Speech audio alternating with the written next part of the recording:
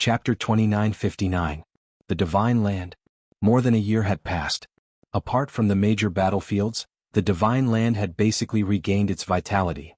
As for the major battlefields, because the battles were too fierce and the destructive power was too terrifying, it would take a year or two for them to regain their vitality.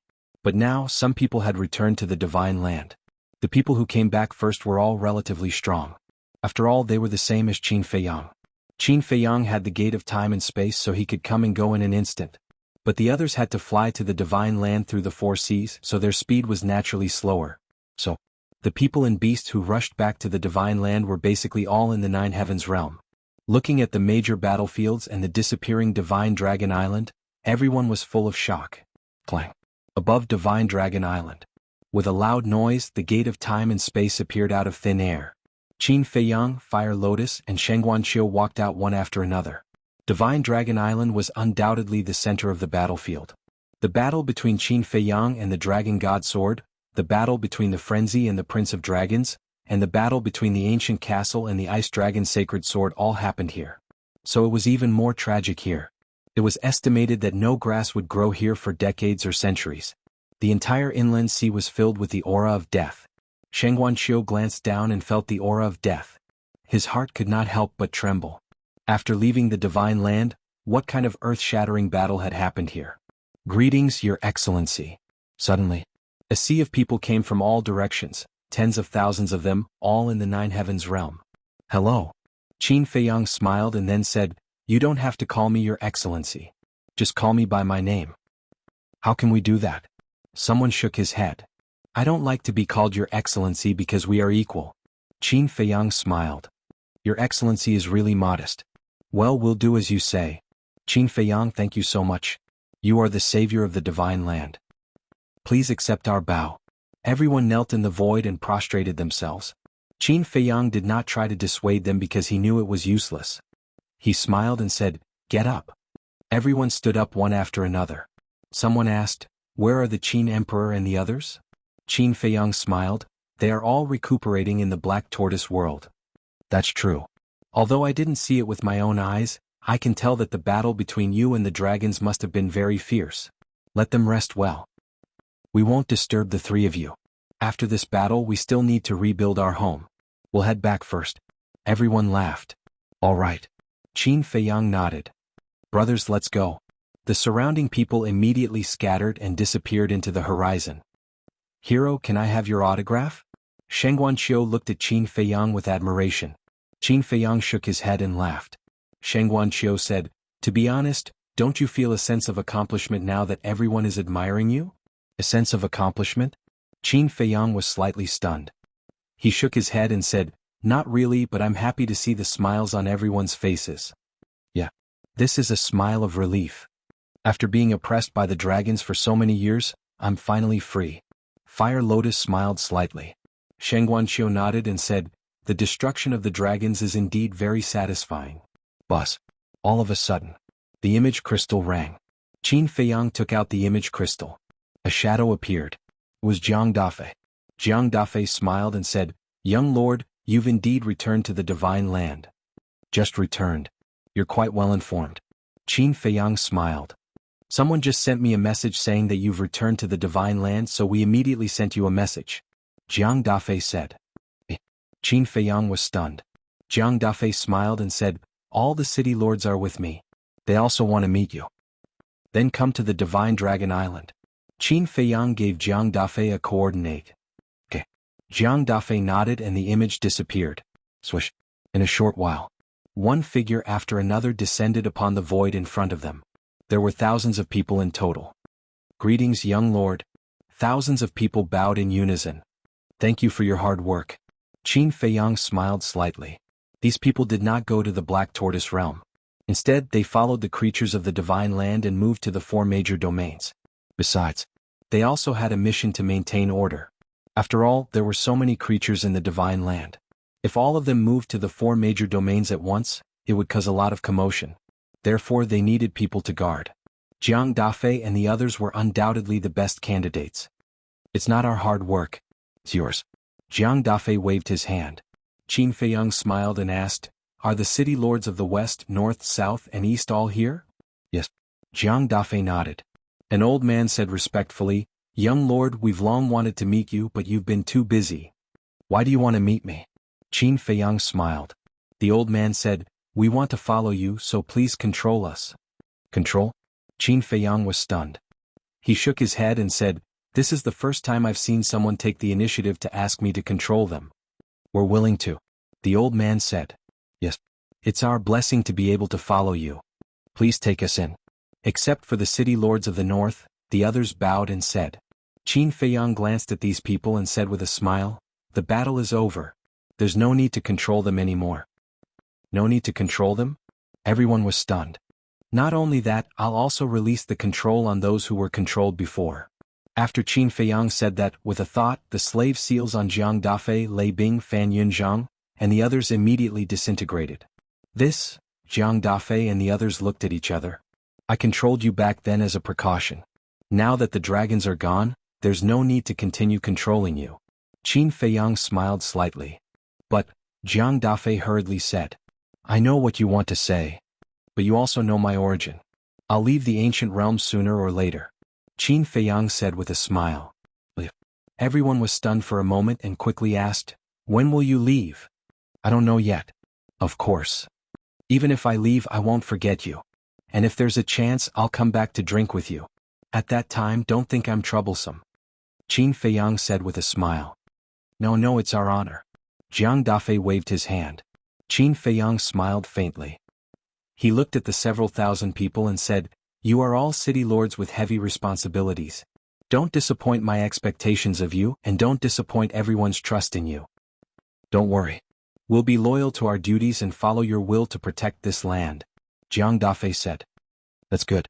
Qin Feiyang nodded and waved his hand saying, "Then go and help everyone rebuild their homes." "Yes." The thousands of people responded respectfully and turned to leave. Fire Lotus said with a smile, "These people can be trusted." "Yes. The future of the ancient world depends on them," Qin Feiyang said with a smile. Swoosh. As his voice fell, the three of them disappeared. The Black Tortoise World. The land of demons. Clouds and mist lingered, and it was quiet and peaceful. In a courtyard, Supreme Cloud, Supreme Beast, Qin Badian Yizhong, and Lu Xingyang sat together talking and laughing. Qin Feiyang looked at Supreme Cloud and the others in surprise and said, "You've rebuilt your physical bodies?" "Not yet. Because it's too boring, so we came out for a gathering." Lu Xingyang looked up at Qin Feiyang and smiled. Qin Feiyang shook his head and smiled. He landed in the courtyard with Fire Lotus and Shangguanqiu. "Greetings, Master." "Greetings, seniors." Shangguanqiu bowed. Supreme Cloud nodded and asked with a smile, "Does your master of the northern region have any objections to me accepting you as my disciple?" "No. He's very happy. He said it's my good fortune. He told me to be filial to you and listen to you in the future." Shangguanqiu hurriedly waved his hands. "Really?" Supreme Cloud asked. "More real than real gold." Shangguanqiu nodded, looking a little restrained. After all, he hadn't spent much time with Supreme Cloud. Supreme Cloud shook his head and laughed. He looked at Qin Feiyang and said, "Don't bully my disciple." "How would I dare?" Qin Feiyang smiled bitterly. Supreme Cloud had accepted Shangguanqiu as his disciple purely as a temporary measure, but now it seemed that he really wanted to treat her as his disciple. This was a good thing. If Supreme Cloud really treated Shangguanqiu as his disciple, her future achievements in the ancient world would be immeasurable. Then, Qin Feiyang walked to Yizhong and asked, "Master, are you well?" "What are you saying?" "Of course I'm well." Yizhong was speechless. Qin Feiyang said, "Then Longzuan?" Qin Badian glared at Qin Feiyang and said, "Don't touch the pot that doesn't boil." "It's fine. What haven't I experienced at this age? Calm down for a while and you'll get over it." Yizhong waved his hand. "That's good." Qin Feiyang chuckled and sat next to Yizhong. He looked at Shangguanqiu and Fire Lotus and said, "You guys have a seat too." "I'll pass." Shangguanqiu waved his hand and glanced around. He looked at Fire Lotus and said, "I've never walked around the Black Tortoise World properly. Sister Fire Lotus, why don't you take me around?" "Sure." Fire Lotus nodded and looked at Qin Feiyang and the others. She smiled and said, "You guys take your time." After that, the two of them turned and left. Qin Badian looked at Shangguanqiu's back and sighed. "What a good girl. It's a pity, ahem." Qin Feiyang coughed dryly and interrupted Qin Badian. Qin Badian rolled his eyes at Qin Feiyang and said angrily, "You're a typical person who doesn't know how lucky he is." "Thank you." Qin Feiyang was speechless. "Brat." Qin Badian could not help but curse. He pondered for a moment and said, "You came at the right time. I have something to announce." "What is it?" Qin Feiyang was suspicious. Lu Xingyang, Yi Zhong, Supreme Cloud, and Supreme Beast also looked at Qin Badian in confusion. Qin Badian said, "I'm going to disband the Dragon Slayer Palace." "Disband?" Qin Feiyang was stunned. Supreme Cloud could not help but frown as well. "Are you out of your mind? It wasn't easy for us to establish the Dragon Slayer Palace, and now you want to disband it?" Chapter 2960. Our original intention in establishing the Dragon Slayer Hall was to destroy the dragons. Now that the dragons no longer exist, there is no need for the Dragon Slayer Hall to exist. Qin Badian shook his head. That being said, the Dragon Slayer Hall is still our painstaking effort. Furthermore, we still need the Dragon Slayer Hall to maintain order in the ancient realm. If you disband the Dragon Slayer Hall now, it will be akin to a group of dragons without a leader. Supremacy Cloud said. I also think that it cannot be disbanded. The current Dragon Slayer Hall is the backbone of the world. Once it is disbanded, I'm afraid the Divine Land will descend into chaos. Supremacy Beast nodded. What about you? Qin Badian looked at Yi Zhong. In terms of the overall situation, it cannot be disbanded. What Supremacy Beast said makes sense. If we disband the Dragon Slayer Hall right after the dragons have been destroyed, everyone will lose their backbone. However, I am not a member of the Dragon Slayer Hall, so I have no right to make a decision. It is better for you all to discuss this matter amongst yourselves. Yi Zhong pondered for a moment. In any case, I am against it. What am I not greedy for? I will not care even if the Dragon Slayer Hall continues to exist. Supremacy Cloud said. Qin Badian sighed and looked at the Yuan Venerate. I'm not guarding against you. I also know that you are not very interested in the Dragon Slayer Hall now. I have my reasons for disbanding the Dragon Slayer Hall. What reasons? Supremacy Cloud and Supremacy Beast looked at him suspiciously. Now that the dragons have been destroyed, it is time for us to leave. Once Brother Xingyang and I leave, the Dragon Slayer Hall will be leaderless. Who knows how it will develop over time? What if one day in the future I become the next Dragon Clan? Therefore, it is better to disband it. Qin Badian said. Leave? Supremacy Cloud and Supremacy Beast exchanged glances. Yes. After all, we do not belong here. Besides, my brothers have been captured and taken to the 4th level. I have to save them. Qin Badian sighed. Supremacy Cloud and Supremacy Beast fell silent. Qin Feiyang suddenly said, It is not necessary to disband it. The 5 of them immediately looked at Qin Feiyang. No matter how you look at it, the existence of the dragon-slaying palace is necessary. Ancestor, you are worried that the Dragon Slayer Temple will become the next Dragon Slayer. You don't have to worry about that. Because we can totally find a reliable person to manage the dragon-slaying palace. Qin Feiyang smiled. Then who do you think is suitable? Qin Badian asked. This? Qin Feiyang smiled mysteriously and said, I do have a suitable candidate in mind, but I'm afraid that he won't be willing, so I'm keeping it a secret for now. So mysterious? Qin Badian was stunned. Yes. Qin Feiyang nodded. Qin Badian said, Then you have to say it. Then we'll think of a way to convince him. There's no need.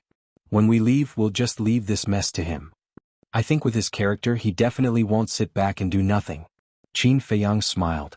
Lu Xingyang looked at Qin Feiyang and said, Why does it sound so unreliable? Can I lie to you? Don't worry, I can guarantee that he will definitely take over the dragon-slaying palace. Qin Feiyang smiled confidently. The 5 of them looked at each other. Qin Badian nodded and said, All right then, it's up to you. There's one more thing. Yi Zhong looked at Qin Feiyang and said, Do you still remember what I said back then? What did you say? Qin Feiyang was suspicious.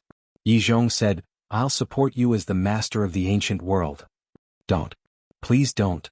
Qin Feiyang hurriedly waved his hand. Yi Zhong couldn't help but frown. Master, you know your disciple's character. In terms of courage, I do have it, but in terms of management, I really can't. We'll talk about it later. Like my ancestor, I have to go to the 4th level of the divine ruins. I can't stay in the ancient world forever. Qin Feiyang sighed.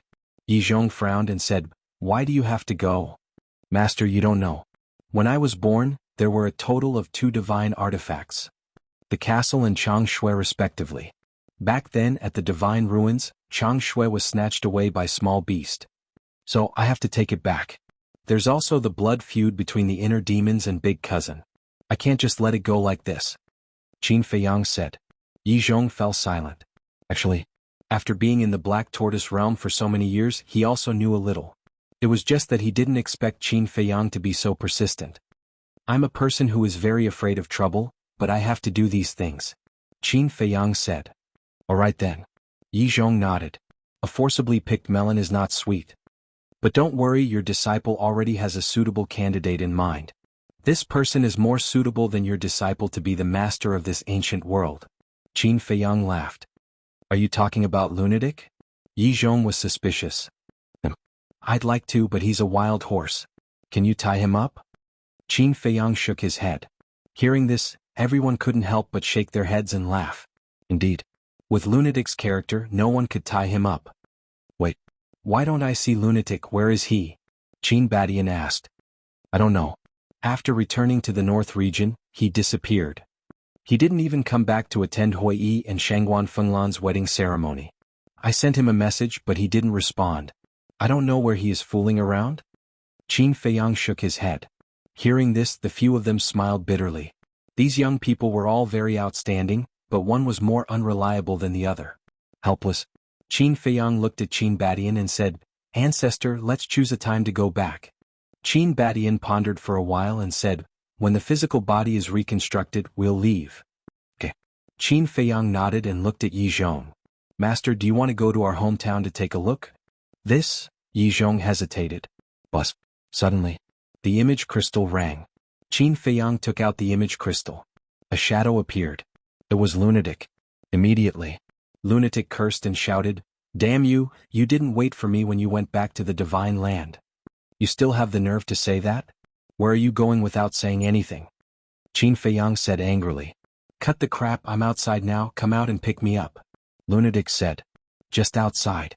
Qin Feiyang was stunned. An image appeared. Lunatic was really standing in the sky above Divine Dragon Island. Qin Feiyang waved his hand and Lunatic appeared beside him. He said in shock, How did you come to the divine land? So fast. That old man sent me here. Lunatic pursed his lips. Old man? Qin Feiyang was slightly stunned and asked suspiciously, Which old man? Is that old man? What kind of bullshit guardian is that? Lunatic said with some annoyance. Have you been looking for him during this time? Qin Feiyang was stunned. Yes. Lunatic nodded, grabbed the teacup on the table, and drank it directly without asking who it was. He said angrily, This old man is too much. What's wrong? Qin Feiyang and the others looked at each other suspiciously. Look, I went to great lengths to look for him. I finally found him in the western desert, but look what happened. He actually chased me out without saying anything. Lunatic said angrily. Why are you looking for him? Qin Feiyang was puzzled. Isn't it because of my background? He gave me a heaven-defying divine art and asked me to go to the Nether King's hell, so he must know my background. But when I found him, no matter how I asked, he just wouldn't tell me. Don't you think I'm angry? Don't I have the right to know my own background? Lunatic became angrier and angrier as he spoke. Qin Feiyang shook his head and said with a smile, When he left, he had already said that he wanted you to find the answer yourself. It's obvious that he doesn't want to tell you and you still went to him? Aren't you looking for trouble? Oh, where can I find it? I don't have a clue at all. Lunatic said angrily. After speaking, his arms drooped down weakly. He was like a frosted eggplant. Take it slow. Look at our ancestors' background, isn't it also a mystery? Qin Feiyang consoled. Lunatic glanced at Qin Badian and said, I'm different from him. He jumped out from a stone. Qin Baishan's mouth twitched. Was this something a human should say? Enough. Don't be dejected. Everything has to be done step by step. Also, Hui Yi said that he won't see you in the future. He will beat you up every time he sees you. Qin Feiyang said. Why did he beat me up? Lunatic was stunned. Qin Feiyang said, Who asked you not to attend his wedding ceremony? Married? Not bad. So be it, he can't beat me anyway. Lunatic waved his hand. Looking at Lunatic's half-dead appearance, Qin Feiyang shook his head and said, Actually, I feel that you should go to hell to find your background. Oh. Lunatic was stunned. That's right. Do you still remember the evil moon? When you come into contact with the evil moon, an image will appear in your mind. I guess these images are related to your background. Qin Feiyang guessed. Lunatic immediately lowered his head and pondered. A moment later, he slammed his palm on the stone table. What? You gave us a scare. Qin Feiyang stared at him angrily. Lunatic said, I'm going to hell now. Qin Feiyang was stunned and helplessly said, you have to change your personality. Hell hasn't opened yet, so how are you going to go? Nonsense, of course I'm going to find the guardian of the miracle. Lunatic said. No, it has already helped us a lot. Don't trouble it anymore. Qin Feiyang quickly dissuaded him. Don't worry. After the dragons were destroyed, the old man and the others went to the miracle. The fire python told them that Ice Dragon had lifted the order. In other words, we can enter and leave the miracle as we wish.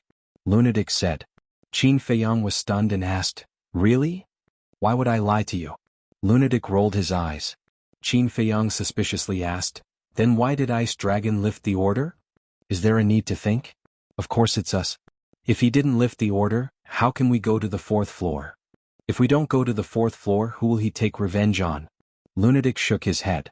Chapter 2961. Revenge, Qin Feiyang murmured. It seems that there is a big shot behind Ice Dragon, and it is because of this big shot that he does not dare to interfere with the dragon's affairs. I think so too. The madman nodded and said, let's not talk about it anymore. Hurry up and send me out, and give me Venerable Beast's divine artifact for teleportation. Divine artifact? Qin Feiyang was taken aback. I forgot. Back then, you killed your way into the inner sea and took away his divine artifact. The madman said. Qin Feiyang patted his head and said, there is such a thing. I really forgot about it. Give it to me. The madman said. But this is Venerable Beast's. You have to ask him first. Qin Feiyang said and began to search in the interspatial ring. Venerable Beast smiled and said, take it if you like it. After a while, Qin Feiyang took out an ancient bronze mirror and threw it to the madman, saying, be careful. With our relationship with the blood demon race, what threat is there? The madman pursed his lips. It's better to be careful. After all, the old patriarch has always wanted to possess you. Qin Feiyang said. Got it. The madman waved his hand impatiently. Then when I go to the 4th level, should I come and pick you up? Qin Feiyang asked. Let's talk about it then. The madman said. Qin Feiyang shook his head helplessly. It seemed that no matter what he said now, this guy would not listen. With a wave of his hand, he sent the madman out. Looking at his energetic appearance, it seems that he really cares about his background. Yi Zhong said with a smile. After all, who doesn't care about their background? Qin Feiyang smiled and looked at Yi Zhong, saying, what do you think, master? Come to our hometown to play. This? Yi Zhong hesitated again. Qin Feiyang said with a smile, don't worry, I won't sell you out. You're not serious. Yi Zhong rolled his eyes at Qin Feiyang and said, since Ice Dragon has already lifted the order, then let's go take a look. All right. You guys chat then, I'll get back to work. Qin Feiyang stood up. Suddenly he seemed to have thought of something. He lowered his head and pondered for a while. Then he looked at the ancestor and asked, how should we deal with the people of the dragon-slaying palace? The battle is over. Send them out. Qin Badian said. Go out? Qin Feiyang was taken aback. He smiled bitterly and said, I'm afraid no one is willing to go out now. Then what should we do? Are we just going to let them stay in the Black Tortoise world? That won't do. They're originally from the ancient world, so they can't follow us to the 4th floor and risk their lives. Qin Badian said. Qin Feiyang said, all right then. Find some time and ask them to clean up. Yes. Qin Badian nodded. Qin Feiyang turned and walked into the ancient castle. He swept his gaze across the hall and sat on a chair. His senses extended infinitely. Whoosh. Very soon, one by one, figures appeared in the ancient castle. They were Li Chang, Li Changhe, Wang Daoyuan, the 3 Black Leopard Brothers, Big Black Wolf, the 5-Clawed Golden Dragon, Feng Daji, Yang Li Wang Ming, and the Straw Sandal Old Man. What's the matter? They looked around and looked at Qin Feiyang suspiciously. The battle is over. Qin Feiyang said with a smile. Yes. Yang Li nodded. It was not easy. With a thought, Qin Feiyang also removed everyone's enslavement seal. Young master, what are you doing? Wang Ming looked at Qin Feiyang in surprise. I promised everyone that I would remove the control after the battle. You are free from now on. Qin Feiyang smiled slightly. Free? Everyone murmured and lowered their heads. They felt a little disappointed. Why do you still look unhappy? Qin Feiyang asked with a smile. Young master, to tell you the truth, I really wanted to get rid of your control in the past. But after interacting with you for a long time, I realized that you are a good person. Righteous, responsible, and good to us. Young master, I know what you mean, but I don't want to leave. Wang Ming said. Qin Feiyang asked, Are you willing to die on the 4th floor with me? Yes. Wang Ming nodded without hesitation. Thank you. Qin Feiyang smiled and said, But all good things must come to an end. We will be separated sooner or later. Boss, you are burning the bridge after crossing the river. From the moment I followed you into the Black Tortoise world, I had no intention of leaving. Big Black Wolf looked at Qin Feiyang with dissatisfaction. As to. The 3 Black Leopard brothers nodded. Young master, since you have given us freedom, please let us make our own decisions. Yang Li glanced at Big Black Wolf and the 3 Black Leopard brothers before looking at Qin Feiyang. Qin Feiyang looked at Yang Li, Wang Ming, the 3 Black Leopard brothers, and Big Black Wolf with a smile. All right, you guys can make the decision. I choose to stay. Wang Ming said immediately. Me too. Yang Li added. Us too. Big Black Wolf and the 3 Black Leopard brothers ran out. I knew it. Qin Feiyang shook his head and laughed. Hee. Big Black Wolf grinned. What about you guys? Qin Feiyang looked at Feng Daji and the others. Feng Daji pondered for a moment and looked at Qin Feiyang. Young master, let me say this first. I'm not afraid of death. I know. If you were, you wouldn't have self-destructed in the internal sea to save us. Qin Feiyang smiled. You still remember? Feng Daji scratched his head. How can I forget the favor of saving my life? And Li Changhe, when I entered the Dragon God's palace, you also stood in front of me without hesitation. Qin Feiyang smiled. It's a small matter. Li Changhe waved his hand. Qin Feiyang looked at the group and said with a smile, Tell me what you really think in your hearts at this moment. Okay. Feng Daji nodded and said, I have always worked for the dragons in the past and I have always felt guilty. So now that the dragons have been destroyed, I want to stay and do something for China and the ancient world. That's a good thing. Qin Feiyang nodded. Me too. I want to stay and atone for the sins I have committed in the past. Li Chang looked at Qin Feiyang and said, It's really rare for you guys to have such a heart. If it were someone else who fought against the dragons and won, they would have been smug. But you guys have never let go of the self-blame and apology in your hearts. This makes me admire you very much. Qin Feiyang said with a smile. Thank you. Feng Daji and Li Chang smiled gratefully. What about you guys? Qin Feiyang looked at Straw Sandal's group and asked. The 6 of them looked at each other and smiled. The old man said, We followed you purely because we want to contribute to the destruction of the dragons. There are no other thoughts. I understand. Qin Feiyang nodded and said with a smile, Then I wish you all the best in the future. Thank you. The 6 of them smiled. Young Master Wang Daoyuan and I have just discussed in secret. We are also prepared to stay in China. After all, this is our home. We can't bear to leave, Li Changhe said as he looked at Qin Feiyang. Yes. Wang Daoyuan nodded in agreement. Home. Who in this world is willing to leave home? But most of the time there is no choice. So I envy you and wish you all the best. Qin Feiyang sighed deeply and looked at the 2 with a smile. Thank you, young master. Although we will stay in the ancient realm, our hearts will always follow you and support you. And we will also follow your will and guard this continent well. Li Changhe and Feng Daji bowed. Good. Qin Feiyang nodded, glanced at the group of people and said with a smile, With you all, I believe the ancient realm will become more and more prosperous. We will. The group of people also nodded. Qin Feiyang got up and said with a smile, Okay then, before I leave, you all continue to cultivate in the Black Tortoise realm. Okay. Everyone nodded. Qin Feiyang smiled slightly, walked out of the castle and looked at the clear sky. Although he had experienced countless storms and tribulations in this trip to the ancient realm, he had also gained a group of brothers and friends who had gone through life and death. It was worth it. In the blink of an eye, another year passed outside. The vegetation had recovered, and the divine land had shown a scene of vitality.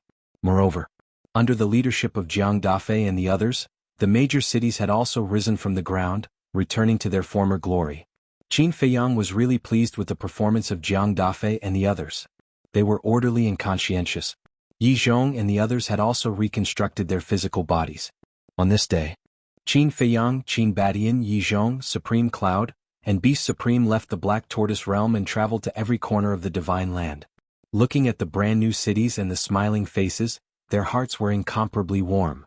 As long as everyone was living well, they would be satisfied. The next day, outside the Holy Dragon City, early in the morning, a sea of people gathered in the sky above the city. The leaders were the city lords of the western, northern, southern, and eastern regions. Everyone was looking at the void as if waiting for something. Suddenly, a group of figures appeared out of thin air in the void outside the city. There were hundreds of millions of them. They were the members of the dragon-slaying palace. In the past, there were only tens of millions of them, but over the years the number had multiplied several times over. However, at this moment, their faces were filled with disappointment and reluctance. Swish. After a while, the 108 generals also appeared. They were also disappointed and reluctant. After a while, many people appeared again. Qin Feiyang, Yi Zhong, Supreme Cloud, Beast Supreme, Qin Badian, Lu Xingyang, Ice Emperor, Rain Emperor, and Shangguanqiu were among them. They're out. The people in the sky above the city were in an uproar. So many people? Qin Feiyang was stunned. Jiang Dafei smiled and said, "Young Lord Emperor Qin, Emperor Yang, we're all here to see you off. Didn't I say that you don't have to see us off?"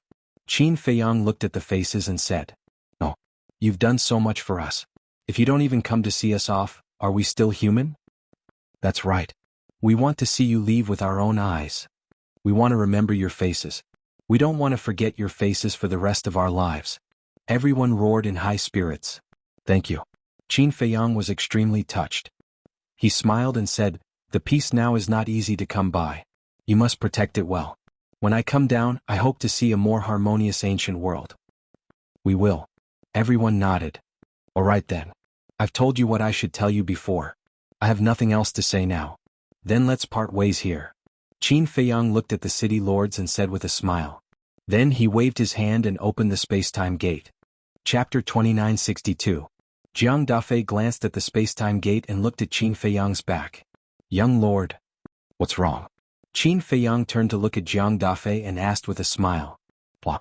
Jiang Dafei knelt in the void, lowered his head and roared, "You must take care." "Take care." Lei Bing and the others also knelt in the void, lowered their heads and roared. "Thank you," Qin Feiyang whispered. Looking at these people, his eyes couldn't help but tear up. "Let's go. The more I look, the more reluctant I am." Qin Badian patted Qin Feiyang's shoulder and said, "Okay." Qin Feiyang nodded and looked at Jiang Dafei and the others. "You guys take care too."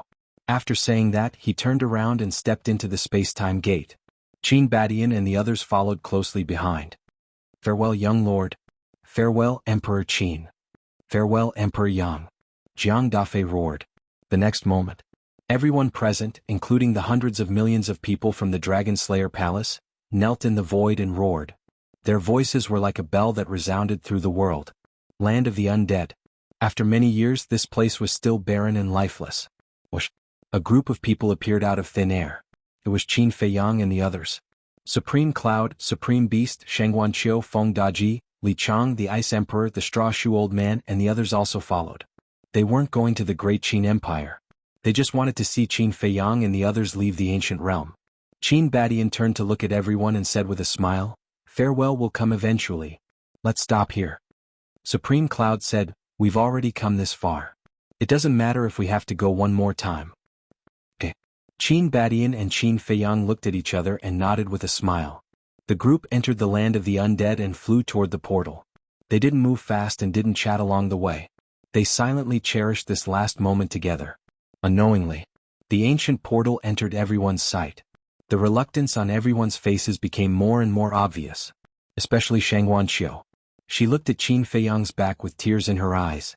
Finally, the group landed in front of the square. Qin Feiyang, Qin Badian, and Lu Xingyang stood together and turned to look at everyone. Qin Feiyang smiled and said, "Everyone, let's stop here." "Yes." Supreme Cloud and the others nodded. As for Revered Cloud, Revered Beast, Revered Ice Emperor, Rain Emperor, and 108 generals, Qin Feiyang had already removed the enslavement seal on them before he left the Black Tortoise realm. Now everyone was free. "Then we'll meet again." Qin Feiyang cupped his hands and said, "Wait." Supreme Cloud said. Qin Feiyang was taken aback. He looked at Supreme Cloud and said with a smile, "Don't tell me you still can't bear to part with me? Don't be so smug. I can't wait for you to scram." Supreme Cloud rolled his eyes. "Ha!" Qin Feiyang laughed loudly. "I stopped you because I wanted to tell you that if you really want to go to the 4th floor, don't be as high profile as you were in the ancient world. Just bear with it, it won't do you any harm." Supreme Cloud sighed. "Thank you for your concern." Qin Feiyang smiled faintly. "Who cares about you?" Supreme Cloud rolled his eyes and waved his hand impatiently. "Scram scram." Qin Feiyang shook his head and laughed. "I'll say one more thing." Revered Beast looked at Qin Feiyang, Qin Badian, and Lu Jingyang and said with a smile, "The gates of the ancient world are always open to all of you. You're welcome to return." "Thank you." The three of them cupped their hands and smiled. Qin Feiyang glanced at everyone and couldn't help but look at Shangguan Qiu. Seeing her tearful face, he couldn't help but feel his heart ache. He slowly walked forward and wiped away her tears, saying softly, "Take good care of yourself, okay? Don't let everyone worry about you." "Okay." Shangguan Qiu nodded, still keeping her head down. "Then I'm leaving," Qin Feiyang said. Shangguan Qiu's eyes trembled. She plucked up her courage and looked up at Qin Feiyang, saying, "Can you hug me?" Qin Feiyang was stunned, then smiled, opened his arms and pulled Shangguan Qiu into his embrace. Shangguan Qiu immediately burst into tears. Qin Feiyang blamed himself in his heart. What did he do to make this woman cry for him?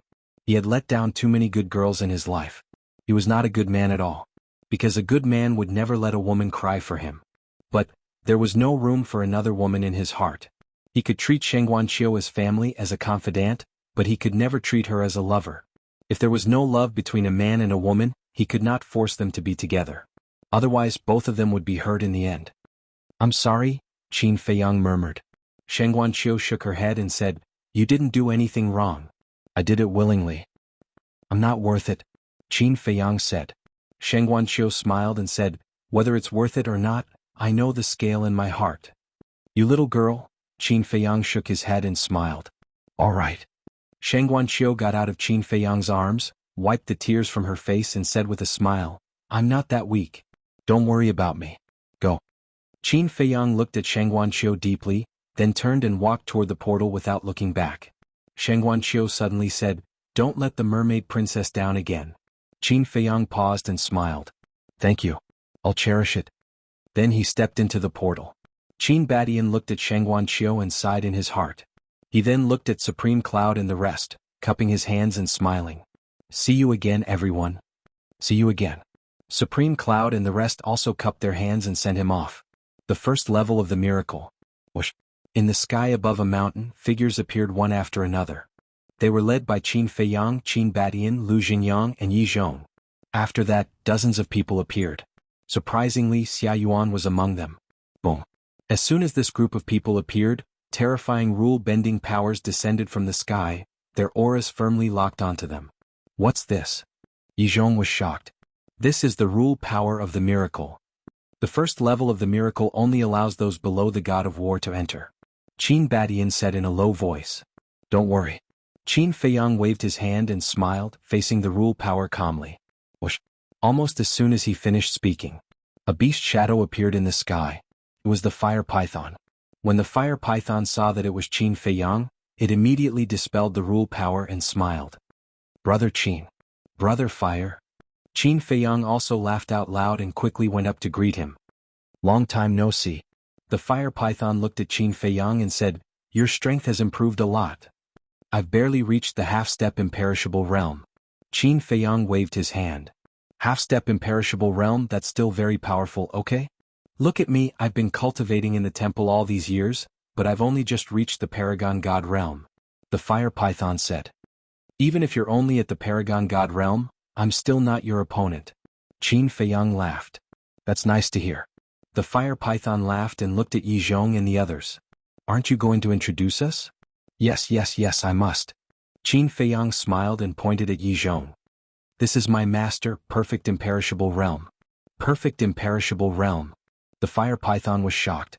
Yi Zhong bowed and said, "Greetings, Lord Guardian." Don't. You're Qin Feiyang's master, and Qin Feiyang and I call each other brothers, so you're also my elder. I should be the one bowing to you," the fire python hurriedly said. Hearing this, Yizhong's eyes flashed with a trace of surprise. He didn't expect this guardian to be so humble.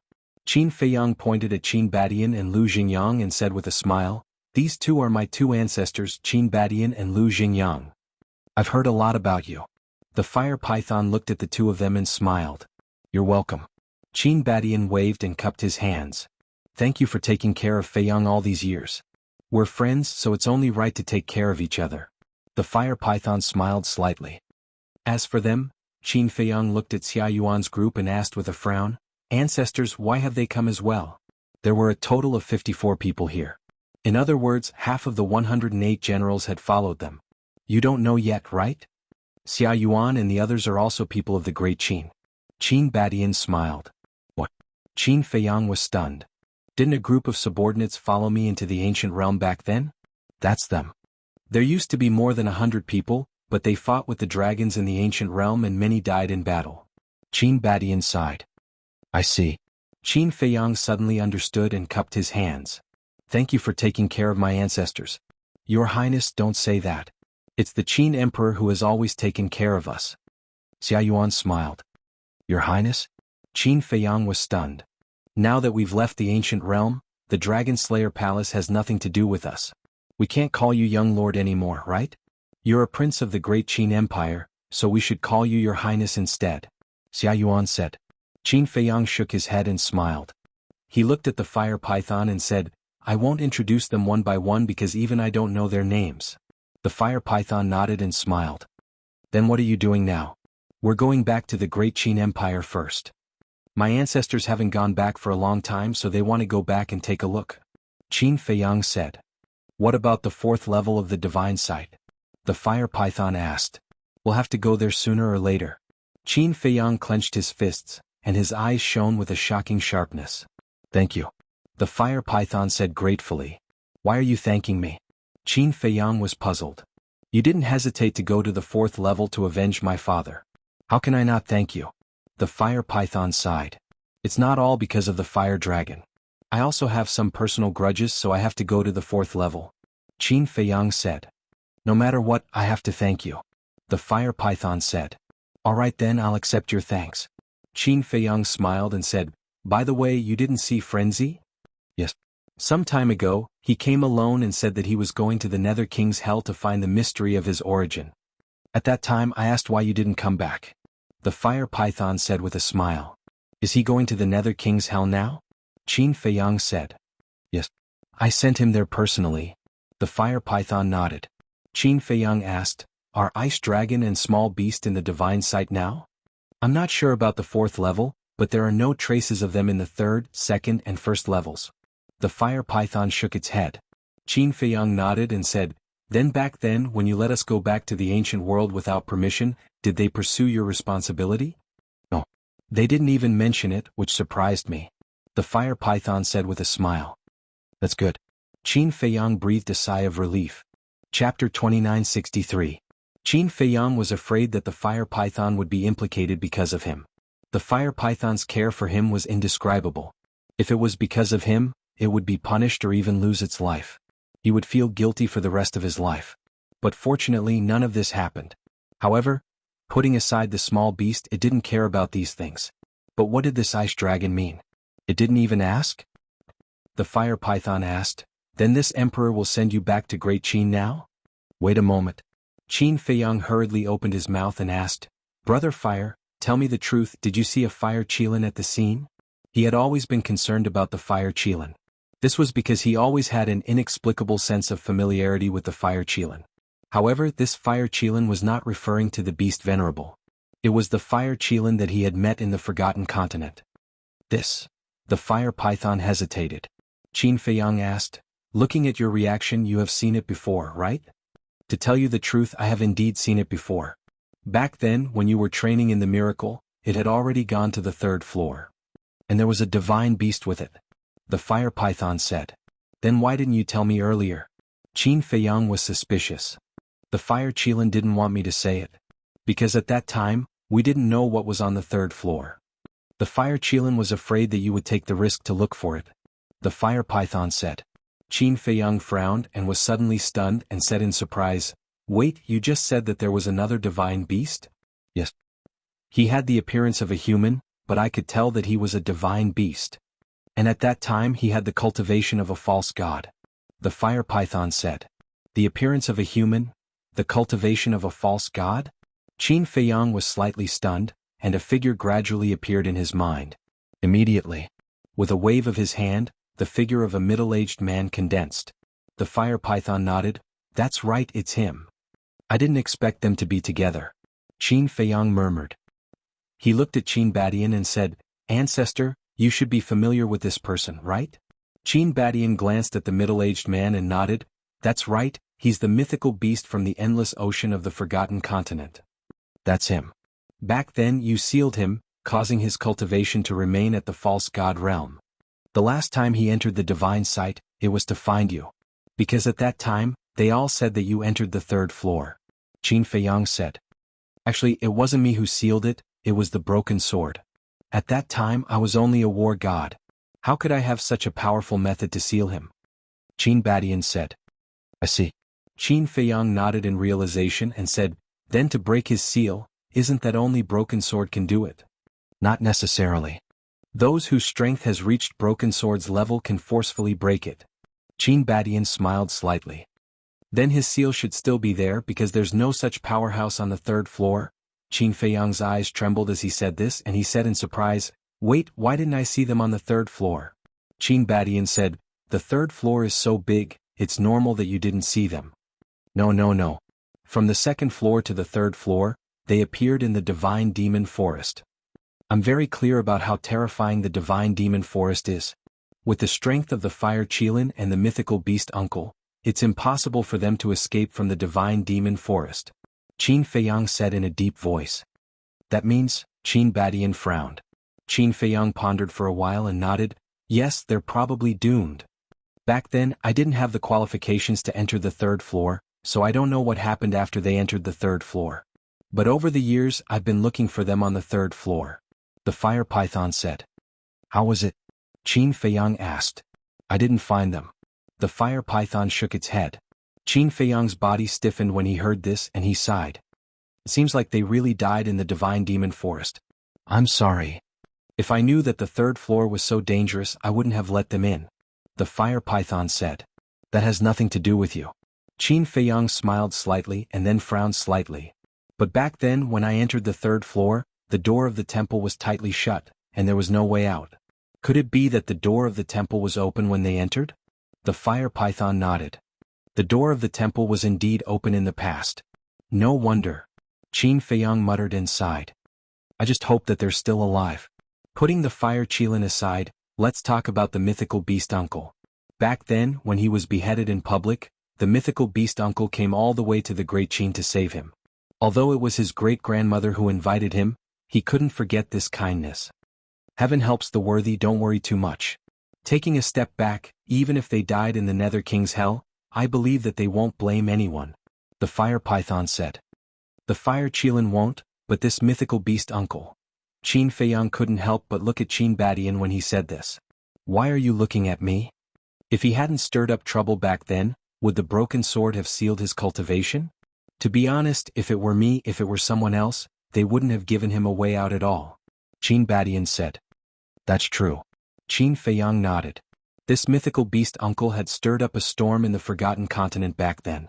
Perhaps only the ancestor would spare his life. Qin Feiyang said, the whereabouts of the fire Qilin and mythical beast uncle have been figured out, but Tan Wu and the infernal divine hound are still a mystery. Tan Wu, the infernal divine hound? Qin Badian was stunned. Yes. This Tan Wu is very valued by Yuan Bo. At that time, they also entered the ancient world with me. But after we parted ways in the land of the dead, I haven't seen them in the ancient world again. Later, I even asked the people of Ninth Heaven Palace and the Treasure Pavilion to help search for them, but they couldn't find them. I wonder where they are now. Qin Feiyang shook his head. Qin Badian asked, have you searched for the eastern tomb, the western desert, and the southern wasteland? Not really. Because I was in the northern region at that time, the people of Ninth Heaven Palace and the Treasure Pavilion could only search in the northern region. However, I'm quite famous in the ancient world now. Even if they're in the eastern tomb, the western desert, and the southern wasteland, they should have heard of me. Let's talk about it later. The four regions are very far away. Apart from the teleportation altar, can they reach the western desert, the southern wasteland, and the eastern tomb with their cultivation? Qin Feiyang frowned. Qin Badian pondered for a while and sighed. Even if it's possible, it's likely that they're already dead. It's not possible. There's a 99% chance that they're dead. After all, the northern region is not Great Qin. It's not something they can deal with. Lu Xingyang shook his head. Dead? Qin Feiyang murmured. He also thought so, but he didn't want to believe it in his heart. Because Tanwu was indeed a good person. Forget it. Everyone has their own fate. There's no need to investigate to the end. We'll talk about it later. If they're really dead, I'm afraid that even if you turn the entire ancient world upside down, you might not be able to find their bones. Qin Badian said. Sigh. Qin Feiyang shook his head and sighed. Then let's go back. By the way, Brother Fire, can you leave the divine site now? Me? The fire python was stunned. Yes. Qin Feiyang nodded. Lord Beast God and Lord Ice Dragon aren't here, so I can sneak out. The fire python said. Qin Feiyang said with a smile, if there's a chance, come and attend my wedding. Wedding? The fire python was stunned and said in surprise, you're getting married? I plan to. Qin Feiyang nodded. The fire python said with a smile, even if I die, I have to attend your wedding. Please don't. I don't want to feel guilty for the rest of my life. Qin Feiyang hurriedly waved his hand. The fire python laughed and said, then I'll see. If there's a chance, I'll go. Then I'll wait for your arrival. Qin Feiyang cupped his hands and smiled. Great Qin. Reincarnation Ocean. The wind whistled and the waves surged. In the ocean, the roars of the sea beasts were shocking. Demon Dragon Island. Qin Feiyang's stone statue was still standing on the coast of the inner sea like a guardian god, guarding this land. Swoosh. A group of people suddenly descended from the sky above the stone statue. We're finally back. That's right. It was Qin Feiyang's group. Looking at this land, Qin Badian, Lu Xingyang, Xia Yuan, and the other 54 divine generals were filled with emotions. It had been more than 10,000 years since they left the Great Qin. Although so much time had passed, everything in front of them was still very familiar. Even the air and sea breeze here gave them a strange sense of familiarity. This is the Great Qin. Yi Zhong looked around curiously. This place was too small. With his cultivation, he could almost see the entire reincarnation ocean at a glance. Master, our small place definitely can't compare to the ancient world. Please don't mind. Qin Feiyang said with a smile. Yi Zhong couldn't help but laugh. Suddenly, he noticed the stone statue below and asked in surprise, this is you, right? Isn't it very powerful and handsome? Qin Feiyang chuckled. Shameless. Yi Zhong rolled his eyes and asked, why is there a stone statue of you here? Qin Badian and the others were also puzzled. Isn't this because I defeated the demon ancestor in Mu Tianyang back then and protected this land, so everyone erected a stone statue of me? Qin Feiyang explained a little and hurriedly clarified, don't misunderstand, I didn't ask for this. I only found out when I came back last time. Then you're amazing now. I'm afraid that the entire Great Qin and Forgotten Continent have such statues now. Qin Badian said. Qin Feiyang nodded embarrassedly. Don't be embarrassed, this is what you deserve. And I have a feeling that the ancient world will be like this in the future. When that time comes, there will be statues of you everywhere. Qin Badian shook his head and smiled. Qin Feiyang rubbed his head, looking charmingly naive. Let's go. Let's go for a walk. Qin Badian smiled. Qin Feiyang was stunned and asked, aren't we going back to the imperial capital directly? No hurry. Qin Badian waved his hands as he surveyed the surroundings with a warm smile on his face. Swoosh. Just as the group was about to leave, a figure appeared in front of them. It was an old man with white hair, but his body was extremely strong. Today's second chapter. Chapter 2964. At the same time, Qin Feiyang and the others also looked at the old man. Immediately, Qin Feiyang's face was full of joy as he hurriedly ran towards the old man. That's right. This old man was Qin Yuan. Uncle Yuan. Qin Feiyang was extremely excited. Although it had only been more than 10 years since the last time he came back, he missed it very much. It's really you. Qin Yuan was also overjoyed and said, let Uncle Yuan see if you have become thinner. Then take a good look. Qin Feiyang chuckled. Qin Yuan looked up and down, left and right. After a long time, he smiled and said, not only have you not become thinner, but you have gained weight. Is that so? Qin Feiyang looked at himself and said with a smile, then you have to pay more attention in the future. Pay attention to what? It's good to be fatter. In the future, give birth to a fat boy for Uncle Yuan. Then Uncle Yuan will not be bored in the future. Qin Yuan chuckled and said. Qin Feiyang said, that's for sure. When the time comes, I will let you carry me until your arms go soft. Ha!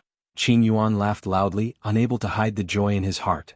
At this moment, Qin Badian and the others also walked over. You are? When he saw Qin Badian and Lu Xingyang, Qin Yuan's eyes suddenly widened. Qin Badian nodded. Qin Yuan's gaze trembled, and he immediately wanted to kneel down and bow. Qin Badian and Lu Xingyang were quick to react and hurriedly pulled Qin Yuan. Qin Badian said, please don't do this. We can't afford it. Yes. We have heard from Ruoxue and the others about your contributions to the Great Qin and your care for the Qin clan and our Lu clan. If it weren't for you silently protecting them, the Qin clan and the Lu clan would have long disappeared from the Great Qin. So, the people who should really thank are us. Lu Xingyang said. The two of them looked at each other and bowed with their heads lowered. Thank you. You're welcome, you're welcome. We're all family. This is my duty. Qin Yuan hurriedly waved his hand, his eyes filled with tears. He was back. He was finally back. Uncle Yuan, let me introduce you. Qin Feiyang pulled Qin Yuan and walked in front of Yi Zhong, saying, his name is Yi Zhong, he is my master. Qin Feiyang then looked at Yi Zhong and said with a smile, Swordsman, this is my distant uncle. He has been taking care of me since I was young. If it weren't for him, I wouldn't be who I am now. Hello, old Qin. Yi Zhong smiled and cupped his hands. Hello, Elder Yi. Qin Yuan hurriedly returned the greeting. You're welcome. You can just call me by my name. You've taught a good child. You don't know how outstanding Feiyang's performance was in the ancient realm. Yi Zhong smiled. You're flattering me. It's his own hard work that made him a talent. Qin Yuan hurriedly waved his hand. That's true, but a good guide is also very important. Speaking of which, I've picked up a big bargain. You've already nurtured him well. As his master, there's nothing for me to do. Yi Zhong smiled. I'm ashamed. Qin Yuan shook his head. Uncle Yuan and these people. Qin Feiyang pointed at Xia Yuan and the others, saying, they're all subordinates who followed the two ancestors and fought in all directions. They're all heroes of the Great Qin Empire. Greetings, old Qin. Xia Yuan and the others bowed. No need, no need. Qin Yuan waved his hand and said, you're all respectable heroes and the pride of the Great Qin Empire.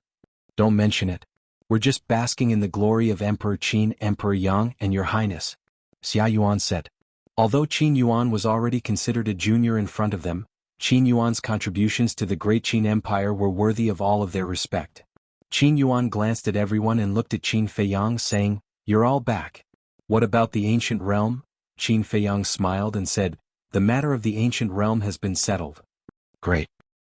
The family can finally be reunited. Qin Yuan nodded with a smile on his face. Yes. Qin Feiyang nodded. This reunion did not come easy. Qin Yuan looked around and asked, where are the others? Why don't I see them? Could it be? At this point, Qin Yuan's expression changed. Don't be nervous, don't be nervous. Everyone's fine. Qin Feiyang hurriedly comforted and said with a smile, I'll call them out now. With that, Qin Feiyang appeared in the black tortoise world. Come out. Qin Feiyang said. One by one, figures walked out of the ancient castle and the courtyard next to it. Dong Xingyang, Tentai Li, the mermaid princess, Zhao Tailai, Tang Hai, Tentai Li, Qin Rushuang, Dan Wangkai, Chui Li, Willow Tree, and so on. There was also the blood Qilin, the white-eyed wolf, the thunder leopard, the big black wolf, Yu Huang, the three black leopard brothers, the golden divine leopard, and so on. Yi Qing, Yi Shui, and grandfather Yi were also there. Qin Feiyang asked suspiciously, why don't I see the demon ancestor, Mu Tianyang, Mu Qing, and the others? Let's forget about it. The demon ancestor walked out of the ancient castle and shook his head. If I go out and look at the Great Qin Empire, I can't help but think of the Heavenly Sun Empire. At that time, I might do something crazy again. Are you sure you want me to go out? Mu Tianyang and Mu Qing also walked out and looked at Qin Feiyang. Then you can try. Qin Feiyang looked at him provocatively. Do you really think I'm afraid of you now? Mu Tianyang raised his eyebrows. Qin Feiyang smiled and said, I don't know if you're afraid of me or not, but I know that I'm definitely not afraid of you. Cocky. Mu Tianyang pouted. Qin Feiyang shook his head and laughed. It wasn't easy for us to come back. Let's go out and take a look. The demon ancestor, Dong Xingyang, and Mu Qing looked at each other. All right. The demon ancestor nodded. He had to face what he had to face. Running away from it wouldn't solve the problem. Boss, hurry up. I can't wait. The big black wolf urged. He had always been curious and expectant about Qin Feiyang's hometown. What kind of place could give birth to so many terrifying people? For example, Qin Feiyang, Qin Badian, Lu Jingyang, they were all monstrous existences. Qin Feiyang smiled. With a wave of his hand, everyone appeared outside one after another. Qin Feiyang smiled and said, Uncle Yuan, everyone is here. Hello, old master. Everyone greeted Qin Yuan one after another. Qin Yuan glanced at them one by one and said with a smile, I thought that you would hide in the black tortoise world like last time. You must be joking. Tan Tai Li waved her hand and smiled. Qin Yuan chuckled and looked at the demon ancestor. Mu Tianyang smiled and said, It's been many years. How have you been? Thank you for your concern. The demon ancestor shook his head. Qin Yuan smiled and said, The past is like smoke. There's no need to cling to the past. Thank you for your comfort, old master. The demon ancestor cupped his hands. Mu Tianyang didn't say a word throughout. He looked around and there seemed to be a trace of pain in his eyes. As for the big black wolf, the three black leopard brothers, Yi Shui, Yi Qing and old master Yi, they looked around curiously. Feiyang, why don't I see Yi Tan Wu and the hellhound? Qin Yuan swept a glance at everyone again and asked suspiciously. Yi is still in the ancient world. Her master is the guardian of the ancient world. No need to worry. As for Tan Wu and the hellhound, I won't hide it from you. I don't know where they are either. After entering the ancient world back then, we separated. Qin Feiyang said. I see. Qin Yuan was silent for a moment and said with a smile, It's fine. Everyone has their own fate. As long as we don't forget them, it's fine. Qin Feiyang didn't say it explicitly, but he already understood that Tan Wu and the hellhound were likely doomed. You're still the most open-minded. Qin Feiyang nodded and smiled. Qin Yuan smiled and said, All right then. This old man will lead the way. We'll appreciate the present scenery of Great Qin while heading to the imperial capital. Then I'll have to trouble you. Qin Badian laughed. This stroll lasted for a day. When everyone arrived at the imperial palace, it was already almost evening. But when they entered the imperial palace, they all restrained their auras and didn't attract anyone's attention. They entered without anyone noticing. Everyone stood in the sky above the imperial palace. Qin Badian smiled and said, The changes are quite big. I almost can't recognize you. Why don't you see how many years you've been away? Tan Tai Li smiled and said, That's right. I've spent tens of thousands of years in the ancient world. Instead, I haven't contributed at all to my homeland. I'm ashamed. Qin Badian shook his head. Let's go down. Qin Feiyang looked at a pavilion below with a smile on his face. That was the Autumn Rain Pavilion.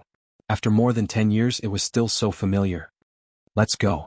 Qin Badian smiled slightly. Mother, father, I'm back. Qin Feiyang shouted and immediately rushed down. Autumn Rain Pavilion. At this moment, the emperor was sitting in front of his desk, reviewing memorials. Lu Qiyu was also accompanying him by the side, and there were two maids beside her.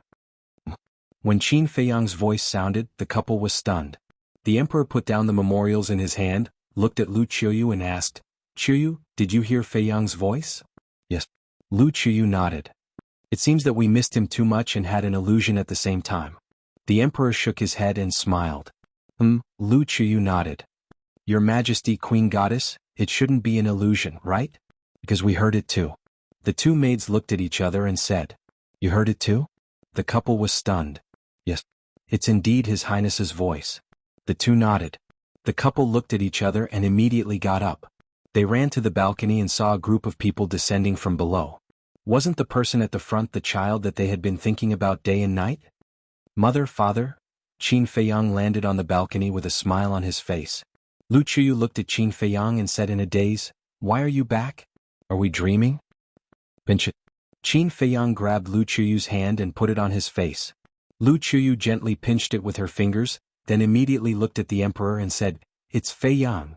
The emperor was stunned, then suddenly patted Qin Feiyang's head and said, You brat, why didn't you tell me you were back? Can that still be called a surprise? Qin Feiyang said with a smile. Haha, the emperor laughed loudly. The father and son immediately hugged each other, and the scene was extremely harmonious. Lu Qiyu was also full of smiles. But suddenly she looked at Qin Badian and the others in front of her, and her face suddenly froze. At the same time, the emperor who was hugging Qin Feiyang also saw Qin Badian and the others. His eyes were fixed on Qin Badian and Lu Xingyang, and there was a trace of surprise in his eyes. Chapter 2965. At the same time, Qin Badian and Lu Xingyang were also looking at the couple. These were their descendants, the current emperor and empress? Feiyang. The emperor let go of Qin Feiyang and looked at Qin Badian and Lu Xingyang in a daze, murmuring, "They, whoosh." At this moment, accompanied by the sound of breaking through the air, several more figures broke through the air. Qin Feiyang's previous shout almost alarmed more than half of the imperial palace. Now it was Emperor Hong, Emperor Qin, Li Jian, Old Qin, Qin Sheng and others who rushed over. "Is Feiyang back?" From afar, Emperor Hong's voice came over. "Great-grandfather, it's me." Qin Feiyang responded. "You stinking brat, every time you come back no one knows?" Emperor Hong laughed and scolded. "Emperor Hong, this is called a surprise." Old Qin's voice sounded. So, several people landed in the sky above the autumn rain building. But when they saw everyone they were stunned. There were so many people? Wait. Suddenly, several people also looked at Qin Badian and Lu Xingyang, their faces full of disbelief. Qin Badian and Lu Xingyang also looked up at several people. "Father." Emperor Hong looked at Qin Baishan's face and his mind suddenly felt like a bolt from the blue. That's right. This was father. Although 10,000 years had passed, there was not much change. "Grandfather." Emperor Chen's eyes also trembled. As the son of Emperor Hong, Emperor Chen was naturally Qin Baishan's grandson. "Feiyang?" The emperor pulled Qin Feiyang's clothes. "What's the matter?" Qin Feiyang looked at his father suspiciously. The emperor looked at Qin Badian and Old Qin, bewildered to the extreme. Qin Feiyang smiled and said, "They are standing in front of you, how can you not recognize them?" Of course, he knew that his father had already recognized him. It was just that it was too sudden and he didn't dare to believe it for a moment. Lu Chuyu asked, "In other words, we're not dreaming?" "Of course it's not a dream. A living person is standing right in front of me." Qin Feiyang smiled. The husband and wife quivered. They quickly rose into the air and landed in front of Qin Badian and Lu Xingyang. They knelt in the air and said respectfully, "Unfilial descendants pay respect to the two ancestors." Lu Xingyang and Qin Badian looked at the couple and smiled. They stretched out their hands and said, "Get up." The couple stood up and looked at the two of them. Like children, they were at a loss of what to do. "Father, it really is father," Emperor Hong muttered. "It really is grandpa." Emperor Chen was trembling as well. Suddenly, the two looked at each other and ran down at the same time. They knelt in front of Qin Badian and said, "Unfilial son Qin Hong, unfilial grandson Qin Qin, kowtow in salute to father and grandfather." Good. Qin Badian nodded repeatedly. He personally helped the two of them up, only to see that the two of them were already in tears. "Father, you're finally back." Emperor Hong grabbed Qin Baishan's hand, his eyes full of tears. I'm back." Qin Badian nodded. His eyes could not help but moisten. He looked at Emperor Hong and said with a smile, "That little guy from back then has become so old." "Yes. This child is old, but father, you're still strong. You haven't changed at all." Emperor Hong nodded, snot and tears running down his face. "So, I've let you down. Back then, when you were still so young, I left you behind and went to the ancient world. I put all the burden of Great Qin on you. Child, do you hate me?" Qin Badian said. Emperor Hong lowered his head. "I know you must hate me. I also admit that I'm not a dutiful father. I can face everyone in the world calmly, but only you. I'm sorry." Qin Baishan's face was full of self-blame. "No." Emperor Hong hurriedly shook his head. He looked up at Qin Badian and said, "I did blame you before. Great Qin had just been established and hadn't even stabilized yet, but you left, leaving me to face it alone. At that time I really didn't know what to do. But I know that Great Qin is your blood and sweat. I can't let Great Qin collapse like this. That's why I've always worked hard to protect this country. I can't give it to you and bring shame to the Qin bloodline. Father, look, I've done it.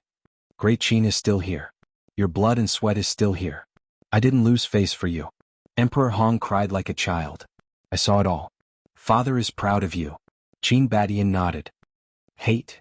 If it were anyone else in this situation, they would be filled with hatred. But I know that you must have something great to do." As time passed, this hatred also became my longing for you. I've been thinking of you coming back all the time. Sometimes I even dreamed of you coming back. and when I woke up and realized that all of this was fake, do you know how painful it was in my heart? I even thought that you'd already died outside. But when Feiyang came back from the ancient world, he told me that you were still alive. And you're still fighting for the people of the ancient world. Do you know how excited I was when I heard this news? Father, as long as you're alive, I'm satisfied. Emperor Hong closed his eyes, tears flowing down uncontrollably. Thank you for your understanding. Qin Badian patted the back of Emperor Hong's old hand, the guilt in his heart growing stronger. Father? Emperor Hong couldn't hold it in anymore. He threw himself into Qin Baishan's arms, completely ignoring his image, and burst into tears. A white-haired old man throwing himself into a middle-aged man's arms and crying. To be honest, this was a very comical scene. But at this moment, no one made fun of him. They were only moved. Everyone silently looked at the father and son, tears welling up in their eyes. Qin Badian patted Emperor Hong's back and comforted him. All right, you're already an old man and you're still crying like this. Aren't you afraid that the juniors will laugh at you? I'm not afraid. Emperor Hong shook his head and hugged Qin Badian tightly, as if he was afraid that he would disappear in the next moment. At this moment, many more people rushed over. There were guards, palace maids, and eunuchs. Among them were Qin Feiyang's younger brothers and sisters, such as Qin Yun, Qin Ji, and so on. After more than 10 years, they had become more mature, and their sisters had become more beautiful and moving. They were also attracted by Qin Feiyang's shout from before. What's going on? But when they entered the Autumn Rain building, they saw that there were actually so many people there. What was even more inconceivable was that his great-grandfather was crying in the arms of a middle-aged man. This was too funny. Ahem. Qin Feiyang dryly coughed and reminded, Great-grandfather, my brothers and sisters are all here. So what if they're here? What are you afraid of?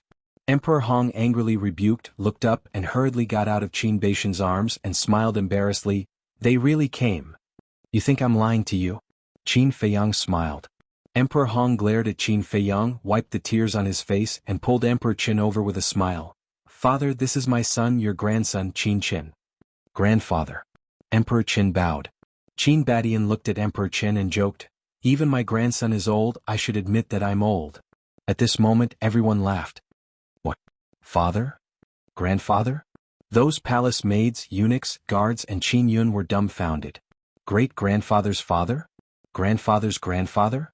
Wasn't this? A figure immediately appeared in their minds. The ancestor of the Qin clan, the founding emperor, Emperor Qin. Could it be?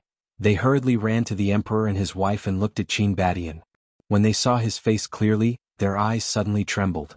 As the descendants of the Qin clan, who didn't know what Emperor Qin looked like. The man in front of them was exactly the same as the statue in the land of inheritance in the back mountain. Emperor Qin, it's really him? They were dumbfounded on the spot. Not only did their elder brother come back, but their ancestor also came back.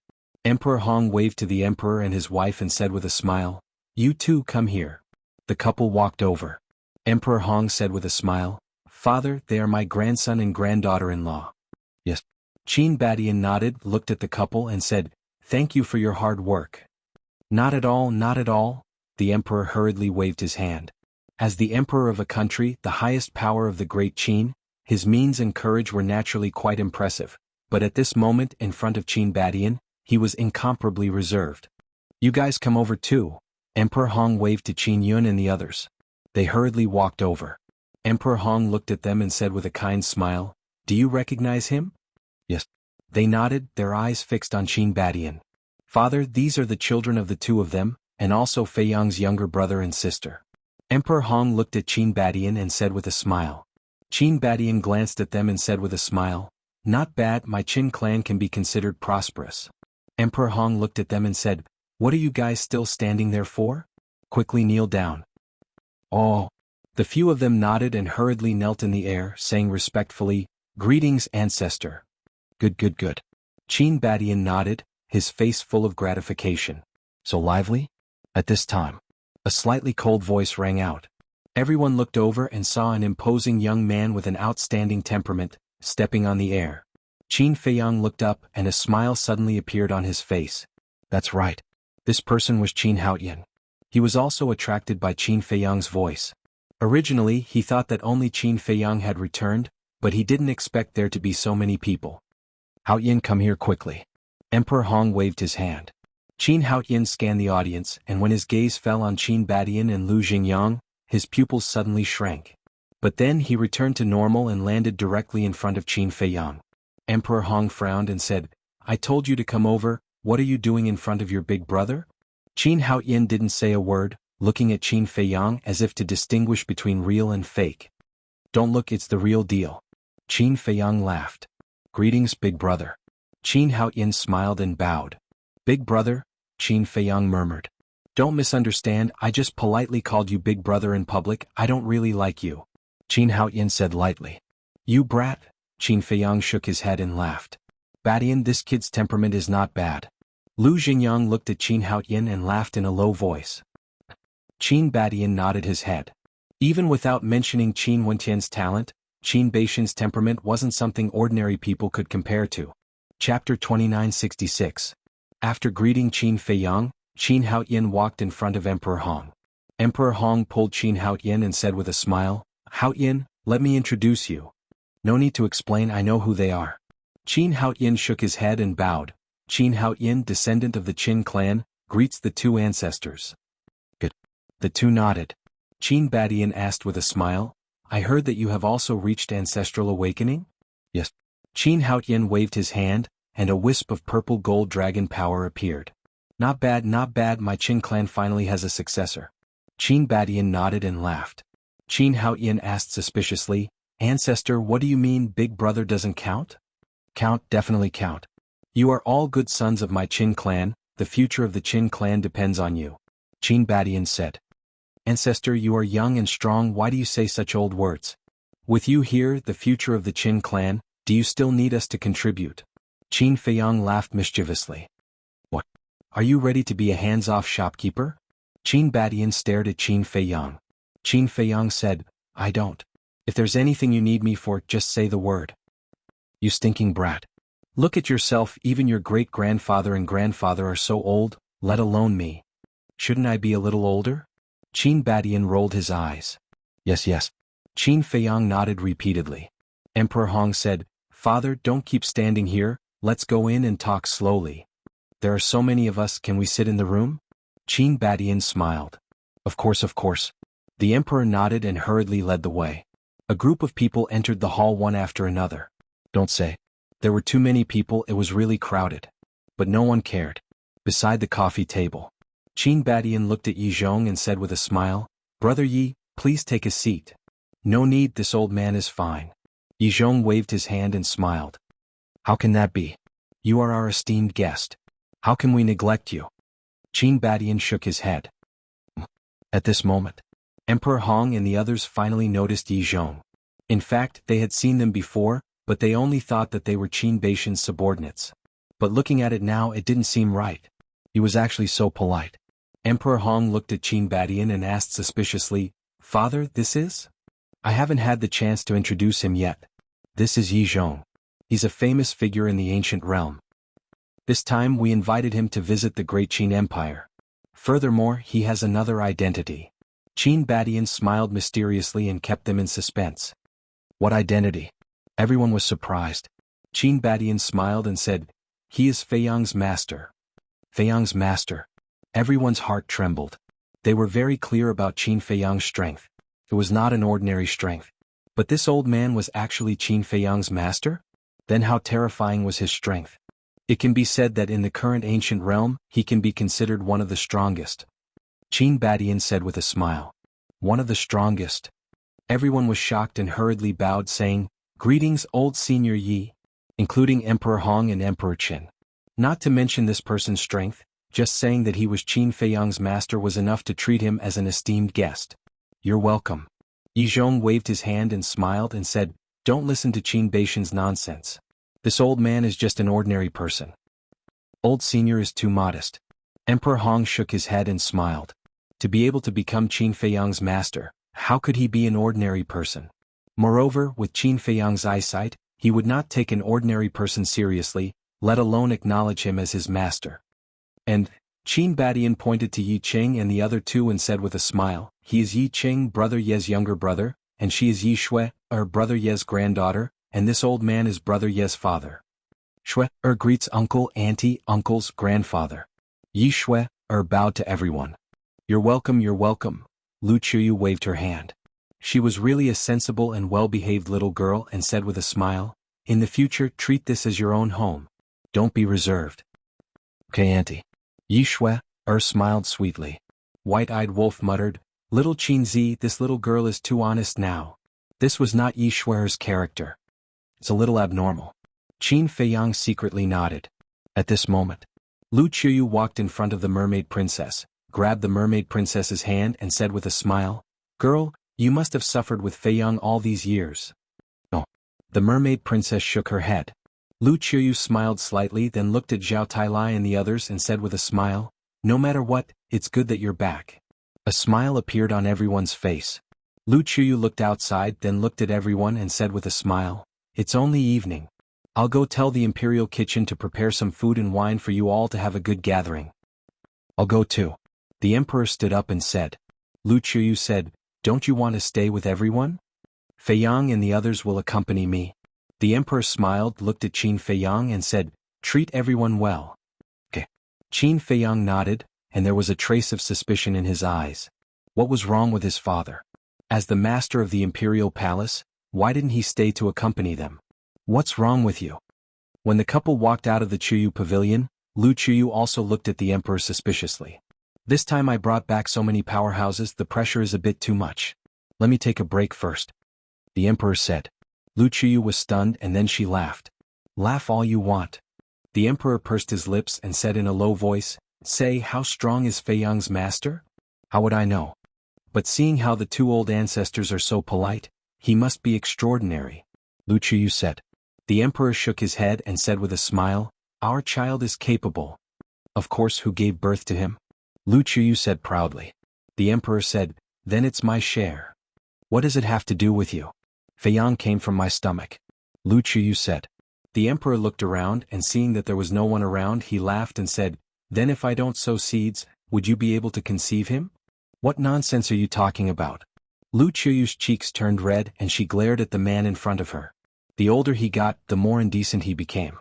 In the hall, the two maids kept bringing chairs, and everyone took their seats one after another. The big black wolf and other fierce beasts turned into palm-sized beasts, either lying on Qin Feiyang's legs or lying on Qin Feiyang's shoulders. The five-clawed golden dragon transformed into a human form and sat with Zhao Tailai and the others. Qin Feiyang took a sip of tea, looked at Lu Xingyang and asked with a smile, Do you want to inform the Lu family? Lu Xingyang waved his hand and said with a smile, No need, I'll go to the Lu family tomorrow to take a look. Then I'll go together and see the Lu family's descendant. Qin Badian said with a smile. Emperor Hong said, Then father, tell us about the ancient world now? The ancient world. It's a place full of opportunities but also full of danger, Qin Badian slowly explained. Everyone was fascinated. Qin Haoyan looked at everyone and said, Big brother, let's go out and talk. Qin Feiyang was slightly taken aback, looked at Qin Haoyan and nodded. Then the two got up, walked to the pavilion outside and sat opposite each other. Tea or wine? Qin Haoyan asked. Wine? Qin Feiyang smiled slightly. And? Qin Haoyan looked at Qin Feiyang in surprise. Qin Feiyang said with a smile, Brothers are reunited, of course we have to drink, right? Okay. Qin Haoyan nodded and took out a wine jar and 2 wine cups from his Cosmos bag. As he poured the wine, he said, I thought that it would be another few hundred years or even longer before you could return after you left. Qin Feiyang said with a smile, Things went smoothly beyond my imagination. Then this time you won't leave again. Qin Haoyan pushed the wine cup in front of Qin Feiyang. What's wrong? You want to unload the burden so soon? Qin Feiyang held the wine cup, took a sip and said with a smile. You don't know, but I've been following my father for more than 10 years, learning how to deal with the state affairs. It's really annoying. Qin Haoyan shook his head and sighed, then raised his head and drank the wine in the cup. You've only just arrived and you're already annoyed. When you succeed the throne in the future, won't you complain all day long? Qin Feiyang was speechless. I really didn't think of that. I was looking forward to you coming back sooner. Now that you're back, it's better for you to do it. Qin Haoyan said. Qin Feiyang murmured, looked up at the night sky, and a cold light gradually appeared in his eyes. What's wrong? The matter of the ancient world hasn't been settled yet? Qin Haoyan was suspicious. The matter of the ancient world has been settled, but But there's a new battle waiting for me. And it's more dangerous than the ancient world. Qin Feiyang retracted his gaze and said with a faint smile. Again? You're not done, right? Qin Haoyin frowned. Who doesn't want to live a normal life? But you also know that most of the time we don't have a choice. Just like when you succeed the throne, you have to do it even if you don't want to. Qin Feiyang sighed. So, this time you're back, you're only staying for a few days? Qin Haoyin raised his eyebrows. Prepare to choose a date to marry your sister-in-law. Qin Feiyang smiled. Marry? Qin Haoyin was stunned. Qin Feiyang said, after so many years, it's time to give her a status, right? Qin Haoyin looked at the attic, then looked at Qin Feiyang and couldn't react for a while. They're actually going to get married? What's wrong? You seem to be a little unhappy? Qin Feiyang smiled. This is a matter between you and sister-in-law. Why would I be unhappy? It's just that it's too sudden. Qin Haoyin shook his head. Then when the time comes you have to prepare a big gift. I don't want it if it's too light. Qin Feiyang smiled. With your current strength and status, is there anything that can catch your eye? Qin Haoyin pursed his lips. Qin Feiyang shook his head and smiled, saying, How is it? Have you met a girl you fell in love with at first sight? Qin Haoyin was stunned and looked a little uncomfortable, saying, I'm talking about you. Why are you talking about me? You're not young anymore. You can go find one. Qin Feiyang smiled. If you're not in a hurry, why should I be? You'd better deal with your own affairs first. Qin Haoyin took a sip of wine and said indifferently. Qin Feiyang also picked up his wine glass again and said with a smile, It's really good for us brothers to sit together like this, drinking wine calmly and chatting. Hearing this, Qin Haoyin's eyes couldn't help but ripple, and then he smiled at Qin Feiyang. Let's vote, brothers. Chapter 2967. You two brothers are already drinking? Lu Qiyu and the emperor walked in hand. They looked at Qin Feiyang and Qin Haoyin sitting in the pavilion and smiled. Just a little bit. Qin Feiyang smiled. Then I'll drink with you too. Qiyu, go in and entertain everyone. The emperor patted Lu Qiyu's shoulder and strode into the pavilion. Lu Qiyu shook her head and followed into the pavilion. Father, why don't you go in? Qin Feiyang was puzzled. There's pressure. The emperor shook his head. What pressure? Qin Haoyin took out a wine cup and poured wine while asking. The emperor said, How can there not be pressure when so many experts are gathered together? What does that have to do with anything? We're not outsiders. Qin Feiyang couldn't help but laugh. We're not outsiders, but we're not familiar with each other yet. Let me get used to it first. The emperor held the wine cup and drank it in one gulp. He looked at Qin Feiyang and said, What's your master's cultivation level? Perfection imperishable stage. Qin Feiyang said. Is he very strong? The emperor was stunned. Very strong. I'm only a half-step imperishable stage now. Let's put it this way. Master's strength is not inferior to our ancestors. He can destroy the entire Great Qin with a flick of his finger. Qin Feiyang smiled. Impressive. The emperor was speechless. There is such a huge difference between your cultivation and that of your master. Can you defeat him? Qin Haoyin looked at Qin Feiyang suspiciously. Qin Feiyang was stunned and shook his head. That's going against your master. I'm just saying. What does it matter? Qin Haoyin pouted. In terms of cultivation, I'm definitely not as strong as master. But if I use all my means, I should be able to defeat him. Qin Feiyang smiled. Qin Haoyin was surprised. Then you can be called the strongest person in the ancient world? I wouldn't dare. Qin Feiyang hurriedly waved his hand and said with a smile, We must be modest, understand? I really didn't realize how humble you are. Qin Haoyin rolled his eyes. Qin Feiyang shook his head and smiled bitterly. To be honest, in the outside world, my strength is really nothing. For example, I have a friend called Madman. His strength is no weaker than mine. So powerful? Qin Haoyin and the emperor looked at each other. Yes. When we fought the dragons, he almost single-handedly wiped out the dragons. Even those at the great perfection imperishable stage would have to make a detour when they see him. There's another young man. I don't know his name. Anyway, he's very mysterious. His strength is even more terrifying. He even dares to openly provoke the dragons. As for the dragons, I should have told you before that they are the rulers of the ancient world. Qin Feiyang smiled. Now that you mention it, the outside world is really full of experts. The emperor shook his head. So we can't be complacent. We must keep a low profile and be humble. After all, there's always a higher mountain. However, you don't have to worry. No matter how chaotic the outside world is, it won't affect the great Qin. Qin Feiyang smiled. We're not worried about ourselves but about you. We were afraid that something would happen to you outside. But now that you're back, everything is in the past. From now on, our family will live peacefully like this. The emperor smiled. Qin Haoyin pursed his lips and said, Father, big brother, he, cough, cough. Qin Feiyang coughed dryly and interrupted Qin Haoyin. What? The emperor looked at Qin Haoyin suspiciously. Qin Haoyin glanced at Qin Feiyang and then looked at the emperor with a smile. Nothing. I just wanted to say that big brother is getting married. He originally thought that Qin Feiyang would leave, but it seemed that Qin Feiyang didn't want him to say it. Get married? The emperor was slightly taken aback. He looked at Qin Feiyang and asked, Really? I do plan to. Qin Feiyang nodded and smiled. This is a good thing. You're finally enlightened. Good, good, good. Tomorrow, I'll go find someone and choose an auspicious day to go to the Sea of Despair to propose marriage to the Mermaid Emperor. The emperor was overjoyed. If there was one thing he was most concerned about, it would undoubtedly be Qin Feiyang's marriage.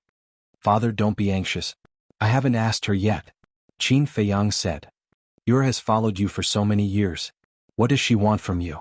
Doesn't she just want to be with you? There's no need to ask. She'll definitely agree. The emperor waved his hand. It's better to ask. After all, it's a matter between two people. Qin Feiyang smiled. Unable to dissuade Qin Feiyang, he could only agree. The emperor nodded and said, Okay. Hurry up and find a time to have a good chat with her. We'll settle it for her as soon as possible. Father, why do I feel that you're more anxious than big brother? Qin Haoyin looked at the emperor jokingly. Of course I'm anxious. How old are they? Look at Ling Yunfei and the others. Their children are already running around. Only your big brother doesn't seem to be anxious all day long. And, don't just talk about your big brother. You should also work harder. The emperor glared at Qin Haoyin. Why should I work harder? Qin Haoyin shook his head. You're not young anymore. It's time to think about it. But let me tell you, finding a wife is the most important thing in life. You must choose carefully. The emperor said. Got it. Qin Haoyin waved his hand impatiently. You're still impatient? Let me tell you, this woman must be virtuous, well-educated, and sensible. Especially the relationship between family members. This woman is very important. For example, those narrow-minded and selfish women. If you marry them, it will affect the harmony of the family. I will absolutely not allow this kind of thing to happen. Because we are a family, so we must live in harmony. The emperor said. Yes. Qin Haoyin nodded repeatedly. They shouldn't have discussed this. The emperor suddenly looked at Qin Feiyang and asked, Feiyang, that girl called Yishui, what's her character like? Yishui? Qin Feiyang was stunned. He glanced at Qin Haoyin and mocked, Father, are you trying to pull strings to build a bridge? Don't let the goodies flow into the fields of outsiders. The emperor chuckled softly. Qin Haoyin raised his eyebrows and said angrily, Father, you're going too far. Don't talk about wind or rain, okay? She's a guest and a big shot in the ancient world. Why would she take a fancy to people from a small place like ours? What about a small place? Our Qin clan is not bad either. Look at your brother and your ancestors. They're not the same. They're all famous big shots. The emperor said. Enough. I don't have such thoughts now. Besides, can't you see that she's interested in big brother? Qin Haoyin was helpless. The emperor was stunned. Qin Feiyang was also stunned. He looked at Qin Haoyin unhappily and said, What nonsense are you talking about? You're really hopeless. I knew something was wrong when I saw the way Yishui looked at you. You've known her for so long, but you didn't notice it at all? Qin Haoyin shook his head. What way? Qin Feiyang was suspicious. The way she looks at you with admiration. Qin Haoyin rolled his eyes. Qin Feiyang was stunned. No way, why didn't I see it? The emperor also looked suspicious. Sigh. Qin Haoyin shook his head and sighed. Why are you sighing? The emperor frowned. There's an old saying that's true. Like father, like son. You're hopeless. Qin Haoyin shook his head. Qin Feiyang and the emperor looked at each other and suddenly got up and said angrily, You brat, are you looking for a beating? Qin Haoyin was also prepared. He grinned and immediately got up to slip away. Brat. The emperor laughed and then looked at Qin Feiyang and said, If that's the case, then you can consider it. Consider what? Qin Feiyang was suspicious. Your brother is right. You're hopeless. The emperor glared at Qin Feiyang angrily and also got up and walked to the attic with his hands behind his back. Who did I offend? Qin Feiyang was speechless. Then, while drinking, he looked up at the night sky and recalled the scene when he was with Yi Shui. Was there? The efficiency of the imperial kitchen was quite good. In less than an hour, several large tables of delicacies were delivered to them. Everyone sat and drank until the wee hours of the morning. Then, Lu Chuyu arranged a place for everyone to stay. As a dignified imperial palace, there were countless palaces. No matter how many people came, they would all stay. Qin Badian, Lu Xingyang, Qin Yuan, and Yi Zhong followed Emperor Hong and Emperor Qin to the back mountain of the imperial palace. Not bad. Grandpa Hong, Grandpa Qin, you really know how to enjoy yourself. Yi Shui looked around and giggled. Emperor Hong chuckled and said, if you like it, you can stay here in the future. Yi Shui said, then it's a deal, don't find me annoying in the future. No. We're happy to have more people to talk to. Emperor Hong laughed. What is this? Suddenly, Yi Shui looked at the stone platform in the middle of the lake. There were a few statues on the stone platform. Qin Badian, Lu Xingyang, Yi Zhong, Yi Qing, and Old Man Yi also looked over suspiciously. This is the place of inheritance that Feiyang created for our Qin clan. Emperor Hong smiled. Place of inheritance? The few of them were stunned. Yes. All the skills he mastered were left here. And here there is his blood essence. This is specially left for the future descendants of our Qin clan. The reason why Haotian's bloodline could revert to its ancestor is because he received Feiyang's inheritance. Emperor Hong smiled slightly. It's really hard on him. Compared to what he has done, my Qin clan's ancestor is really not worth mentioning. Qin Badian shook his head and sighed. You have also done a lot for our Qin clan. Do you still remember the inheritance you left in the Merfolk clan and the drop of blood essence in the Imperial Jade Seal? Emperor Hong asked.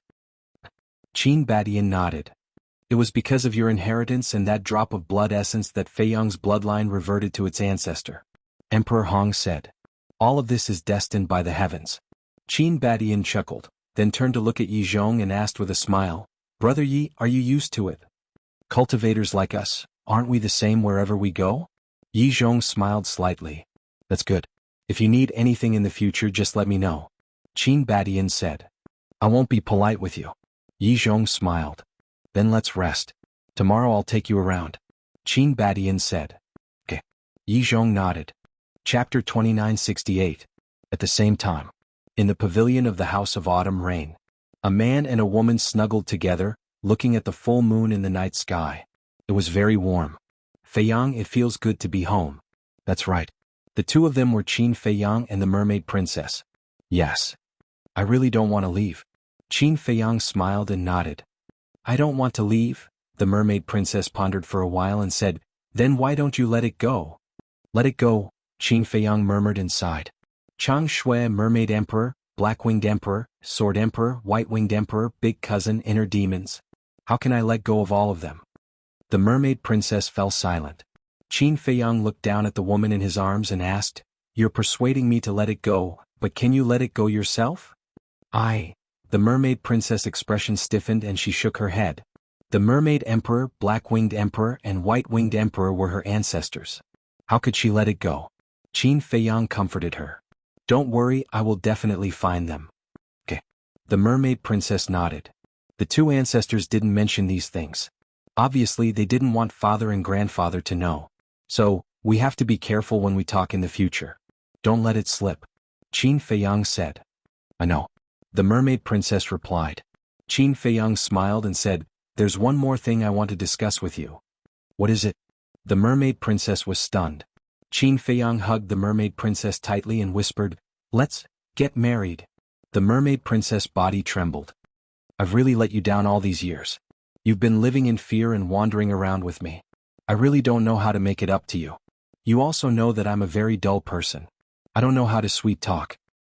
But I promise that for the rest of my life I will take good care of you, protect you, and make sure that you will never be sad or cry again. Qin Feiyang muttered. The Mermaid Princess couldn't help but tear up. She had been waiting for this moment for a very long time. Sometimes she even wanted to bring it up. However, she knew that Qin Feiyang was an ambitious and responsible man, so she didn't say anything and just quietly accompanied him. And now Qin Feiyang had taken the initiative to speak. How could she not be happy? Will you marry me? Qin Feiyang lowered his head and looked into the eyes of the mermaid princess. Looking at Qin Feiyang's affectionate eyes, the mermaid princess's heart was beating wildly, and she couldn't calm down for a while. Qin Feiyang's heart skipped a beat. Was she going to reject him? His heart was in a state of panic. Yes, I know. If you marry me, you will definitely be afraid in the future. After all, I still have to go to the 4th floor. But I swear that I will protect you with my life. Whoever dares to bully you, I will kill them. Qin Feiyang roared. Lower your voice, don't startle everyone. The mermaid princess quickly covered Qin Feiyang's mouth and looked around. Seeing that no one was paying attention, she was relieved. Don't be afraid. Qin Feiyang shook his head, grabbed the hands of the mermaid princess and said, Marry me, I believe. No, I believe that I have the ability to take good care of you.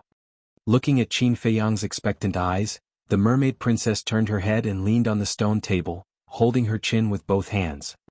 I'll think about it. What's there to think about? Qin Feiyang was anxious. The mermaid princess said without turning her head, Of course I have to think about it. But, Qin Feiyang was really anxious. Looking at the side of the mermaid princess's face for a moment, he was at a loss and didn't know what to do. The mermaid princess chuckled, lowered her head and said with a red face, Silly, why would I refuse? Qin Feiyang was stunned, and then his spirit was lifted. Then you agree? What else? The mermaid princess rolled her eyes at him. Qin Feiyang suddenly cheered, picked up the mermaid princess and spun around in the pavilion. What are you doing? Put me down, don't startle everyone. The mermaid princess struggled and said. No. If mother and the others see it, they will be happier than me. Qin Feiyang laughed. Why are you like a child? The mermaid princess shook her head helplessly and said, Put me down, I have something to say. Yes, madam. Qin Feiyang grinned and gently put the mermaid princess down. The two continued to sit at the stone table. The mermaid princess suspiciously asked, Why do you suddenly want to get married? You are so beautiful and gentle, I have to tie you up early, otherwise what if you run away with someone else? Qin Feiyang laughed. Really? The mermaid princess looked at him suspiciously. Of course it's true. If you run away with someone else, I will regret it for the rest of my life. Qin Feiyang nodded. At least you have a conscience. The mermaid princess snuggled in Qin Feiyang's arms again and said, I don't object to marriage, but you have to think about it. When a man has a family, there are more things to worry about. Your enemy is no longer the dragons but the ice dragon, the small beast and the countless powerhouses on the 4th floor. When facing them, even the slightest hesitation will make you regret it for the rest of your life. I know. Qin Feiyang nodded. So? The mermaid princess asked. Qin Feiyang smiled and said, Let's get married first and have children in the future. If we don't have children, there won't be so many worries. Who wants to have children with you? The mermaid princess's cheeks suddenly burned. Qin Feiyang said suspiciously, If you don't have children with me, who will? Some women. Look at Sister Shangguan's sister Yu Er. Which one of them isn't infatuated with you? Also Shui is also interested in you. The mermaid princess said. Qin Feiyang was stunned. Only a fool like you can't see it. The mermaid princess shook her head. Qin Feiyang hurriedly said, But you know, I only have you in my heart. I know. However, I really don't object to you marrying home. The mermaid princess said with a smile. Are you testing me? Qin Feiyang frowned. Am I in the mood? I'm telling the truth. The princess of the human race was helpless. But Shangguan Fenglan told me that all women in the world actually want a complete relationship. Qin Feiyang said. Then you can treat me as an exception. Actually, if it were other women, I would definitely not agree. If you dare to take the initiative to provoke them, I will hate you for the rest of my life. However, Shangguan Qiu and the rest are different. For you, they have sacrificed too much. Not to mention others, even I am touched. The most important thing is that I get along with them, so I don't mind. Didn't great-grandpa and grandpa always say that the Qin family has too few descendants? They even forced uncle and auntie to keep having children. This is an opportunity. As long as you marry Sister Shangguan and the rest, won't you have a lot of children and grandchildren in the future? The mermaid princess said. Qin Feiyang smiled bitterly, rubbed the mermaid princess' head and said, You are really a silly girl. I know so many women, but you are the only one who pushed your man into the arms of other women. Silly people have silly luck. The mermaid princess giggled. Silly luck? I think you are just silly. Alright, in this life I only have you in my heart and it will be the same in the next life. In the next life after that I will still pester you. So, don't think about running away. Qin Feiyang hugged the mermaid princess' slender waist tightly and said affectionately. The mermaid princess looked up at Qin Feiyang and said, "Really?" "Yes." Qin Feiyang nodded and looked at the mermaid princess's cheeks and red lips. For a moment, there was a different kind of restlessness in his heart. He said in a low voice, "How about we enter the bridal chamber tonight?" "Dirty." The mermaid princess immediately began to struggle. But Qin Feiyang hugged her tightly and couldn't break free. Then she gave up and let Qin Feiyang do whatever he wanted. "Be gentle, it hurts." "I'm very gentle, okay? Come here for a while." Yes, here." "Is it comfortable?" "Yes, it's comfortable." In front of the attic. Lu Chuyu looked at the pavilion suspiciously and said, "What are these two children doing? A man and a woman alone, what else can they do?" The emperor walked over, looked at the pavilion in the night and smiled. Hearing this, Lu Chuyu's cheeks turned slightly red. "Let's go, don't look, don't disturb them." The emperor dragged Lu Chuyu to the second floor. In fact, the two of them didn't do anything. Qin Feiyang was purely massaging the mermaid princess. The next day early morning. On the second floor in a room. The mermaid princess woke up and found that Qin Feiyang had been holding her tightly. Her heart couldn't help but be filled with happiness. Hearing a sound in the backyard, she knew that Lu Chuyu was making breakfast, so she gently pulled away Qin Feiyang's hand and prepared to get up. "Sleep a little longer." Qin Feiyang suddenly pulled her back again. "You're awake." The mermaid princess was stunned. "No." Qin Feiyang shook his head, his eyes still closed. "You're not awake, are you talking in your sleep?" The mermaid princess rolled her eyes and said, "Let go of me, I'll help Auntie cook." "No need to help, mother can do it alone." "Sleep a little longer." Qin Feiyang hugged the mermaid princess and didn't let go. The mermaid princess shook her head helplessly. After dawdling for a long time, the two of them finally got up.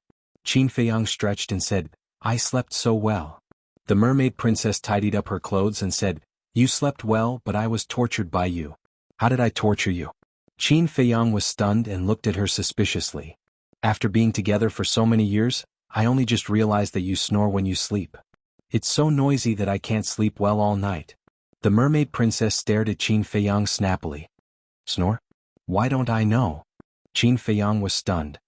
Which person who snores would know that he snores? The mermaid princess rolled her eyes. "That's probably because I'm tired." Qin Feiyang smiled embarrassedly. "Alright, hurry up, go downstairs and wash up." The mermaid princess took Qin Feiyang's clothes from the hanger and threw them to Qin Feiyang. Then she opened the door and walked out. "Do I really snore?" Qin Feiyang took the clothes and looked at the mermaid princess and mumbled. Chapter 2969. In the hall. On the dining table, there were already more than a dozen delicious dishes neatly arranged. Lu Chuyu was busy but her face was full of smiles. "Aunt." Mermaid princess went downstairs. Lu Chuyu smiled and said, "You're awake, did you sleep well last night?" "Listen well." Mermaid princess nodded and said apologetically, "I originally wanted to get up and help, but Feiyang no need to explain, no need to explain. Aunt is experienced, I understand." Lu Chuyu hurriedly waved her hand. "Aunt, it's not," Mermaid princess hurriedly said, but before she could finish, Lu Chuyu returned to the backyard. "It's not what you think." Mermaid princess shook her head and went into the bathroom. Lu Chuyu came back with 2 bowls of millet porridge.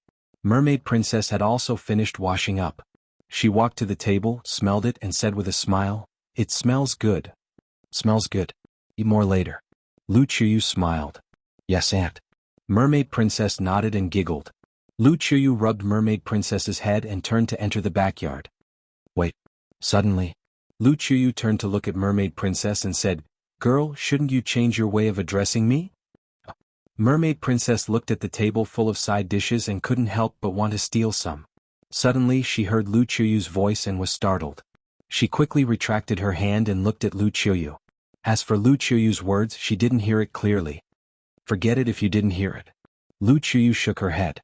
Mermaid princess scratched her head and asked, "Auntie, did Feiyang snore when he was young?" "Snore?" Lu Chuyu was startled and shook her head. "No, he sleeps very quietly." "Really?" Mermaid princess asked. "Yes." Lu Chuyu nodded and then returned to the backyard. "And I'll help you." The mermaid princess ran in as well. At this moment, Qin Feiyang also walked down lazily. Da. Meanwhile, following a series of steady footsteps, the emperor walked in wearing a dragon robe and a dragon crown. Father, good morning. Qin Feiyang reached out his hand to say hello and then walked towards the bathroom. Early? The emperor was slightly stunned. He turned to look at the sun outside and frowned. You brat, don't tell me you just woke up now? Yes. Qin Feiyang nodded. He looked back at the emperor and asked, What's wrong? I've already returned from morning court and you're only up now? You're really good at sleeping. Di Wang said. Haven't you slept for a long time? Qin Feiyang laughed dryly. The emperor rolled his eyes and smiled ambiguously. First time, I understand. After saying that, he went upstairs. First time? Understand?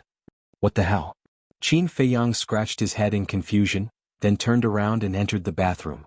A moment later, Lu Qiuyu and the mermaid princess came out from the backyard. The emperor had also changed into ordinary clothes.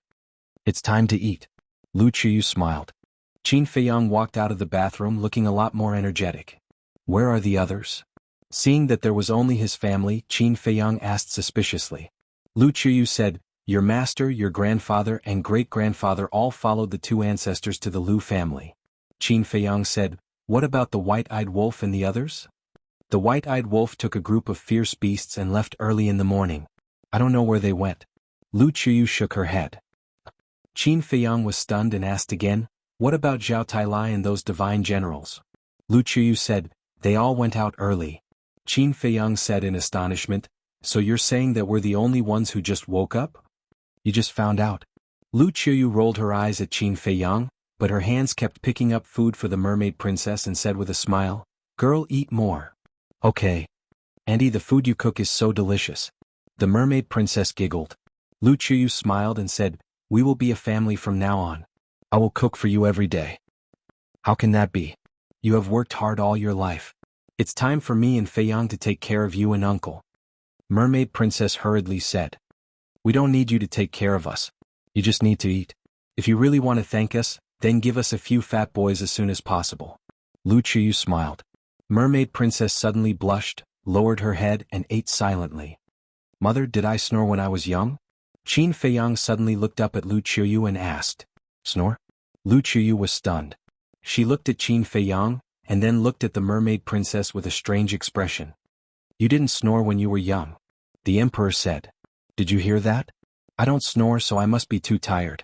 Qin Feiyang looked at the mermaid princess and smiled proudly. Such a big table of food, can't you stuff your mouth? Mermaid princess stared at Qin Feiyang. The emperor looked at mermaid princess and said with a smile, Girl, you should change the way you address me. Change the way I address you? Mermaid princess was stunned. Yeah, you already have Feiyang. Just as the emperor said this, he felt a cold gaze. He looked up at Lu Qiuyu. Eat your food, you talk too much. Lu Qiuyu stared at the emperor. The emperor smiled embarrassedly. Mermaid princess looked at the two and asked, Auntie, uncle, did you misunderstand something? It's okay. The air is more open now. Moreover, you are both young people. It's understandable. We're not so old-fashioned. Lu Qiuyu smiled. Auntie, you really misunderstood. Feiyang and I just slept together. We didn't do anything. Mermaid princess hurriedly explained. Don't be shy, it's okay. Eat quickly. Nourish your body. Lu Qiuyu waved her hand. Auntie, Mermaid princess looked anxious. Suddenly she found Qin Feiyang, who was sitting at the side, secretly laughing. She glared at him and said angrily, You're too much. It's fine if you don't help me explain, but you're actually laughing? You already said that we slept together last night. How can I explain it clearly? Qin Feiyang said. Mermaid princess said anxiously, But last night we really didn't do anything. If it's you, would you believe it? Besides, I'm a normal man. A normal man hugging a beautiful woman like you to sleep and didn't do anything? Who do you think will believe it? Qin Feiyang secretly said. You, Mermaid princess was extremely angry, but suddenly, she rolled her eyes and said telepathically, So you're saying that you're not normal? What's wrong with me? Qin Feiyang was suspicious. Because you really didn't do anything to me last night. Doesn't that mean that you're not normal? Mermaid princess joked. Qin Feiyang looked at Mermaid princess in shock. This girl actually turned against him? Okay. Let's go in again and see if I'm normal or not. Qin Feiyang secretly laughed. Damn hooligan. Mermaid Princess blushed and secretly cursed. Lu Chuyu looked up at the two of them and asked suspiciously, "What are you mumbling about? Hurry up and eat." Okay. The two of them nodded repeatedly. Haha, it's better to come at the right time than early. Suddenly, a hearty laugh sounded outside the door. The family looked up and saw a familiar figure standing outside the door. Ling Yunfei? Qin Feiyang was stunned. What? You're not welcome. Ling Yunfei laughed and directly entered the house. Welcome. Qin Feiyang got up and greeted him. After the two brothers gave each other a bear hug, Qin Feiyang looked behind and asked, "Where's your wife and daughter?" "Women are troublesome. They have to dress up before going out. I couldn't wait any longer, so I came first." Ling Yunfei shook his head, patted Qin Feiyang and asked, "How is it? Is the matter in the ancient world going smoothly? If not, would I be back so soon?" Qin Feiyang smiled. "It's been more than 10 years. How is it soon?" Ling Yunfei shook his head, walked to the emperor and Lu Chuyu and said with a smile, "Auntie, uncle. Have you eaten? If not, I'll get you a bowl and chopsticks." Lu Chuyu smiled. "No need to trouble yourself. I've already eaten." Ling Yunfei smiled slightly, looked at Mermaid Princess and said in surprise, "Isn't this little fishy? Long time no see. Do you miss your brother?" "Miss you my ass." Mermaid Princess rolled her eyes. "Heartless." Ling Yunfei shook his head, looked at Qin Feiyang and said, "Your wife should be disciplined more, or she'll go to heaven sooner or later." "You're a henpecked man. Are you qualified to say that?" Qin Feiyang despised and walked to the table to continue eating. "What do you mean by that? I'm a henpecked man? I just don't want to bicker with a woman. If I really go crazy..." Ling Yunfei was speaking with a smile of exultation, but the complexions of Qin Feiyang and the others had become strange.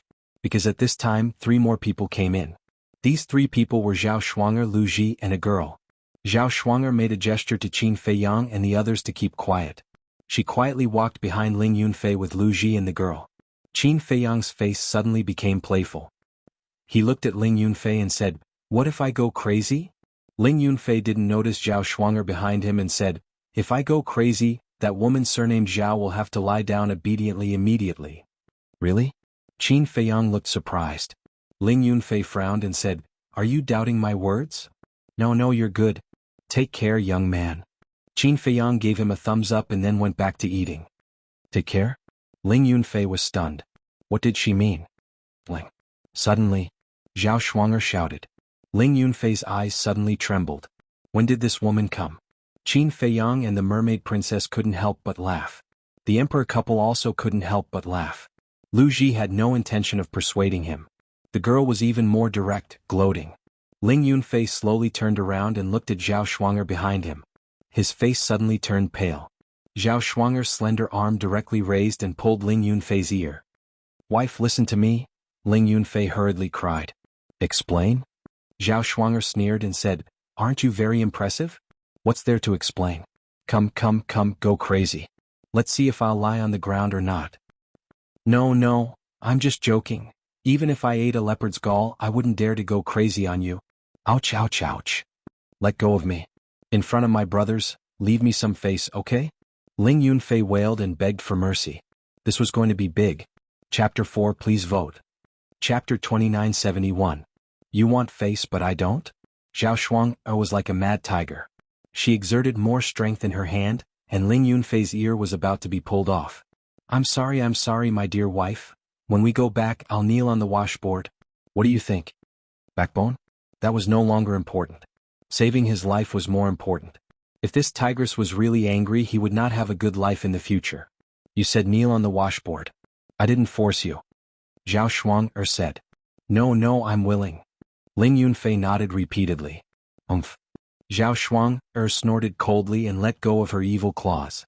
Looking at the emperor and Lu Chuyu, she bowed and said, Shuanger greets uncle and auntie. Grandpa emperor, grandma emperor empress. The girl also ran to the emperor and his wife. Smelling the dishes on the table, she smiled and said, It smells so good. Have you eaten yener? Lu Chuyu put down the bowl and chopsticks, rubbed the girl's head and smiled. Yes, I have. The girl nodded, then looked at Qin Feiyang and said, Uncle Qin, do you still remember me? Qin Feiyang looked at the girl. I'm Yen. We met when we were young in Iron Ox Town. You even gave me this bead. The girl took out a bead that shone with divine light. Soul anchoring divine bead? Qin Feiyang was stunned, then looked at the girl and said, "You've grown so big." That's right. This girl was Ling Yunfei and Zhao Shuang'er's daughter. How old was she back then? A little girl, after more than 10 years, had grown into a slender and elegant young woman. You must be my aunt. The girl looked at the mermaid princess. The mermaid princess's cheeks blushed. Yes. Qin Feiyang nodded. Aunt is really beautiful. Uncle Qin, you have to look after her carefully. Don't let others take her away. The girl giggled. You lass. Qin Feiyang gently knocked on the girl's head, then looked at Lu Ji and Zhao Shuang'er and said with a smile, Auntie Shuang'er, go sit in the living room first. I'll come out in a moment. There's no rush. Take your time. We're not treating ourselves as outsiders here. Lu Ji said with a kind smile. That's how it should be. Be casual. Qin Feiyang laughed. Lu Ji and Zhao Shuang'er brought the girl to the living room. Bastard, you've killed me. As soon as the three of them left, Ling Yunfei glared at Qin Feiyang. Blame me? Qin Feiyang was stunned. Who should I blame if not you? Ling Yunfei rubbed his red ears and grimaced. Serves you right. Qin Feiyang looked at Ling Yunfei with disdain and continued to eat. After a while, Qin Feiyang put down the bowl and chopsticks, stretched his body in satisfaction, and then got up and walked to the living room. Zhao Shuang'er had already made tea. Qin Feiyang sat next to Ling Yunfei holding the teacup, took a sip and looked at Lu Ji and said, Auntie is getting younger and younger now. Younger? Lu Ji shook her head and said with a smile, You're the only one who's nice to hear. That's right. Look, when you stand together with Shuang'er, people who don't know would think that you're her sister. Qin Feiyang said. Hee. Lu Ji smiled, shook her head and said with a smile, Kid, when did your mouth become so sweet? Ha! Qin Feiyang smiled, looked at the family in front of him and asked, Have you been well these years? What's good about us? We don't have to worry about food and clothing. But you're back so soon. Have you settled the matter of the ancient world? Zhao Shuang'er said. Yes. Qin Feiyang nodded. Then you won't leave in the future? Ling Yunfei asked. This? Qin Feiyang hesitated and said with a smile, We'll talk about it when the time comes. Ling Yunfei and Zhao Shuang'er looked at each other, and their hearts couldn't help but tremble. Although Qin Feiyang tried his best to hide it, as friends of Qin Feiyang for many years, they could clearly see the trace of sadness between Qin Feiyang's brows that was difficult to hide. It seemed that something bad had happened again. However, if Qin Feiyang didn't say it, they wouldn't force it. The girl played with the soul-calming pearl and said, Uncle Qin, your soul-calming pearl is very powerful. Is that so? Qin Feiyang asked with a smile. Yes. The girl nodded and said, Once I went out and met a few bad people who wanted to kill me for money. One of them even wanted to destroy my soul. In the end, the soul-calming pearl appeared and not only protected my soul, but also killed them all. That's natural. This soul-calming pearl is a supreme divine artifact. Although it doesn't have any lethality, just a wisp of divine power is not something that ordinary people can withstand. Qin Feiyang said with a smile. Then Uncle Qin, you gave me the soul-calming pearl. What will you use to protect my soul? Why don't I return it to you? The girl said. Qin Feiyang was stunned, then looked at Ling Yunfei and his wife and said with a smile, You girls are quite filial. Don't you know who taught you? This is a must. Ling Yunfei smiled proudly. Look at how proud you are. Qin Feiyang shook his head and looked at the girl. Uncle Qin doesn't need it anymore. What? The girl was puzzled. Don't you understand? Your Uncle Qin is too strong. No one can hurt him. Zhao Shuang'er said with a smile. Really? The girl was surprised. Of course it's true. Your Uncle Qin is the strongest person in our great Qin. Zhao Shuang'er said. The girl put away the soul-calming pearl and looked at Qin Feiyang excitedly and said eagerly, Uncle Qin, why don't you have a competition with me? Ah. Qin Feiyang was stunned. Don't be rude. What did mother teach you? A girl should be educated and reasonable. Look at you now, you are like a violent maniac. Where is your decency? Zhao Shuang'er berated. Who said that a girl must be educated and reasonable? Besides, mother, aren't you the same? You bully father all the time. The girl mumbled. Ling Yunfei immediately said with snot and tears, Daughter, I didn't raise you for nothing. You have a conscience and you know that I am bullied by your mother every day. Shut up. Zhao Shuang'er glared at him. Ling Yunfei shrunk his neck and became obedient again. It seemed that being afraid of his wife was already deeply rooted in him. The girl looked at Qin Feiyang pleadingly and said, Uncle Qin, just compete with me. You're still talking. Zhao Shuang said angrily. It's fine, it's fine. Qin Feiyang waved his hand at Zhao Shuang, looked at the girl and smiled. All right, Uncle Qin will compete with you as long as you can stand under Uncle Qin's pressure for 3 breaths of time. Uncle Qin will give you another divine art. All right. The girl nodded. Lu Ji shook her head and laughed. Truly a newborn calf is not afraid of a tiger. Zhao Shuang said, forget it, let her suffer a little. Qin Feiyang sized up the girl. She had the cultivation of the War Emperor, not bad. Boom. At that moment, a strand of divine might appeared and pressed towards the girl. This was a strand of divine might, but even though it was only a strand, it was not something that the War Emperor could withstand. Bang. There was no suspense. The girl immediately laid on the ground in a sorry state. Qin Feiyang quickly retracted his pressure, lowered his head to look at the girl and laughed. How is it? Is this all of your strength? The girl stared blankly at Qin Feiyang. All of my strength? Qin Feiyang was startled and laughed. Maybe only 1,000th of my strength. So strong.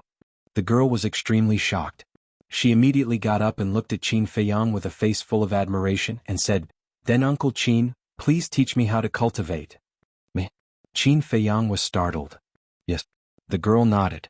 Qin Feiyang asked suspiciously, didn't your mother and father teach you?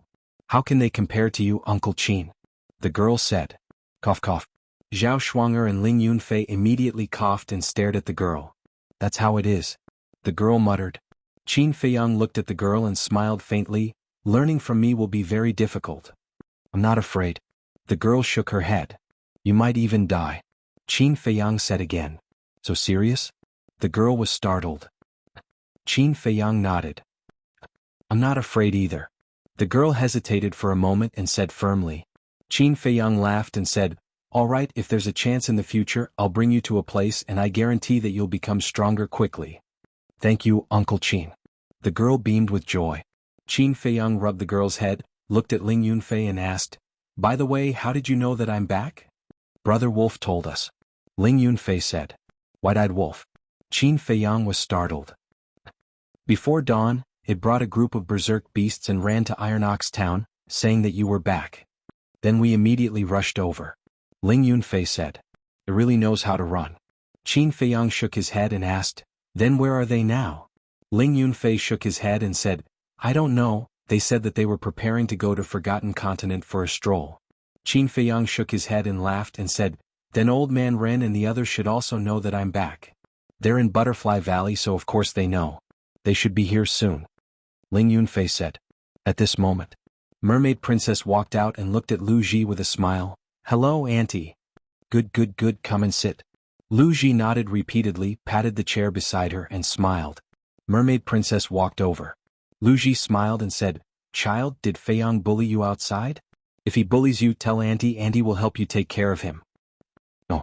Mermaid Princess shook her head. Zhao Shuang asked, does your father know that you're back? I don't know yet. Mermaid Princess said. Then this time you're back, are you preparing to settle the marriage matter?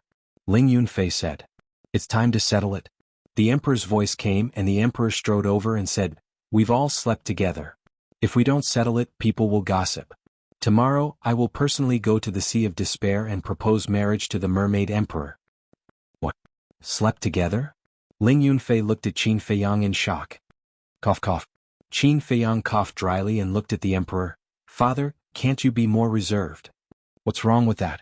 The Emperor waved his hand indifferently and said, back then your mother and I. What happened back then? Lu Qiuyu's voice rang out. The Emperor's body stiffened and he turned to look at Lu Qiuyu who was walking over and said with a smile, nothing. Qin Feiyang looked at his father, then looked at his mother and shook his head with emotion. This was another man who was afraid of his wife. Chapter 2972. Haha, this brat is indeed back. I can already feel his aura.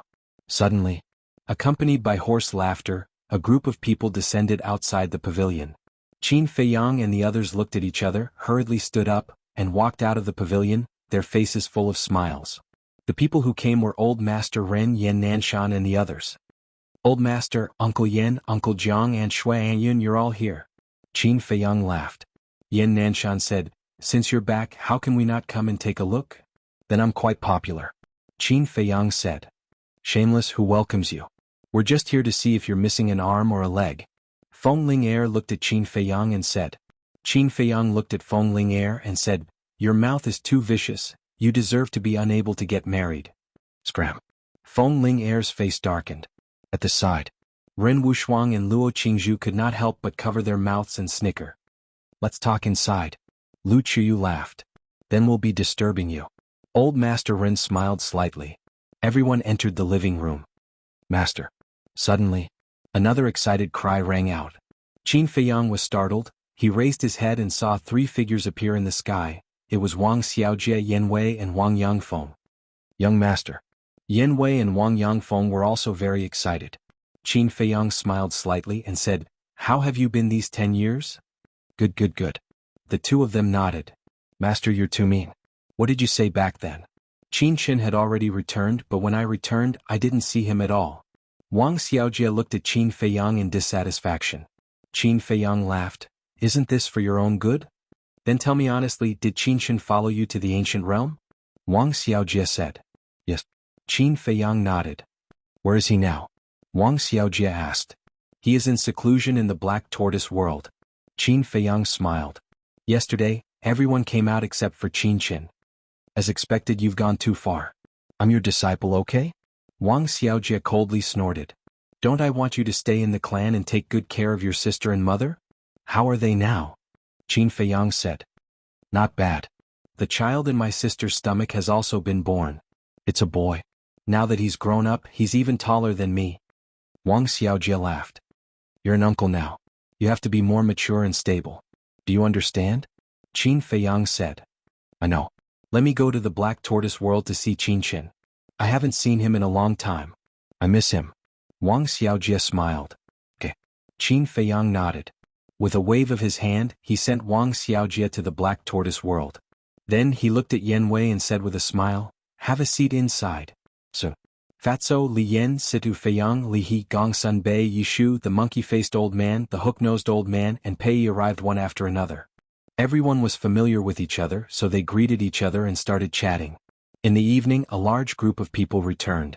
Zhao Tailai and the others, White-Eyed Wolf and the other beasts, Qin Badian, Yizhong, Lu Jinyang, including Lu Zheng, Lu Hong, Li Xiaofei and his sister, the few grandpas, everyone gathered at the Autumn Rain Inn. Wang Xiaojie and Qin Shin also came out of the Black Tortoise world. This time, the Autumn Rain Inn was lively. There were people both inside and outside the inn. Everyone gathered in 2s and 3s, laughing and talking, forming an extremely harmonious scene. At night, at the wine table, Pei Yi held a wine glass and said with a smile, Brother Qin, here's a toast to you. Qin Feiyang smiled and gently clinked his wine glass with Pei Yi's before downing it in one gulp. Then he looked at Gong Sun Bei and said, Brother Gongsun, have you settled Pei Yi? Yes, he's now the hall master of the law enforcement hall of our main tower. However, in order to settle him, I really put in a lot of effort. Gongsun Bei smiled. Great. Qin Feiyang nodded. Hearing the conversation between the two, Pei Yi immediately looked at Qin Feiyang in displeasure and said, So it was you who came up with this stupid idea behind the scenes. Qin Feiyang said, You really can't blame me for this. You're just too outstanding.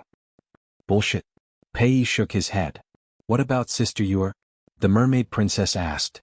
I haven't seen her all these years and she hasn't come back either. I wonder where she went? Gong Sun Bei shook his head. I believe she'll be fine. Qin Feiyang smiled. That's true. Now, who in the great Qin and forgotten continent dares to hurt her? Gong Sun Bei smiled. Qin Feiyang picked up his wine glass and looked at everyone with a smile. Every time I come back, everyone dares to visit me and ask about my well-being. I'm really grateful to all of you. I'm not fighting alone outside and I'm not lonely at home. I thank all of you. You'll always be my family. Qin Feiyang bowed as he spoke. Everyone looked at each other and smiled. Qin Feiyang said with a smile, Come on, let's toast to our unchanging friendship, affection and kinship. Hearing this, everyone smiled, raised their glasses and downed it in one gulp. Qin Feiyang poured another glass and looked at the 54 divine generals. I'm especially grateful to all of you. Your Highness, why? Xia Yuan asked with a smile. Whether it was in the great Qin or the ancient world, you've always followed our ancestors in battle. No matter how dangerous it was, you never left. It can be said that without all of you, our ancestors wouldn't exist today. Thank all of you. All of you are the protectors of the great Qin and the ancient world. Qin Feiyang said as he raised his head and drained the cup in one gulp. The divine generals looked at each other and smiled as they drank their wine. Qin Feiyang poured another glass and said with a smile, "These 3 glasses are to my brothers Old Zhao, Old Tang, Chui Li, Willow Tree, Yu Huang, the Golden Leopard, the Big Black Wolf, the 3 Black Leopard brothers, the Blood Qilin, the Thunder Leopard, and the White-Eyed Wolf. All of you followed me without fear of death. All of you have never left. All of you are Qin Feiyang's brothers." "Really? Thank all of you.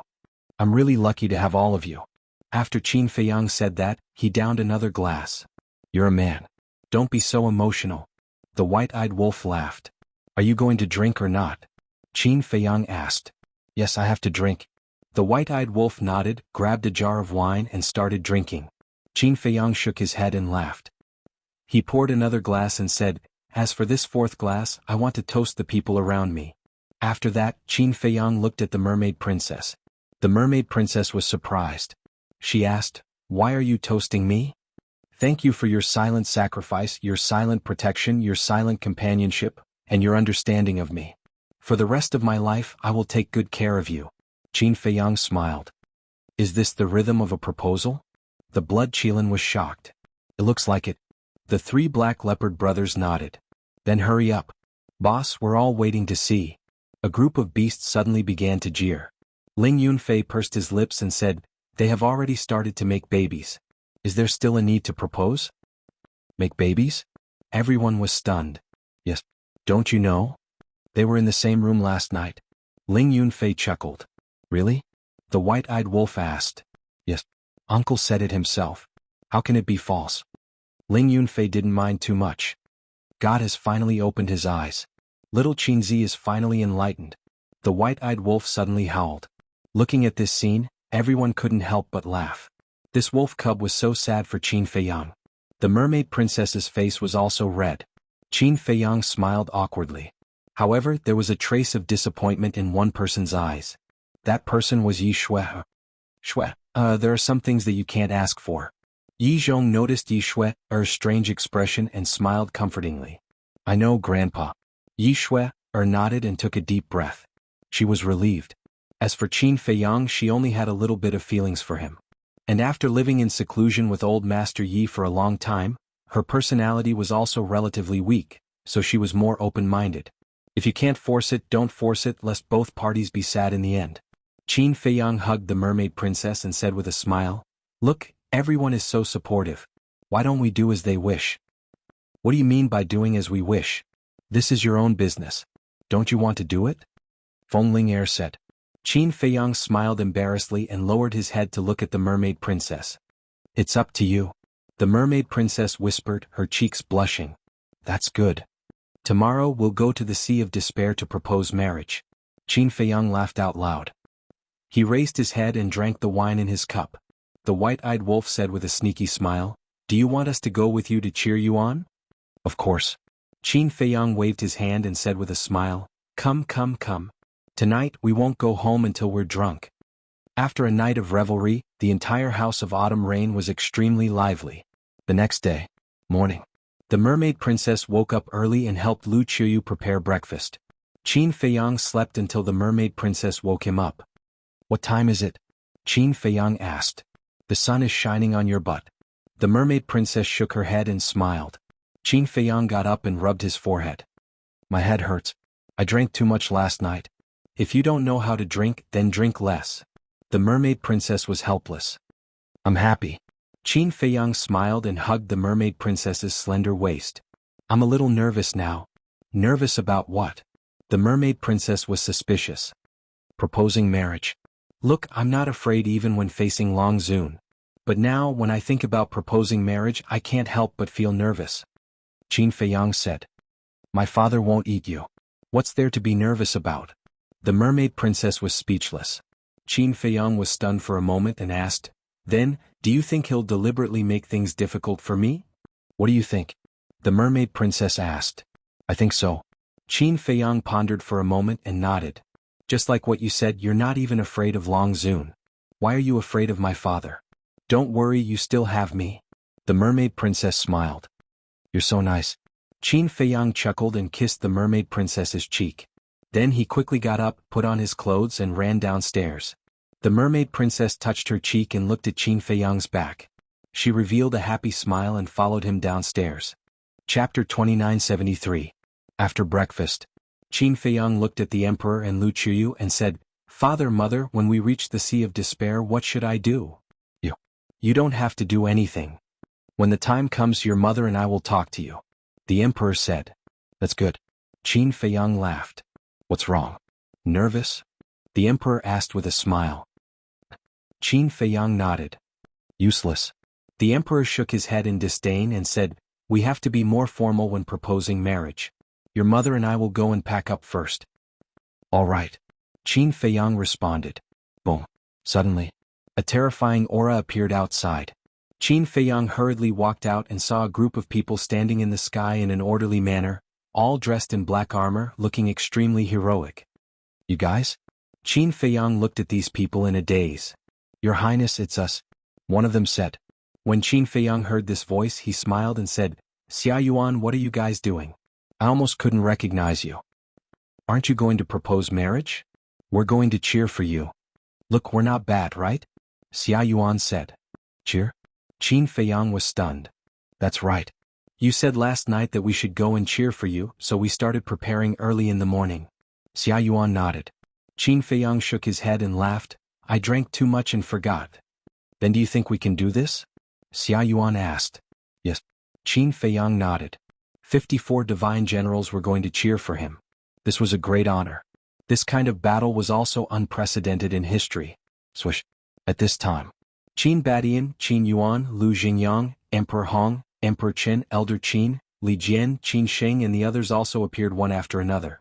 All of them were also dressed up. "Ancestor, great-grandfather, grandfather, what are you guys doing?" Qin Feiyang was suspicious. "Proposing marriage for you," Qin Badian said. "You guys are going too?" Qin Feiyang was stunned. "Of course. You are the most promising descendant of the Qin clan. For your marriage we must take care of it ourselves," Qin Badian said. "There's no need for that. Xia Yuan and the others go. If all of you go there, you'll scare the mere people," Qin Feiyang said. "What do you know? This is the highest etiquette. It also represents the importance we place on the mermaid race, understand? We haven't been back for so many years. We also want to visit the Merfolk clan," Qin Badian stated. "That?" Qin Feiyang nodded. Putting everything else aside, the first-generation mermaid emperor, black-winged emperor, and white-winged emperor should show the best etiquette. "What about master?" Qin Feiyang asked. Qin Badian said with a smile, "Their family went to play. Don't worry about them." "Of course I'm not worried about them." Qin Feiyang smiled slightly. What a joke. One was at the perfection undead stage, the other was at the half-step undead stage. Yi Shui, and old master Yi were also weak. Who in the great Qin and forgotten continent could hurt them? Whoosh. At this time, Zhao Tailai and the others, White-Eyed Wolf and a group of beasts, Fatso, Ling Yunfei and the others also ran over. "Are you done?" "Yes, let's go." White-Eyed Wolf roared, looking more anxious than Qin Feiyang. "I'm the one proposing marriage. Why are you so anxious?" Qin Feiyang rolled his eyes. "I'm anxious for you. It wasn't easy for you to be enlightened. What if you accidentally become stupid again?" White-Eyed Wolf despised. Qin Feiyang's mouth couldn't help but twitch. Zhao Tailai smiled and said, "Brother Wolf is exasperated. Old Zhao knows me well." White-Eyed Wolf sighed. "Get lost." Qin Feiyang glared at White-Eyed Wolf and looked inside. After a while, accompanied by steady footsteps, the emperor and his wife came out. The emperor was wearing a golden robe and a golden crown on his head. It wasn't a dragon crown or a dragon robe, but it still looked noble and gorgeous. Lu Qiyu was the same. She was wearing a long dress embroidered with a divine phoenix, exuding a noble temperament. "Let's go." The emperor smiled slightly. Qin Feiyang waved his hand and the space-time gate opened. A group of people walked in. "Feiyang, isn't this too grand?" Mermaid Princess looked at everyone and said suspiciously, "Didn't the ancestors say that the grand ceremony represents their respect to the mermaid clan? Let's not bother about it. Let them be. As long as they're happy." Qin Feiyang smiled and pulled Mermaid Princess towards the space-time gate. Mermaid Princess pondered for a moment and said, "No, this marriage proposal, should I go back first?" Qin Feiyang was slightly stunned and shook his head. "I don't know." Mermaid Princess said, Then why don't you wait for a while and I go back first? There's no need to go through so much trouble. Look, father and the others didn't say anything. Forget it, let's not care about these red tape. As long as your father agrees to marry you to me, it's fine. Qin Feiyang smiled. Mermaid Princess nodded. The Sea of Despair. It was as cold as ever. Wisps of white cold mist floated on the surface of the sea. Clang. Suddenly, accompanied by an earth-shaking loud noise, the void above the sea immediately began to shake. What's going on? This loud noise immediately alarmed the mermaid clan. A group of mermaids with steel forks rushed out of the sea and looked at the sky in surprise. The next moment, a magnificent door opened in the sky. Quickly report to the Mermaid Emperor, Black-Winged King, and White-Winged King that a mysterious stone door has appeared above our Sea of Despair. The leader of the mermaids roared. Yes. A mermaid immediately jumped into the sea and disappeared. Suddenly, a mermaid next to him looked at the stone door and said suspiciously, "Boss, why does this stone door seem a little familiar?" Familiar? The leader of the mermaids was stunned and looked at the stone door again. You don't say, it really is a little familiar. Before the group of mermaids could think about it, a terrifying aura emerged from the stone door. One by one, black-armored men walked out of the stone door like a well-trained army. Who are these people? This aura is even more terrifying than the Mermaid Emperor and the others. No. Even Ling Yunfei and the others can't compare with these people. The group of mermaids was very surprised. Ling Yunfei had been living in the spirit state and would visit the Sea of Despair during festivals, so the mermaid clan was very familiar with Ling Yunfei and Ling Yunfei's cultivation strength. But now, the aura these people exuded was many times more powerful than Ling Yunfei's. They were like gods descending to the mortal world, making them tremble uncontrollably. That's right. The first people to appear were Xia Yuan and the other 54 immortal generals. As masters of the initial imperishable realm, how could these mermaids withstand their aura? This was under their control. If they didn't control it and release their aura, these warriors, masters and ancestral warriors would instantly explode and die. Boom. This matter. The Mermaid Emperor, Black-Winged King and White-Winged King rushed out of the sea anxiously.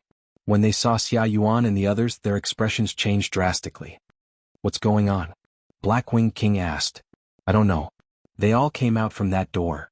One of the mermaids said. What door? The three of them were surprised. It's the door behind them. A group of people pointed behind Xia Yuan and the others. The Mermaid Emperor and the others looked up and saw a stone door shining with divine light behind Xia Yuan and the others. That is, the three of them were stunned. What? The mermaids looked at the three of them in surprise.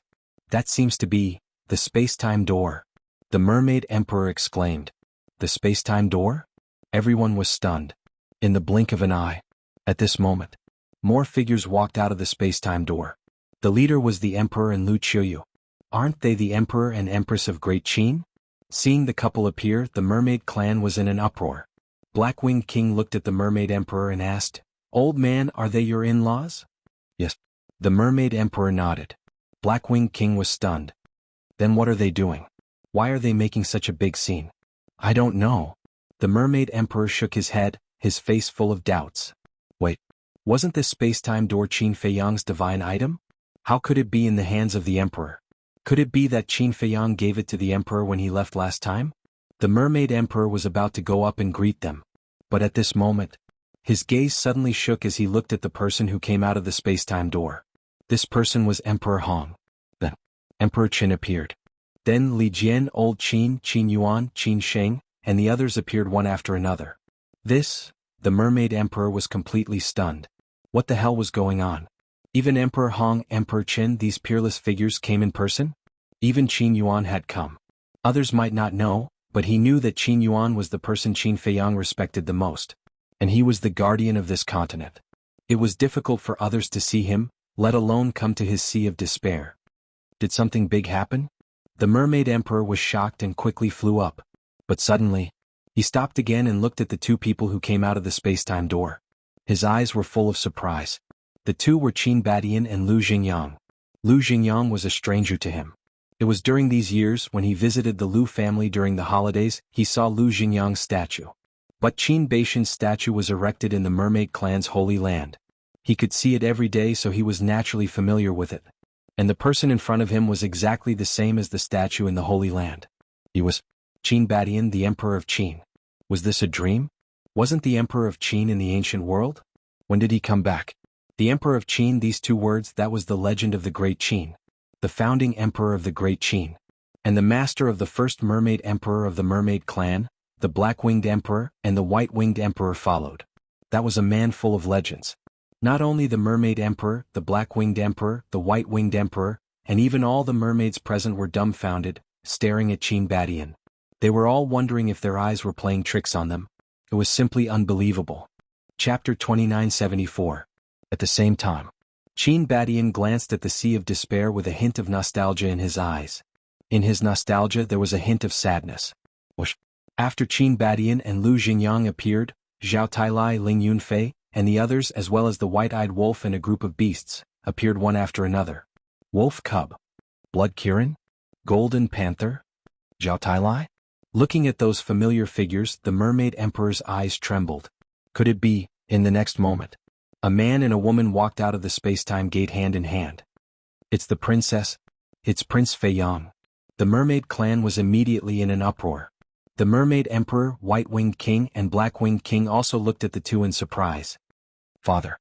The mermaid princess shouted and immediately let go of Qin Feiyang. In a flash, she landed in front of the mermaid emperor. Daughter, is it really you? The mermaid emperor looked at his daughter in front of him in disbelief. It's me. The mermaid princess nodded. That's great. The mermaid emperor grabbed the mermaid princess's hand and said, Look, it's only been 10 years and you've become thinner. Really? The mermaid princess was stunned. Of course. Father, you're old but your eyes are still sharp. How did Qin Feiyang take care of you? The mermaid emperor said angrily. Father, don't talk nonsense. Feiyang is very good to me. The mermaid princess lowered her head. A grown girl can't be kept at home. The mermaid emperor shook his head and looked at Qin Badian and the others. He asked suspiciously, What's going on? This? The mermaid princess blushed and hesitated before saying, Let Feiyang and the others tell you. At the same time, Qin Feiyang also put away the space-time gate and looked at the mermaid emperor with a trace of anxiety in his eyes. What are you afraid of? The white-eyed wolf looked at him with disdain. He stared at the mermaid emperor and shouted, Father-in-law, we are here to propose marriage. Qin Feiyang was stunned. The emperor and the others were stunned. This was too direct. Couldn't they be more reserved? Marriage proposal? In the meantime, the mermaid emperor and the others looked at each other. You may leave. Qin Badian smiled. Immediately, 54 divine generals cleared the way and flew down in a grandiose manner. After going down, the 54 divine generals spread out in all directions. They stood on the surface of the sea and looked straight ahead. Qin Feiyang and the others stood in the center. The emperor stepped forward and looked at the mermaid emperor. He cupped his hands and said, I hope I didn't startle you. I was really scared. The mermaid emperor smiled bitterly and bowed. Greetings, your majesty and empress. You're welcome. The emperor and his wife hurriedly waved their hands. Now that he was here to propose marriage, how could he put on airs? Your majesty, empress, these two. The mermaid emperor immediately looked at Qin Badian. Without waiting for the couple to speak, Qin Badian nodded and smiled. Yes, I am Qin Badian, and this is the ancestor of the Lu family, Lu Xingyang. Greetings, Emperor Qin. Greetings, Lord Lu. The mermaid emperor trembled and hurriedly knelt on the surface of the sea and bowed. The black-winged monarch, the white-winged monarch, and the other mermaids also knelt. Don't. We're all family, why are you being so polite? Qin Badian hurriedly helped the mermaid emperor up and looked at the black-winged monarch and the others. Quickly get up. The people of the Merfolk clan didn't expect that this legendary mythical figure would be so amiable, and they relaxed a lot. Uncle. Qin Feiyang also stepped forward and bowed under the emperor and his wife's signal. The mermaid emperor was angry when he saw Qin Feiyang. He said angrily, You brat, if you want to propose marriage, so be it. Why do you have to make such a big fuss? I thought someone was going to attack the mermaid clan. They were the ones who wanted to come here. Qin Feiyang scratched his head. The mermaid emperor looked at Xia Yuan and the other 54 people and asked, Who are they? They're all subordinates of the ancestor. Qin Feiyang said. I see, no wonder they're so scary. The mermaid emperor nodded and asked suspiciously, When did you guys come back? The day before yesterday. Qin Feiyang said. The mermaid emperor was speechless. You came back the day before yesterday, and now you're here to propose marriage. You're too impatient. Ha, Qin Feiyang laughed dryly. The Mermaid Emperor shook his head and smiled. He looked at Qin Badian and the others and said, "Thank you for your hard work, everyone. Let's go down and have a chat." Okay. Qin Badian nodded. The Mermaid Emperor immediately pulled the Mermaid Princess into the sea and flew to the bottom of the sea. "You guys stay outside." Qin Badian looked at Qin Feiyang and the others and instructed them. Then he led Qin Feiyang and the others into the underwater city. "There's actually such a big city at the bottom of the sea?" The big black wolf and the 3 black leopard brothers scanned the bottom of the sea with a look of surprise. "What's this? There are still many treasures here," the white-eyed wolf said. "What treasures?" The big black wolf's eyes suddenly lit up. "Don't worry, I'll take you guys for a stroll later." The white-eyed wolf smiled sinisterly. Okay. The big black wolf and the 3 black leopard brothers nodded repeatedly. At the same time, the Mermaid Emperor led the way and said with a smile, "Emperor Qin, I really didn't expect that I would be able to see your true appearance in my lifetime." Qin Badian smiled and said, "I'm not a big shot, so there's no need for that." "If you're not a big shot, then who is?" "Let's talk about it later. If it weren't for you, our mermaid race would have long been extinct. You're not only the founding emperor of Great Qin, but also the benefactor of our mermaid race," the Mermaid Emperor said. "Yes." The black-winged monarch and the white-winged monarch nodded in agreement. "You're too polite." Qin Badian smiled slightly. So, the group of people entered the underwater city and immediately caused a huge uproar. Everyone looked at Qin Badian with eyes full of surprise and shock. "Little Qinzi, let's go for a stroll," the white-eyed wolf said and ran away with a group of beasts. "Don't mess around," Qin Feiyang hurriedly shouted. "It's okay. Let them play. It's just a small place. They can't cause any trouble." The Mermaid Emperor smiled and led everyone into a palace. He said respectfully, "Emperor Qin, please take a seat." No, you're the master here. How can I steal the limelight?" Qin Badian waved his hand. "What do you mean by stealing the limelight? The entire Great Qin is yours, not to mention the Sea of Despair. If you're so polite, then you're treating us as outsiders," the Mermaid Emperor said. Qin Badian shook his head and laughed. "Then it would be impolite for me to refuse." Of course," the Mermaid Emperor said. In the end, everyone else sat down and only Qin Feiyang remained standing. This was the emperor couple's intention. After all, they were here to propose marriage. Only by standing could they show their sincerity. Qin Badian swept his gaze over the surroundings before looking at the Mermaid Emperor. "When we were in the ancient world, Feiyang and the others already told me about the situation of the mermaid race. Thank you for your hard work and thank you for always protecting the Great Qin. Emperor Qin, you're too polite. This is what I should do." The Mermaid Emperor waved his hand. After chatting for a while, Qin Badian smiled and said, "Then let's get back to business. This time, I'm here to see the mermaid race and also for these 2 children." Qin Feiyang glanced at Qin Feiyang and the Mermaid Princess. Then, he looked at the Mermaid Emperor and continued, "These 2 children have been in love with each other since they were young. It's time to settle their matter." Hearing this, the Mermaid Emperor also glanced at Qin Feiyang and the Mermaid Princess. He smiled and said, "To be honest, when they came back last time, I wanted them to settle this matter." Speaking of this, the Mermaid Emperor sighed again and said, "But as you know, the young people nowadays are different from us, the older generation. We can't control their thoughts, so we've been dragging it out." "Yes." Qin Badian nodded. Lu Chuyu smiled and said, "So, you won't object?" "Why would I object? Feiyang is such an outstanding child. It's my daughter's fortune to be able to marry him." "Let's talk about it later. Initially, the Mermaid clan and your Qin clan share a deep relationship. Their union is destined by the heavens. Moreover, with my daughter's temper, what use is there for me to object?" The Mermaid Emperor shook his head and smiled bitterly. Mermaid Princess and Qin Feiyang looked at each other and smiled. It was going smoothly beyond their imagination. Qin Badian and the Emperor couple were also overjoyed. "To be honest, I watched Feiyang grow up. Whether it's a person or a way of doing things, he's good. What I admire the most is that he's responsible. I believe that my daughter will be happy with him." The Mermaid Emperor smiled. "If that's the case, then let's choose a date for their wedding," Qin Badian said. The Mermaid Emperor said, "It's all up to you, Your Majesty. How can I make the decision?" Qin Badian shook his head and looked at the Mermaid Emperor and the Emperor couple. He smiled and said, "You are their parents. This is for you to decide. As for me, I'll just wait for the wedding banquet." "We definitely won't forget you," Lu Chuyu smiled and said. Then you guys discuss.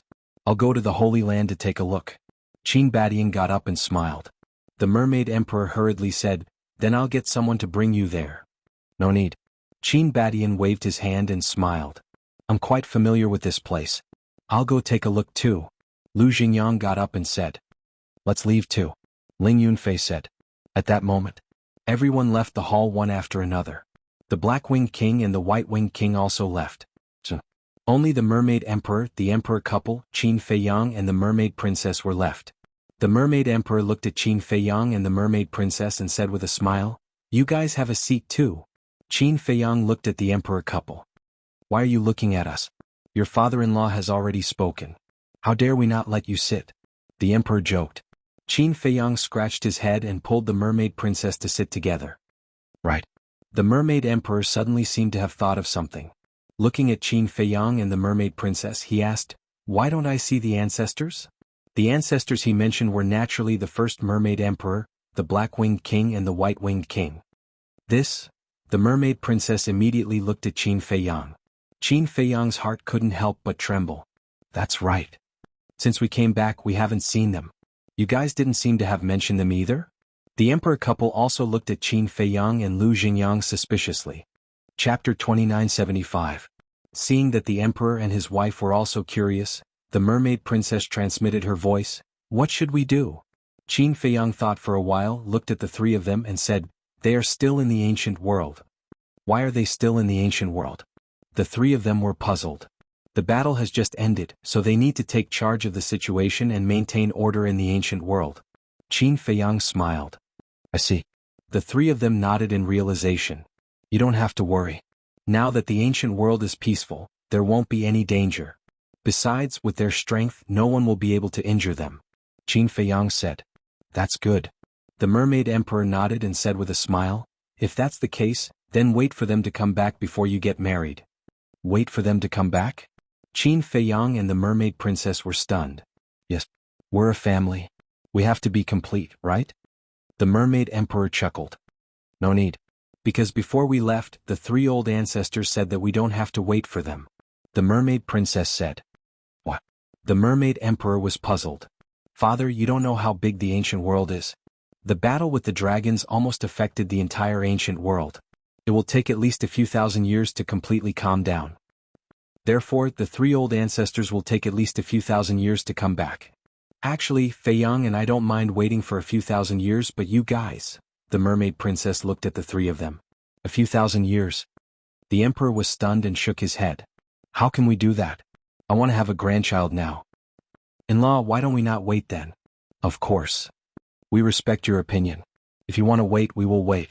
Lu Chuyu looked at the Mermaid Emperor and smiled. A few thousand years. The Mermaid Emperor shook his head and smiled bitterly. How could he afford to wait? He was also waiting to hold his grandchild. The Mermaid Princess said, why don't we wait then? A few thousand years will pass soon anyway. It will be over soon? The Mermaid Emperor looked at the Mermaid Princess, speechless. To a mortal, this was something that had happened in dozens of lifetimes. The Mermaid Emperor waved his hand and said, no need, no need. After a few thousand years, I might have already died. Father, what are you saying? You will definitely live a long life. The Mermaid Princess said angrily. Yes, yes, yes. The Mermaid Emperor nodded and said with a smile, then hurry up and give birth to a fat little boy for me to play with. What? Play? Qin Feiyang was stunned. The Mermaid Emperor was taken aback. He hurriedly explained, that's not what I meant. That's not what I meant. What I meant was that if I had a grandson I could play with him while I still have the strength. You're saying this again. The Mermaid Princess shook her head. The Mermaid Emperor said, what's wrong with that? I'm already old. Actually, that wasn't the case. After Qin Feiyang left behind the crystal vein and spirit vein here, the cultivation environment here was no longer the same as before. The Mermaid Emperor's cultivation base had also improved by leaps and bounds. As his cultivation base improved, his lifespan would also be extended without limit. In fact, it was just one sentence. He wanted to have a grandson. Next, Qin Feiyang and the Mermaid Princess also went out, leaving the three of them to slowly discuss. Thank you. On the street, Qin Feiyang held the Mermaid Princess's hand and said in a low voice, thank me for what? The Mermaid Princess looked at him suspiciously. Thank you for lying for me. Qin Feiyang said. I'm not doing it for you. I'm also doing it for father and the others. I don't want them to worry. The mermaid princess said. Qin Feiyang smiled and said to himself, I have to tell the ancestors and the white-eyed wolf about this. Don't let it slip. And the mermaid princess nodded. Your Highness Feiyang. Along the way they met many mermaids who greeted the two of them warmly. At noon, everyone also stayed at the mermaid clan to enjoy a meal of delicacies. These so-called delicacies were rarely seen outside, but in the mermaid clan, they were equivalent to radishes and cabbages outside. After enjoying a good meal, the emperor and his wife proposed to leave. And they had already set the date of the wedding. It would be 3 days later. In other words, in 3 days the mermaid princess would officially become Qin Feiyang's wife. This was what Qin Feiyang was looking forward to, and also what the mermaid princess was looking forward to. Of course, the happiest person was actually Qin Yuan, because he had watched Qin Feiyang grow up. He had always treated Qin Feiyang as his own grandson. As a grandfather, how could he not be happy to see his grandson get married and have children? After saying goodbye, everyone left the Sea of Despair. The mermaid princess stayed in the Sea of Despair. After all, this was the rule. How could an unmarried girl always stay in the man's house? This was inappropriate. On the surface of the sea, Qin Feiyang and the mermaid princess stood face to face. Qin Feiyang smiled and said, Wait for me to marry you. The mermaid princess nodded, her face full of happiness. Then I'll go back first. Don't miss me too much these few days. Qin Feiyang chuckled. Who would miss you? The mermaid princess's face was red. Looking at the mermaid princess's ripe apple-like cheeks, Qin Feiyang's heart immediately surged uncontrollably. You're so beautiful. He leaned close to the mermaid princess, smelled her body fragrance and couldn't help but kiss her. Butterfly Valley. When Qin Feiyang bid farewell to the mermaid princess and rushed here, only Ling Yunfei and Fatso were left. The others had already been released back to Great Qin. What are you still doing here? Qin Feiyang was suspicious. Waiting for you, Ling Yunfei said. Fatso said with a sneaky smile, Boss, when we just left the Sea of Despair, I stole a glance at you guys. You guys even kissed. The corner of Qin Feiyang's mouth twitched and said, We're open and above board. Why would we be afraid of you looking? Of course we're not afraid. I just want to say, do you want me to impart some experience to you? Fatso laughed sinisterly. Qin Feiyang's face instantly darkened. Boss, to be honest, I'm not as good as you in cultivation, but in this aspect I'm still very experienced. Fatso said. Get lost. Qin Feiyang rolled his eyes at him, looked at the two of them and asked, Why are you guys waiting for me here? We just want to ask you, is it time for Qin Li's training to end? Ling Yunfei said. Qin Li, Qin Feiyang muttered. Of course he remembered this person. It was one of his younger brothers. Back then, Qin Li had bad intentions. In a fit of anger, he expelled him from the imperial capital, asked Li Jian to send him to the 9 provinces, and ordered him not to return to the imperial capital within 5 years. Where is he now? Qin Feiyang asked. Ling Yunfei said, In the inner hall. Didn't I say that he can't return to the imperial capital within 5 years? It's been more than 10 years now. Why doesn't he go back by himself? Qin Feiyang was suspicious. We also talked to him. He said that he can't go back before you get your forgiveness. Ling Yunfei shook his head. My forgiveness? Qin Feiyang was stunned and said with a smile, Is my forgiveness that important? Of course. For your younger brothers and sisters, you are a god in their hearts. Ling Yunfei said. Qin Feiyang said, So, he hasn't gone back for more than 10 years? Yes. It's all uncle and aunt who came to see him in person. Ling Yunfei nodded. Then how is he now? Qin Feiyang asked. The hardships over the years have played a big role in him. Ling Yunfei said. Qin Feiyang pondered for a while and said, Okay, you go and bring him here. I have to test him. Test? Ling Yunfei and Fatso were stunned. I have to know whether he is sincerely repentant or pretending. After all, some people are very good at pretending. Qin Feiyang said. Then how are you going to test him? The two were suspicious. Qin Feiyang thought for a while and whispered a few words in their ears. Hearing this, the two were slightly stunned, and then couldn't help but shake their heads. You. After saying that, he opened the portal and left. Qin Feiyang waved his hand, and then the portal landed in front of a row of courtyards and quietly waited for Qin Li. These courtyards were naturally where Yan Nanshan and the others lived. But now, everyone was in the imperial palace, so now there was no one here. More than 10 years passed. Except for everything becoming more ancient than before, there were not many changes. Time passed by breath. About a few hundred breaths. Whoosh. A young man appeared in the sky above the Butterfly Valley, looking quite nervous. He was Qin Li. But Ling Yunfei and Fatso did not appear. After so many years, Qin Li's temperament was completely different from before. In the past, only arrogance could be seen in him. But now, it had been restrained and replaced by calmness. Qin Feiyang naturally sensed Qin Li's aura immediately and looked up at him. From the temperament that Qin Li was showing now, there was indeed a big change. But he just didn't know if this was the real side. Qin Li glanced at the Butterfly Valley, and a trace of suspicion gradually crept into his nervous expression. Where was he? Wasn't he in the Butterfly Valley? Why didn't he see him? I'm here, Qin Feiyang said. Oh. Qin Li immediately looked in the direction of the voice, and when he saw Qin Feiyang standing in front of the courtyard, his pupils suddenly shrank. It was a trace of instinctive fear. Qin Feiyang said with a faint smile, Do you want me, a cripple, to keep looking up at you while talking? A cripple? Qin Li was slightly stunned, and landed in front of Qin Feiyang in surprise, and then sized up Qin Feiyang. Where are Ling Yunfei and Fatso? Qin Feiyang asked with a smile. Qin Li said, They have to go to the Iron Ox town for something, and said they will only return at night. Qin Feiyang nodded and said, How have you been these years? Not bad. Qin Li nodded and frowned. What about your cultivation? These years in the battle in the ancient world, although I won in the end because of serious injuries, I lost all my cultivation and even my soul was damaged. Qin Feiyang smiled faintly. Lost all my cultivation. Qin Li's gaze trembled slightly. What? Looking at me now, do you want to kill me to wash away your shame? Qin Feiyang smiled faintly. Qin Li looked slightly flustered. To be honest, at this moment he did have such a thought. However, looking at the current Qin Feiyang, he couldn't help but admire and sympathize with him. Chapter 2976. Qin Feiyang said, If you really want to make a move, take advantage of the fact that there's no one else around and do it quickly. Qin Li's heart was in a mess and he frowned. Aren't you afraid of death? Qin Feiyang laughed.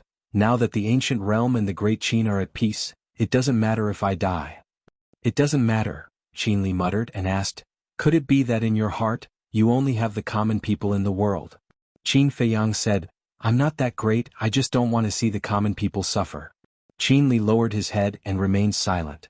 Suddenly, he took a step forward and arrived in front of Qin Feiyang, his gaze becoming incomparably sharp.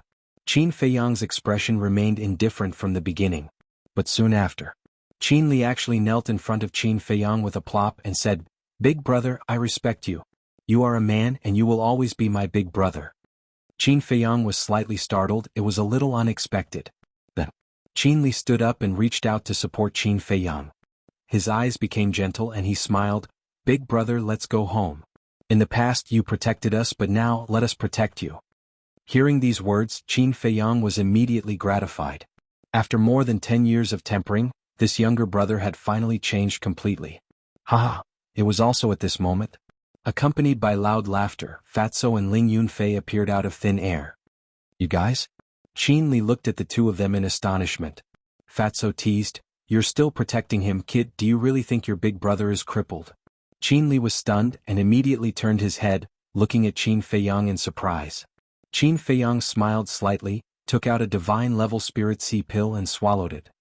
What's going on? Qin Li was puzzled. Your big brother is testing you. To see if you have completely changed your ways. And obviously your performance has satisfied him. Ling Yunfei said. Testing me? Qin Li stared blankly at the three of them. Qin Feiyang said apologetically, It's my fault. I've been used to fighting and scheming against each other. I don't even trust my own brother.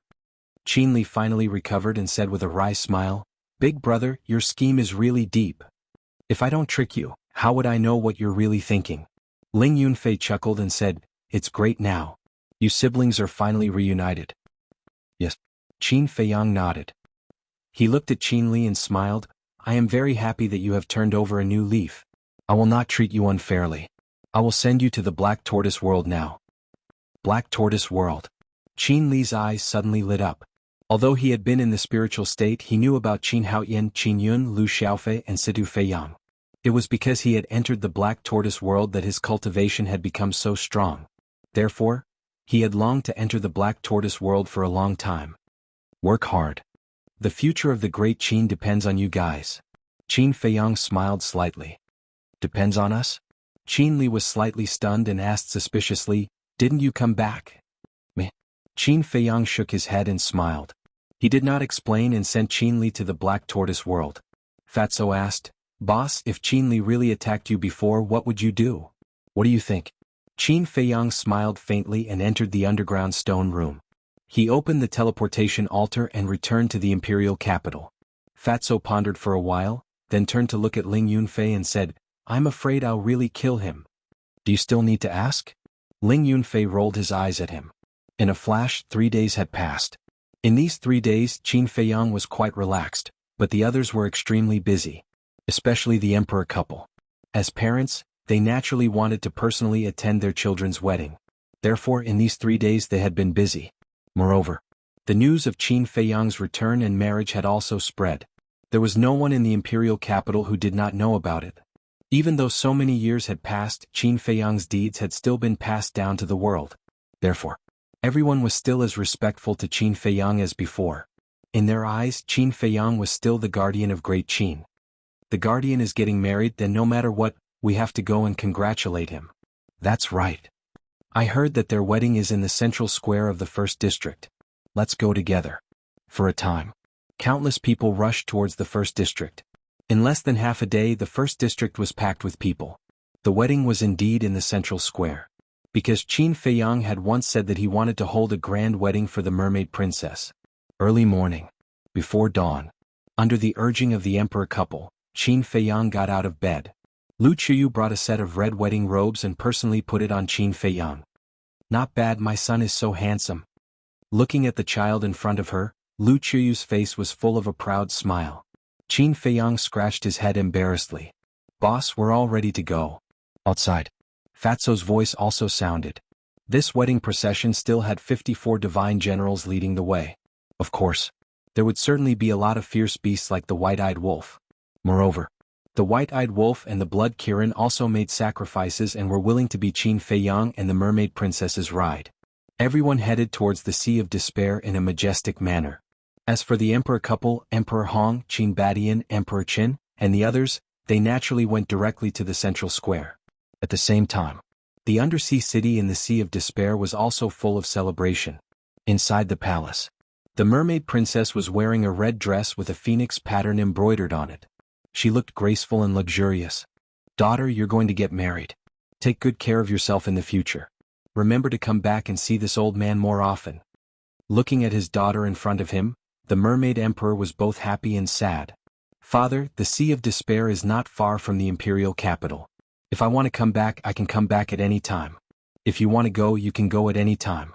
Is there a need to be such a life and death separation? The mermaid princess was helpless. Of course I know, but my heart is sad. You say it wasn't easy for me to raise you, but in the end, that kid Qin Feiyang took advantage of you. Let me tell you, if Qin Feiyang dares to bully you in the future, come back and tell me. I'll settle the score with him. The mermaid emperor said. Okay. The mermaid princess nodded. You're still chatting? The wedding procession is here.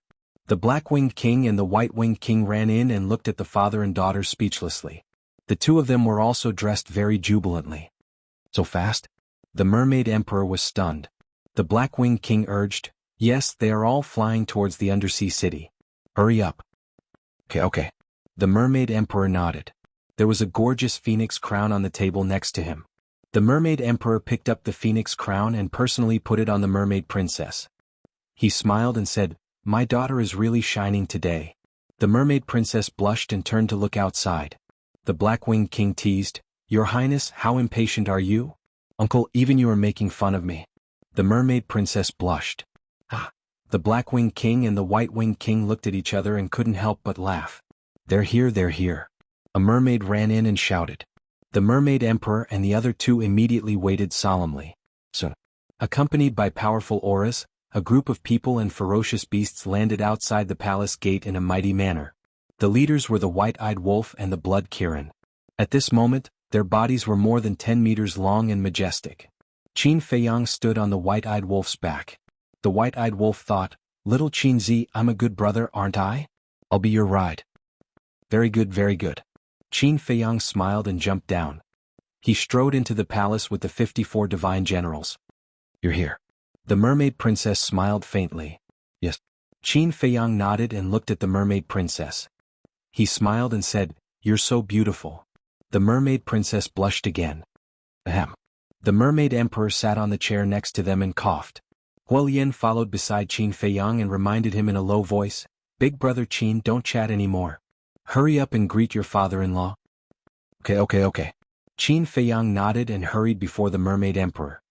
He knelt on the ground and said, Your child Qin Feiyang greets father-in-law. You're changing your mind so quickly? How impatient are you? The mermaid emperor said with a straight face. Well, Qin Feiyang stammered. Father? The mermaid princess looked at the mermaid emperor unhappily. The mermaid emperor shook his head and sighed. A grown girl can't be kept at home. All right, I won't make things difficult for you. Get up. Qin Feiyang smiled embarrassedly and quickly got up. The mermaid emperor stood up and grabbed the mermaid princess' hand. He then put it in Qin Feiyang's hand and smiled. Feiyang, I'll leave my daughter to you. Treat her well in the future. Don't worry. She's my life. Qin Feiyang nodded. Good. The mermaid emperor nodded happily and said, Then you can go. Thank you, father. The mermaid princess and Qin Feiyang stood together and bowed before the mermaid emperor. Go. The mermaid emperor waved his hand and turned his head. His eyes were wet. Fire Lotus said, Let's go. Qin Feiyang nodded and pulled the mermaid princess, who was also crying, out of the palace. The white-eyed wolf and the blood Kirin immediately lay down on the ground. The two of them climbed onto the backs of the white-eyed wolf and the blood Kirin. The mermaid emperor finally turned his head and looked at the two. He smiled and said, Love each other forever. Yes. The two of them nodded. Let's go. The white-eyed wolf roared, and the wedding procession flew into the sky above the sea. They are married. Their wish has finally come true. The mermaid emperor watched the procession leave and wiped his tears. Yes. The Black-Winged King and the White-Winged King nodded. Fire Lotus, who was standing at the door, turned to the three of them and said, Why don't the three of you come with us? I'm not going. Our people are celebrating too. If we all leave, who will accompany them? The mermaid emperor laughed. Okay then. When you are done, I will ask Qin Dage to pick you up. Fire Lotus said. Okay. The mermaid emperor nodded. Fire Lotus smiled and stepped forward. She appeared in the sky above the sea before everyone else. She waved her hand and a time door opened. Chapter 2977. First District, Central Square. At this moment, the entire square was spotless, and there was a red carpet that was several meters wide in the middle. Right in front. The emperor and his wife sat in the main seat. After all, they were Qin Feiyang's parents, and the most important people in this wedding apart from Qin Feiyang and the mermaid princess. Therefore, even people like Qin Badian could not steal their limelight. Qin Badian, Emperor Hong, Emperor Qin, Qin Yuan, Lu Xingyang, several grandpas, Elder Qin, and Yi Zhong, the older generation sat on both sides. People like Li Jian, Zhao Tailai, and Lu Ji sat in the second row behind. And the younger generation like Qin Yun sat in the third row. After 3 days of cultivation in the Black Tortoise realm, Qin Li had also broken through to godhood. Now he was also wearing festive clothes, sitting with Qin Yun and the others. Everyone had a tea table next to them with sparkling fruits, teacups, and so on. Everyone was chatting and laughing. Around the square there was also a sea of people. Everyone was whispering and looking forward to it. I didn't expect even the Qin Emperor to appear. I thought he had already fallen. Yeah. The person who disappeared for thousands of years and was almost forgotten suddenly appeared. How shocking. The chief eunuch looked at the sky, lowered his head and whispered in the emperor's ear, Your Majesty, the time has come. It's your turn to speak. The emperor nodded with a smile and stood up. Immediately. Whether it was the people on the square or off the square, they all quieted down. The emperor cupped his hands and said, First of all, thank you for your love for the Qin clan. A smile appeared on everyone's face. My son, Qin Feiyang, I believe everyone here is familiar with him. Not only did he save the great Qin, but he also saved the forgotten continent. Once, he sacrificed himself to revive all the living beings in the 9 continents. Everyone sees him as their guardian, respects him, and worships him. But in my eyes he will always be my son. So at this moment I am very happy. Because this is what I and the Empress have been waiting for. We just want him to have a family and a good wife to accompany him and take care of him. Today we have finally reached this step. We have finally fulfilled one of our wishes. The emperor smiled. His voice was not very loud, but it was clearly heard by everyone. Everyone's face was full of smiles. My second wish. Great Qin has been around for more than 10,000 years, and even though we've gone through countless storms, none of them have affected Great Qin's fate. We believe that in the future, Great Qin will become more and more prosperous. Every citizen of Great Qin will be able to live a happy and peaceful life in the future. Di Wang said. I will. The crowd roared. The emperor smiled and said, as for the third wish, I hope that these two children would help each other in the future and love each other for the rest of their lives. If they could quickly give birth to a granddaughter or grandson, that would be the best. Haha, everyone laughed. Is this funny? It's not funny. Although I'm the emperor of Great Qin and seem unapproachable, I'm actually just an ordinary person. So, like all of you, I hope that I can have a grandchild soon and enjoy the rest of my life. The emperor chuckled. Outside the arena, someone laughed and said, Your Majesty, you should urge them more. Times are different now. If the young people are not willing, what's the use of urging them? So let's leave it to fate. The emperor waved his hand. Everyone looked at the emperor on the arena. They never thought that the ruler of Great Qin would look so amiable. All along, in the eyes of the world, the emperor represented supreme authority. He was dignified, cold, and unsmiling. But now, in front of so many people, he was talking and laughing without putting on any airs. It was a blessing for Great Qin to have such an emperor. Clang. The emperor was about to speak again, but at that moment, a deafening sound suddenly rang out in the sky. The emperor looked up and revealed a smile. He looked around and said with a smile, Then I won't say much, lest everyone find me long-winded. Now let's invite the two newcomers to the arena. As soon as he finished speaking, everyone looked up at the space-time gate in the sky. Brr, brr. With the howl of a wolf and the roar of a qilin, the white-eyed wolf and the blood qilin fell to Qin Feiyang and the mermaid princess and walked out of the space-time gate side by side. It's the guardian deity. A qilin ride, this is really a big deal. Are you kidding? Don't you know who the master is today? Facing the guardian deity, isn't this a piece of cake? Everyone laughed. Brr. Suddenly, another dragon roar sounded, and the five-clawed golden dragon revealed its true form and soared into the sky. Look, it's the divine dragon. At that moment, everyone was startled. The five-clawed golden dragon was tens of thousands of feet long. It circled above the imperial city and danced in the sky. Divine light sprinkled down, enveloping the entire imperial city. Five-clawed golden dragon. This is the symbol of the royal family. And this is not an illusion, it's a real five-clawed golden dragon. Oh my God. This is the first time in my life that I've seen a real divine dragon. The five-clawed golden dragon has appeared, and the Great Qin Empire will prosper. Everyone cheered as they bathed in the divine light. Those who were injured were quickly healed. Those who could not cultivate were reborn and stepped onto the path of cultivation. This auspicious scene caused the entire imperial city to be in an uproar. This guy, Qin Feiyang, shook his head and laughed. He looked down at the white-eyed wolf and said, Let's go. Boom. The white-eyed wolf and the blood Kirin looked at each other and landed on the plaza. 54 divine generals landed and stood at the edge of the plaza. Although they suppressed their energy, the people outside the plaza could still feel a terrifying pressure. Qin Feiyang jumped off the white-eyed wolf's back. He raised his arm and reached for the mermaid princess. The blood Kirin lay on the ground. The mermaid princess reached out and grabbed Qin Feiyang's hand. Then she walked down from the blood Kirin's back. Fire Lotus looked at Qin Feiyang and the blood Kirin. She pointed at the king couple and smiled. Let's go. The two of them looked at each other and held hands. They walked down the red carpet toward the king couple. The king had already returned to his seat. He and Lu Qiyu looked at each other, and then they happily watched Qin Feiyang and the blood Kirin approaching. The five-clawed golden dragon was flying in the sky. Divine light shone, making the entire imperial city look beautiful. Finally, Qin Feiyang and the blood Kirin approached the king couple.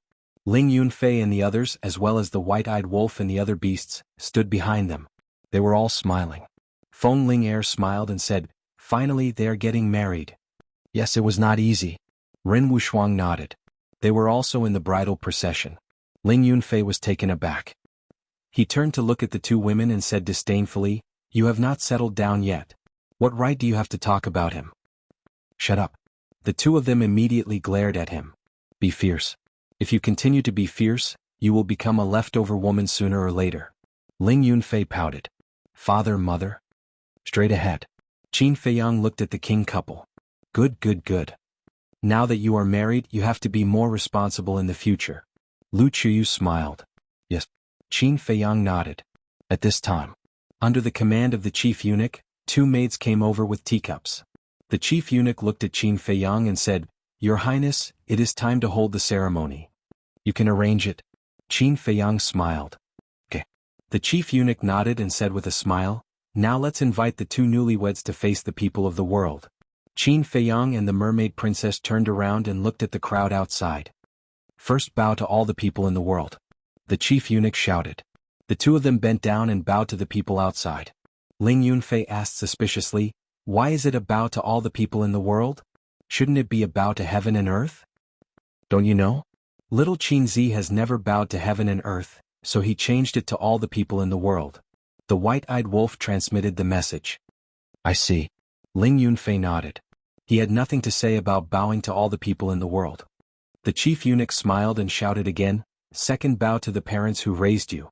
Qin Feiyang and the mermaid princess turned around again, knelt on the ground and kowtowed to the king couple. Good, good, good. The king couple was overjoyed. Third bow to the elders and relatives. The chief eunuch said again.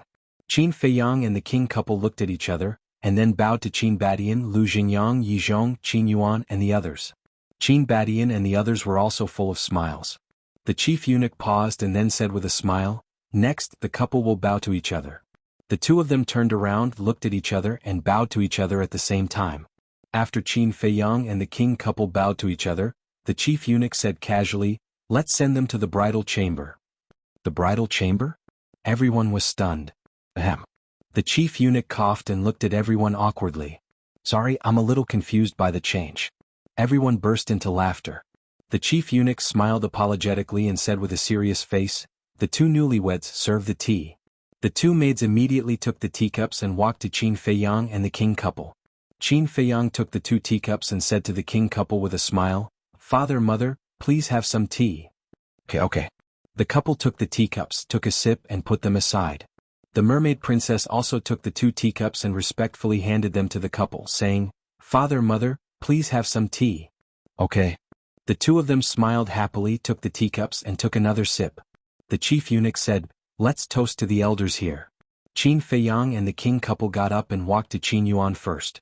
Logically speaking, Qin Yuan was the junior of Qin Badian and the others, so it was not his turn to be the first. But no one had any objection to this, because they all knew the relationship between Qin Feiyang and Qin Yuan. The second was Qin Badian and Tan Tai Li. Next was Lu Xingyang, followed by Emperor Hong, Emperor Qin and the others.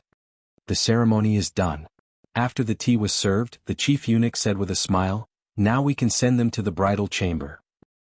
Why are we going to the bridal chamber so soon? Let's play a little more. Fatso suddenly said. Everyone looked at Fatso in surprise. That's right. It's such a good day. What a waste of time. Ling Yunfei said with a smirk. What do you want? I'm warning you, don't mess around. Qin Feiyang looked at the 2 of them warily. We're not messing around. We're just messing around. The white-eyed wolf smiled slyly. Yeah, it's not fun if we don't mess around. The golden leopard nodded. Qin Feiyang swept his gaze over these guys and finally understood what was going on. This was premeditated from the start. Look at these young people. Sigh. I really don't know what to say about them. Old Qin shook his head. Qin Badian smiled slightly and said, As long as it's not vulgar, it's fine as long as they're happy. It seems that we really came at the right time. Just when Ling Yunfei and the others, the white-eyed wolf and the other beasts were about to make a move, suddenly, a burst of laughter sounded in the sky. Chapter 2978. Oh?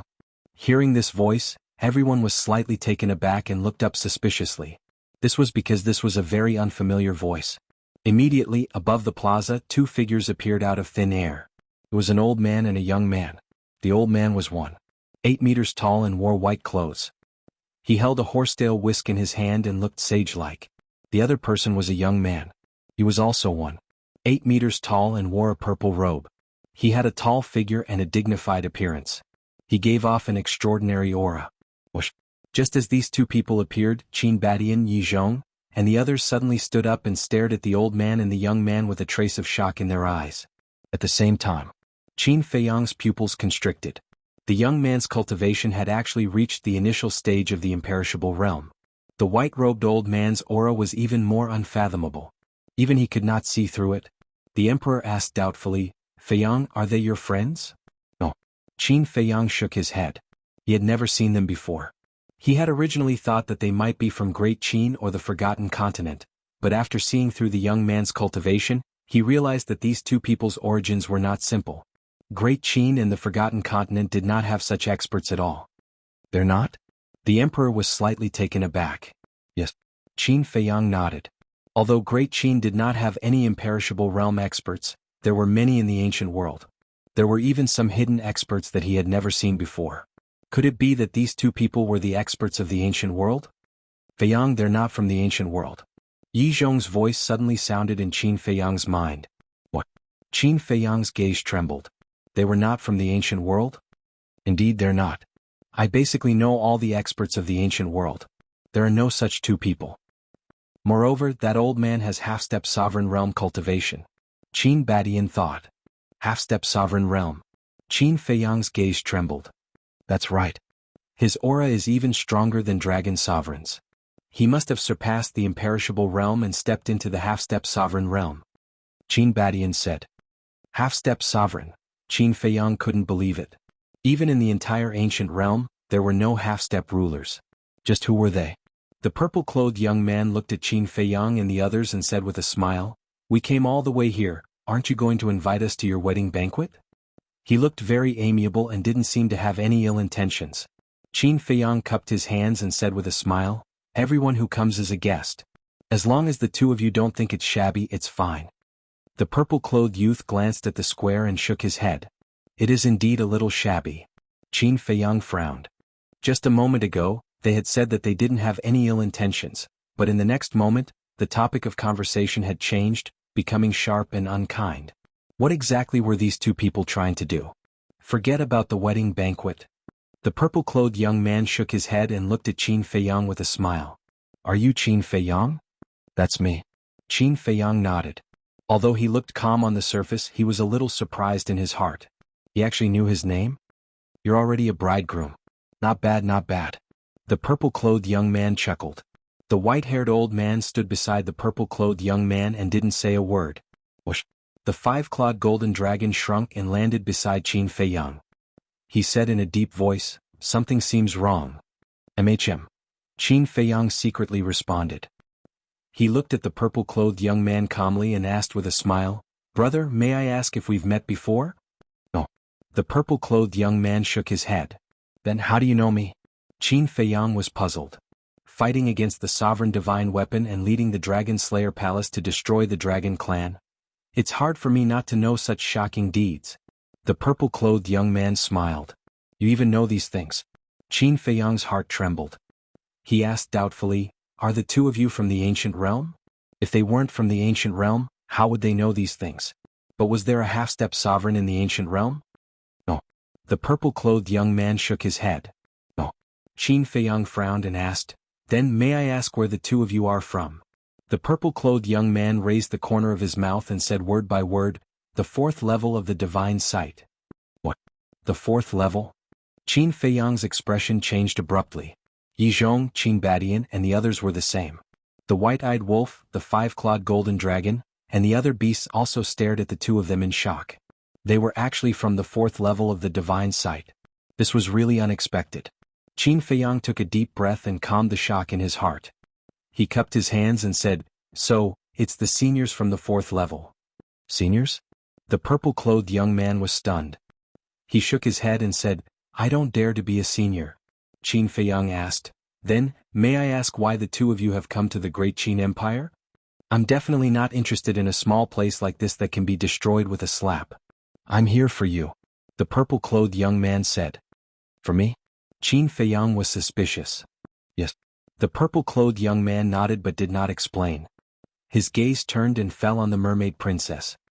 He said with a smile, "The bride is very beautiful." "Thank you." Qin Feiyang cupped his hands and smiled. "What a pity." The purple-clothed young man shook his head again. Qin Feiyang was puzzled. "It's a pity that you don't have the fortune to enjoy such a beautiful bride." The purple-clothed young man chuckled. Qin Feiyang's eyes suddenly darkened. Now, he could already conclude that the two of them were here to cause trouble. Qin Feiyang made a prompt decision and protected the mermaid princess behind him. The five-clawed golden dragon, Qin Badian, and the others also became vigilant. The atmosphere at the scene also became dignified. Looking at the expressions of Qin Feiyang and the others, the emperor and the others had already guessed that the two of them were not here with good intentions. The purple-clothed young man glanced at the group of people and finally looked at the mermaid princess. He smiled slightly and said, "Old Hai, I like this bride." "Understood." Immediately, the white-haired old man standing beside him nodded, and a terrifying divine power suddenly surged out. Qin Baishan's face suddenly changed and he roared, "Feiyang, take her away." "Go." The purple-clothed young man shook his head and said with a smile, "The great Qin Empire is so small, where can we go? Or to the Black Tortoise world." "What? You even know about the Black Tortoise world?" Qin Feiyang and the others were shocked. The purple-clothed young man smiled and said, "Old Hai, don't hurt the bride." "Okay." The white-haired old man nodded and his aura surged out. In an instant, everyone was imprisoned. Only the mermaid princess was not. Along with the pressure, she rose into the air and flew uncontrollably toward the two. "Feiyang," the mermaid princess cried out, her beautiful face pale. Although she was now a half-step invincible, the white-haired old man was a half-step ruler. How could she contend with the strength of a half-step ruler? Powerlessness and despair swept over her. "You're courting death." Qin Feiyang's expression also changed. With a clang, the ancient castle appeared, and divine power spread out in all directions. The white-haired old man's aura was instantly disintegrated. Qin Feiyang jumped up and hugged the mermaid princess, protecting her in his arms, and roared, "Ancestor, master, immediately take the people of the imperial city and leave." Hearing this, Qin Badian, Yi Zhong, Lu Jingyang, Wang Ming, Yang Li, and the 54 divine generals all attacked. But at this moment, the purple-robed youth snorted and looked at the white-haired old man with dissatisfaction. "Old Hai, is this all you've got?" "I'm ashamed." The white-haired old man smiled and waved the horsetail whisk in his hand. A monstrous divine aura immediately surged out. "This is the aura of a sovereign weapon." Qin Feiyang and the others paled. They never would have thought that the ordinary-looking horsetail whisk was actually a sovereign weapon. The collision of two sovereign weapons will create a destructive force. This old man doesn't need to tell you, you should know. If you don't want this continent to be destroyed, you'd better behave. The white-haired old man looked at Qin Feiyang and said indifferently. Qin Feiyang's gaze was gloomy. He naturally knew about sovereign weapons. If two sovereign weapons collided, the great Qin Empire would instantly be reduced to ashes. At that time, not only the people of the great Qin Empire, but even his family would all die. How could he let such a thing happen? "Right now, we can't care about the people in other places. Send the people here to the Black Tortoise world first," Qin Badian said. Qin Feiyang nodded his head. With a wave of his hand, the people inside and outside the plaza immediately disappeared. Outside, only Qin Feiyang, Qin Badian, Lu Jingyang, Yi Zhong, and the ancient castle were left. The purple-robed youth smiled. "Looking at you, you're planning to resist until the end. Is it worth sacrificing the entire great Qin Empire for a woman?" Qin Feiyang was silent. The purple-robed youth said, "Old Hai, let them experience what pain is." Boom. The white-haired old man waved his hand and a divine light shot out, blasting toward the 9th district. In an instant, with a loud bang, the entire 9th district was reduced to ashes. Countless people died tragically. Not even their bones were left behind. The 8th district was also affected. Houses collapsed one after another. It was a scene of devastation. Qin Feiyang was seething with anger. "Hand over the bride immediately or more people will die." "I'm not joking. Because you care about these people's lives, but I don't." The purple-robed youth smiled faintly. "Feiyang, let me go with them." The mermaid princess voice suddenly sounded in Qin Feiyang's mind. Qin Feiyang's eyes trembled. "I can't implicate the entire great Qin Empire just because of me," the mermaid princess said. She had seen the destruction of the 9th district in the Black Tortoise world with her own eyes. Her heart was filled with pain. "No." Qin Feiyang roared. "Feiyang, I know you care about me. I don't want to leave you, but we have no other choice now. If the great Qin Empire is really destroyed because of me, I will feel guilty for the rest of my life," the mermaid princess said. Qin Feiyang said, "Don't worry, I have a way to solve it. There must be."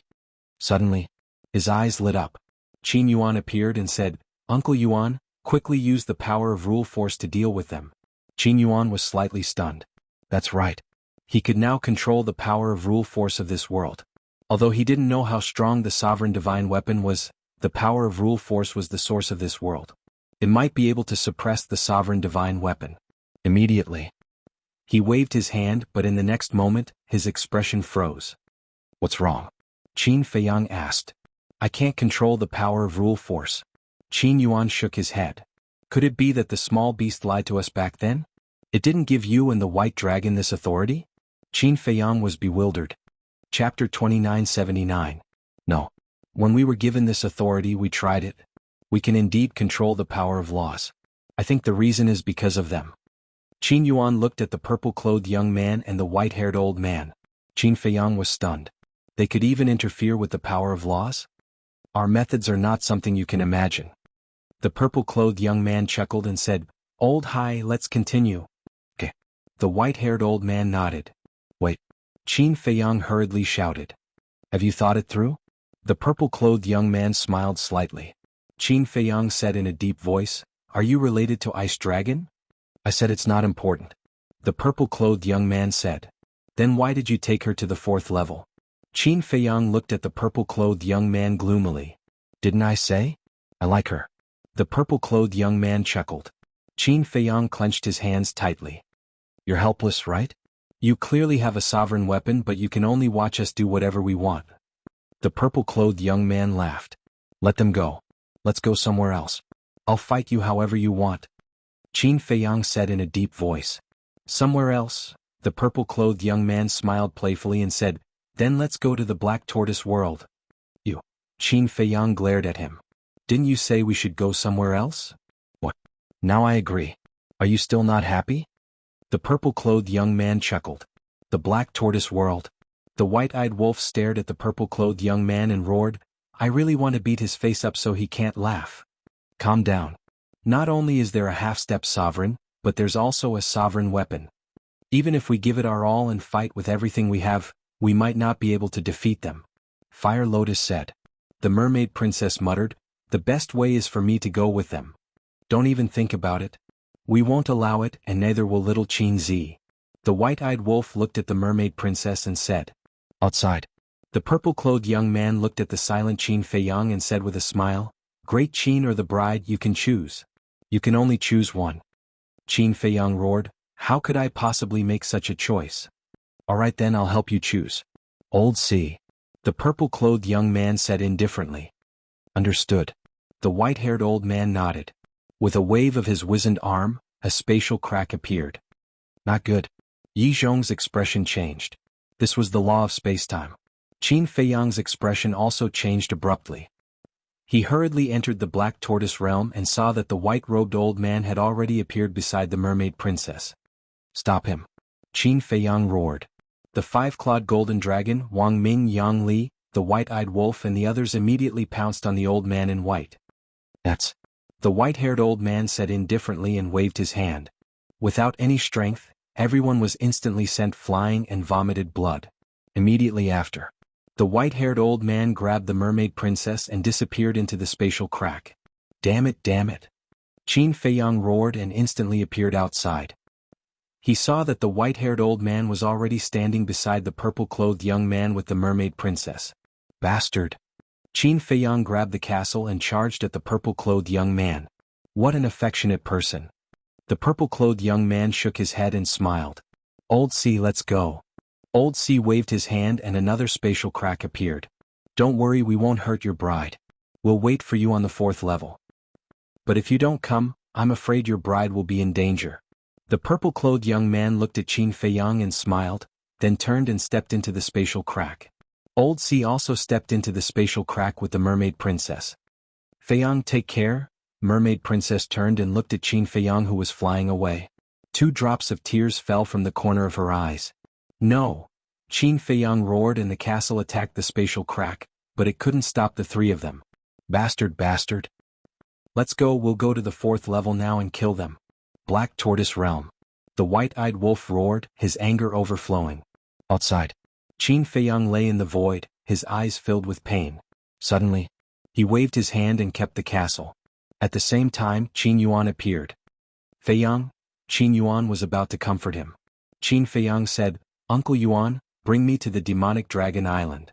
Qin Badian flew up and said to Qin Feiyang, Feiyang, you won't be able to catch up. Yeah. That person called Old C is already a half-step sovereign. He must have completely comprehended the space-time law.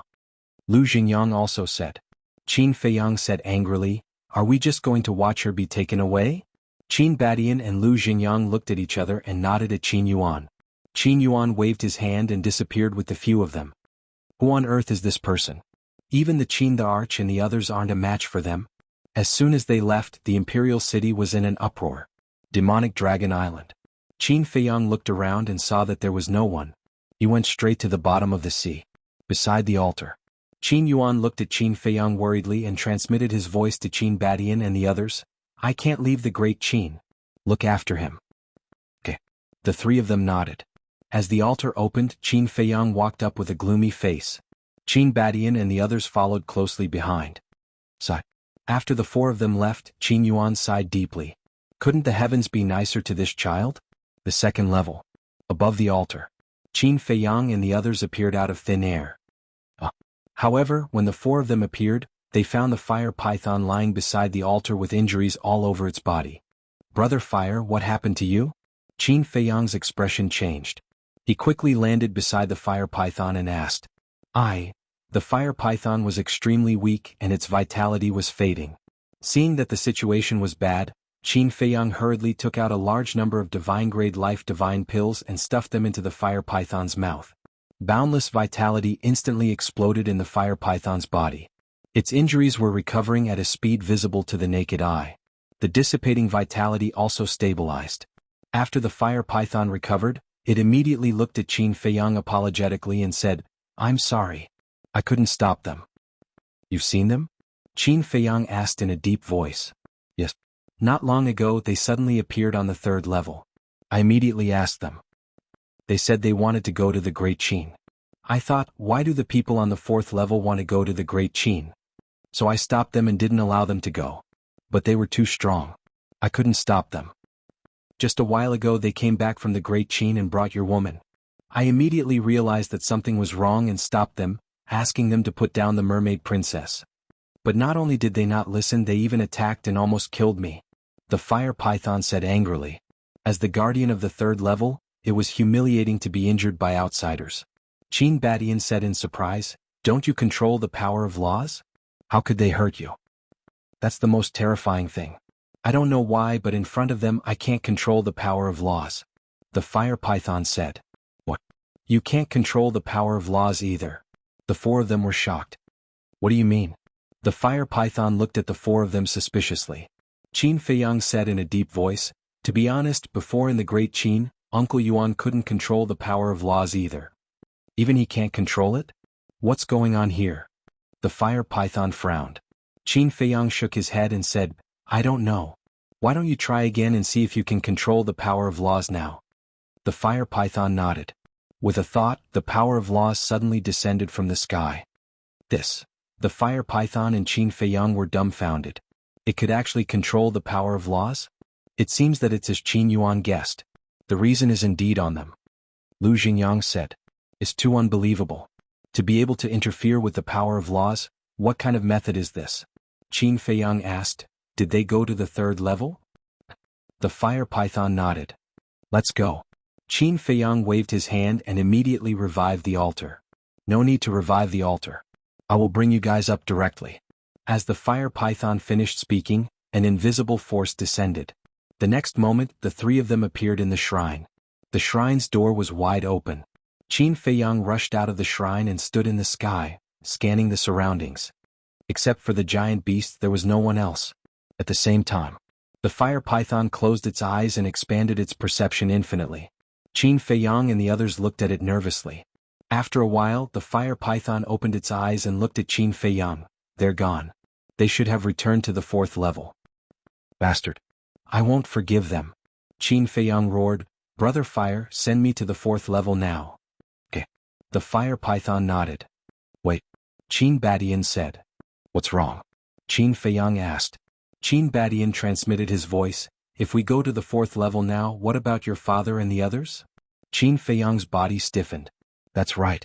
Father and the others are still in the Black Tortoise world. The 4th level is full of powerhouses. It's hard to predict good or bad luck. I can't let father and the others take the risk. Calm down first. Didn't they say it when they left? They won't hurt you, for the time being. Let's go back first. After settling everything, we'll go to the 4th level. Qin Badian said. The main reason why he did this was to give Qin Feiyang some time to calm down. Because Qin Feiyang had almost lost his mind. If he rushed to the 4th level, he would definitely die. So, he had to calm down first before he could deal with all of this rationally. Yi Zhong looked at Qin Feiyang and said, your ancestor is right. Let's go back first. After calming down, we'll go to the 4th level. Qin Feiyang looked at the east side of the Nether King's hell. His hands clenched tightly as he muttered, don't be afraid, I will definitely save you. Then, with the help of the fire python, the 4 of them returned to Great Qin. At this moment, the imperial city was in chaos. The 9th city district was ruthlessly destroyed, and the 8th city district was also destroyed. Countless people lay in pools of blood, wailing in pain. Sigh. Qin Yuan brought Qin Feiyang and the others back to the sky above the imperial city. Looking at this scene, he couldn't help but sigh. Qin Feiyang waved his hand, and many divine life pills appeared and fell down. Quickly consume these divine life pills to heal your injuries. Your Highness. Everyone got up and looked at Qin Feiyang with anger, pain, and sadness on their faces. Chapter 2980. Looking at those faces, Qin Feiyang felt extremely guilty in his heart. He bowed and said, I'm sorry I've implicated all of you. Your Highness, this isn't your fault. Because we all heard your conversation. They were the ones who were looking for trouble. Everyone roared. Thank you, everyone. Qin Feiyang bowed and waved his hand. The people and beasts that were sent to the Black Tortoise realm appeared one after another. Father, get someone to deal with the aftermath.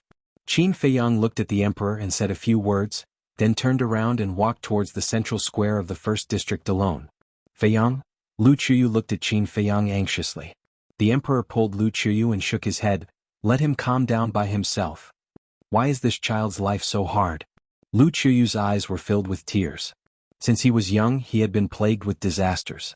It wasn't easy for him to get to where he was today, but God still didn't let him go? Sigh. Ling Yunfei, Zhao Tailai, Fire Lotus and the others, as well as the big black wolf and other beasts, looked at Qin Feiyang's back with a look of unbearable pain. They had just gotten married and the bride was taken away. If it was any other man, they wouldn't be able to withstand such a blow. Not to mention Qin Feiyang. Over the years, there were many women who liked Qin Feiyang, but Qin Feiyang rejected them all. It could be seen how deep his feelings for the mermaid princess were. Moreover, Qin Feiyang had promised more than once that he would take good care of the mermaid princess in the future, protect her, and never let her get hurt or cry again. But now, he could only watch helplessly as his beloved was taken away by someone else. One could imagine how much pain and self-blame he was feeling at this moment. Central Square. The originally clean and decent wedding venue had been destroyed, and the ground was in a mess. Qin Feiyang landed on the square. Looking at everything around him, his heart felt like it was being stabbed by a knife. First bow to the world, second bow to the parents who raised you, third bow to the elders and relatives. Husband and wife bow to each other. For the rest of my life, I'll definitely take good care of you, protect you, and make sure that you'll never be sad or cry again. Marry me, I believe. No, I believe that I have the ability to take good care of you. In this life, I only have you in my heart. It will be the same in the next life. In the next life after that, I will still pester you. Images flashed across his mind one after another. Qin Feiyang clutched his chest, which was getting more and more painful. He slowly squatted on the ground, his face almost twisted in pain. I'm sorry, I'm really sorry. I even swore that I would take good care of you, but now I'm really sorry. I'm useless, I can't even protect you. I hate it. Bastard, I will definitely kill you. Qin Feiyang knelt on the ground and roared into the sky. Sigh. Hearing Qin Feiyang's hysterical roar, Qin Badian and the rest couldn't help but sigh. Whoosh. A figure floated over. It was Fire Lotus. He landed beside Qin Feiyang. He wanted to comfort him, but he didn't know what to say, so he silently stood aside and accompanied Qin Feiyang. Time passed little by little. Under the emperor's orders, Qilinju personally took care of the aftermath. Before the sky turned dark, the 8th district was repaired. The injuries of the people were also healed. The ninth district was also being rebuilt, but those who died could no longer come back. The entire imperial city was immersed in grief. At night, autumn rain pavilion. The emperor returned to the pavilion with a tired face. Looking at everyone sitting in the hall, he asked, "Is Feiyang not back yet?" Wuxia nodded and sighed, "He's still at the square." "Then I'll go take a look." The emperor said. "Don't go. Fire Lotus has been accompanying him. You've been busy all day. Go take a bath and have a good rest." Wuxia said. "How can I be in the mood to rest now?"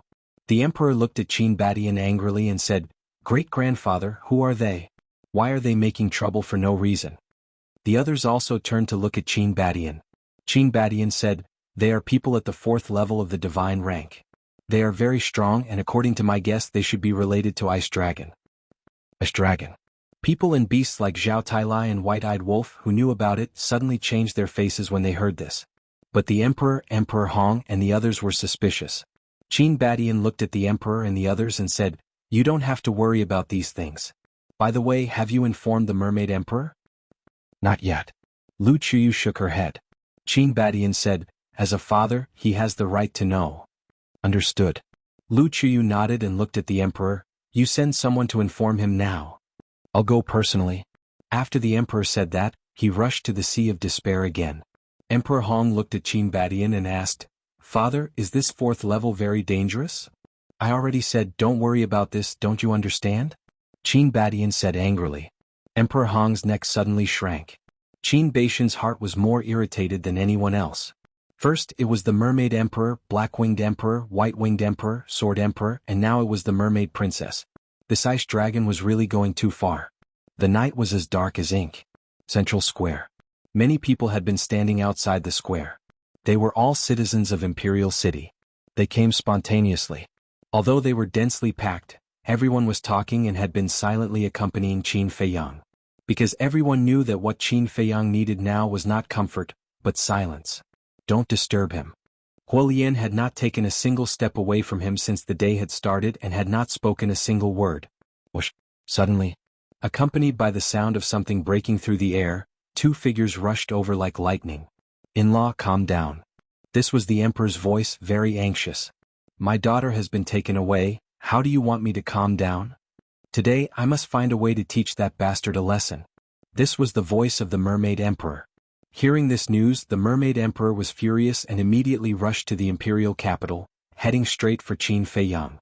The noise of the two also alarmed Fire Lotus and the people outside. Everyone looked up and couldn't bear to see it. Qin Feiyang was already in so much pain, yet he still came to denounce him. Wasn't that a bit too cruel? However, this was other people's family matter, so they couldn't interrupt. Fire Lotus didn't say anything and just watched quietly. Whoosh! The Mermaid Emperor landed on the square and aggressively walked towards Qin Feiyang, angrily saying, "Bastard, what did you promise me? Is this how you take care of her?" The Emperor was extremely anxious. Fire Lotus landed beside the Emperor and stopped him, shaking her head. "Uncle, don't try to persuade him. With his current mood, the more you persuade him, the angrier he will be." "But," the Emperor frowned. Fire Lotus said, "Don't worry, Qin Dage is his son-in-law after all, he won't really do anything to him." The Emperor hesitated and sighed, "I hope so." Immediately, the two of them stood to the side and watched silently. The Mermaid Emperor had already rushed in front of Qin Feiyang, angrily grabbed Qin Feiyang's clothes and lifted him up from the ground. However, when he saw Qin Feiyang's eyes at this moment, the Mermaid Emperor's gaze suddenly trembled slightly. Empty, lifeless, was this still the high-spirited young man from before? Now this child was like a dead person in front of him. Not only were his eyes empty, but his face was also pale and lifeless. Originally, he was full of anger, but looking at Qin Feiyang's current appearance, he couldn't help but feel a trace of pity in his heart.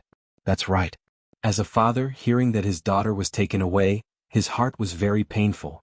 But as a man, as a husband, watching his beloved wife be taken away, his heart must be more painful than anyone else. Sigh. The Mermaid Emperor sighed deeply, gently put down Qin Feiyang, and simply sat down beside Qin Feiyang. Looking at this scene, the Emperor and the people outside couldn't help but heave a sigh of relief. A smile crept onto Huolian's face. This father-in-law was quite good. "Child, don't blame yourself, this isn't your fault, they were too unreasonable." The Mermaid Emperor tried to squeeze out a smile and looked at Qin Feiyang. "Uncle, Qin Feiyang raised his head and looked at the Mermaid Emperor. I don't want to say anything else. You have to remember, you are a man. If you have a problem, you have to solve it, not sit here and worry about it alone. The Mermaid Emperor said. Uncle, you really don't blame me? Qin Feiyang stared blankly at the Mermaid Emperor. What's the use of blaming you? If I blame you, will my daughter come back?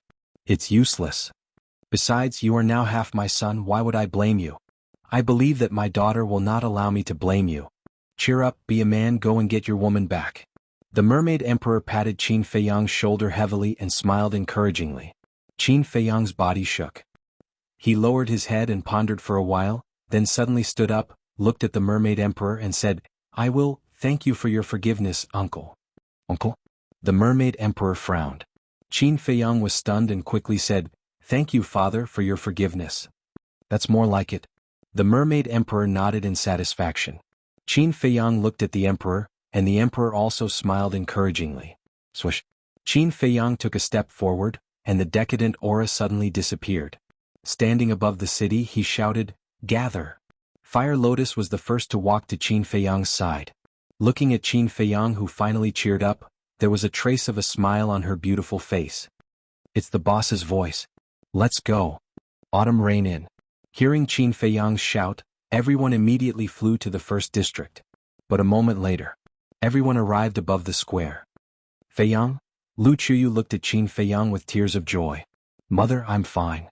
Qin Feiyang smiled slightly, then looked at Zhao Tailai and the others, the white-eyed wolf and the other beasts, and said, We don't know how dangerous the fourth floor is.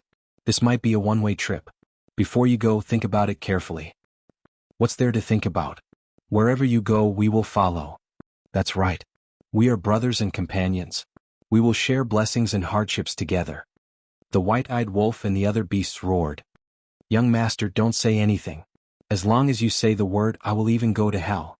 Wang Ming smiled. Thank you. Qin Feiyang looked at everyone and his heart couldn't help but ache. Then he bowed to everyone. Chapter 2981. Thank you? If you say thank you again, I'll immediately turn around and leave. I won't bother with your business. The white-eyed wolf snorted coldly. Qin Feiyang smiled slightly. This was a typical example of a sharp tongue but a soft heart. Qin Feiyang then looked at the Emperor and the others. Lu Chuyu walked forward, tidied up Qin Feiyang's clothes and smiled. You don't have to say anything, we understand. Thank you, mother. Qin Feiyang lowered his head, suddenly knelt in the air, looked at all the elders and relatives in front of him and said, Everyone take care. Finished? Qin Feiyang suddenly stood up, a cold light surging in his eyes, and shouted, Let's go. At that moment, Qin Feiyang turned around and stepped into the air. He did not call anyone. Because he did not want to force anyone, whether they were willing or not, it was all up to them. Everyone take care. Wang Ming and Yang Li looked at each other, cupped their hands and smiled at the Emperor and the others, and chased after Qin Feiyang. Fire Lotus smiled at the Emperor and the others, and also turned to leave. Let's go. The white-eyed wolf waved his claws. The five-clawed golden dragon, the golden leopard, the blood qilin, the three black leopard brothers, the big black wolf, Yu Huang, Willow Tree, Chui Li, Zhao Tailai and the others all followed. Everyone take care. Dan Wangkai looked at everyone, especially his former companions, Wang Zicheng and the others, cupped his hands and smiled and then left. Yes. Wang Zicheng and the others naturally had to come to Qin Feiyang's wedding. Unfortunately, a joyous occasion had turned out like this. Looking at Qin Feiyang's back, they couldn't help but sigh. Let's go too. Qin Badian looked at Lu Xingyang and smiled. Lu Xingyang nodded. Qin Badian looked at Emperor Hong and the others and said, The future of Great Qin depends on you, protect the people here well. Yes. The group nodded. Lu Xingyang also looked at Second Grandpa and the others and said, All of you too. Do your best to assist the Qin clan and protect the people of Great Qin. Yes. Everyone nodded in agreement. Let's go. Following Qin Baishan's order, the group of people left in a grandiose manner. Among them were Tan Tai Li, Qin Rushuang and 54 divine generals. Brother Mu, let's go. Dong Xingyang looked at Mu Tianyang and smiled. What are we going to do? Mu Tianyang frowned. Do you remember what I once said? Our fated battle isn't over yet. Our true battle is on the 4th level. You and Mu Qing are indispensable. Dong Xingyang said. Not interested. Mu Tianyang shook his head. That's all I have to say. Do as you see fit. Dong Xingyang smiled faintly and looked at Bai Long, take good care of yourself. Bai Long reminded him, you too. Yes. Dong Xingyang nodded and turned to leave without looking back. Ancestor Mu Qing looked at Mu Tianyang. Mu Tianyang raised his head and looked at the backs of Qin Feiyang and the others. Then he looked at the people below and sighed. We can't let them look down on the Mu clan. Fine, let's go to the 4th level. Yes. Mu Qing nodded. Swoosh. The two of them took a step forward and disappeared into the horizon. It's time for us to go. Yi Zhong smiled faintly. Yes. Yi Shui, Yi Cheng and Old Master Yi nodded. The Emperor hurriedly said, 4 of you, I thought you weren't going to the 4th level? We're not going, but there are still many things that we need to deal with in the ancient realm. Thank you for your warm hospitality these past few days. If you have the chance, you must come to the ancient realm. Let this old man play host. Yi Zhong smiled. All right then. The Emperor nodded. Goodbye. Yi Zhong cupped his hands and smiled. Then he turned around and left with Yi Cheng and the other two. They're all gone. The Emperor reached out and hugged Lu Chuyu's shoulder. Lu Chuyu leaned into the Emperor's embrace. We can't do anything. We can only hope that they're safe. Second Grandpa sighed. Yes. Everyone nodded. This reunion was too short. Before they could recover from the joy, it was time to part. Child will always wait for you at home. You must come back alive, Lu Chuyu murmured. This was not only the Emperor and his wife's wish, but also the wish of everyone present. And it was their only wish. Demonic Dragon Island. After bidding farewell to Uncle Yuan, Qin Feiyang and the others directly opened the altar and descended to the 2nd level of the miracle. Where's Brother Hua? Qin Feiyang scanned the surroundings but did not see Hua Python's figure. Yi Zhong said, he should be on the 3rd level. Qin Feiyang glanced at the teleportation altar. Then he looked at Yi Zhong and said, then Master, let's part ways here. The 4th level is not like the ancient world. Be careful. Yi Zhong reminded. I will. Qin Feiyang nodded. Yi Zhong asked, also, who is the most suitable candidate that you mentioned previously? Yes. Now you have to tell your master. After he returns he can help this person. Qin Badian said. Qin Feiyang smiled and said, far away on the horizon but close in front of you. Everyone was stunned. Far away on the horizon but close in front of you? Immediately after, everyone couldn't help but look at Yi Zhong, Yi Cheng, Yi Shui, and Old Master Yi. This was because only their family had returned to the ancient world. The others had to go to the 4th level. Why are you looking at me? It can't be me. Yi Cheng was speechless. Then it can't be me. Old Master Yi smiled. Then it's even more impossible for me. Yi Shui shook her head. As the 3 of them finished speaking, everyone's gazes fell on Yi Zhong in unison. Yi Zhong looked at everyone and then at Qin Feiyang's gaze. He suddenly understood and smiled bitterly. You brat, you even schemed against your master. This is not called scheming. You are the most suitable candidate. In the future, the Dragon Slayer Palace and the ancient world will depend on you. Qin Feiyang said. Do I have a choice now? Yi Zhong shook his head and smiled. Alright, don't worry and go to the 4th level.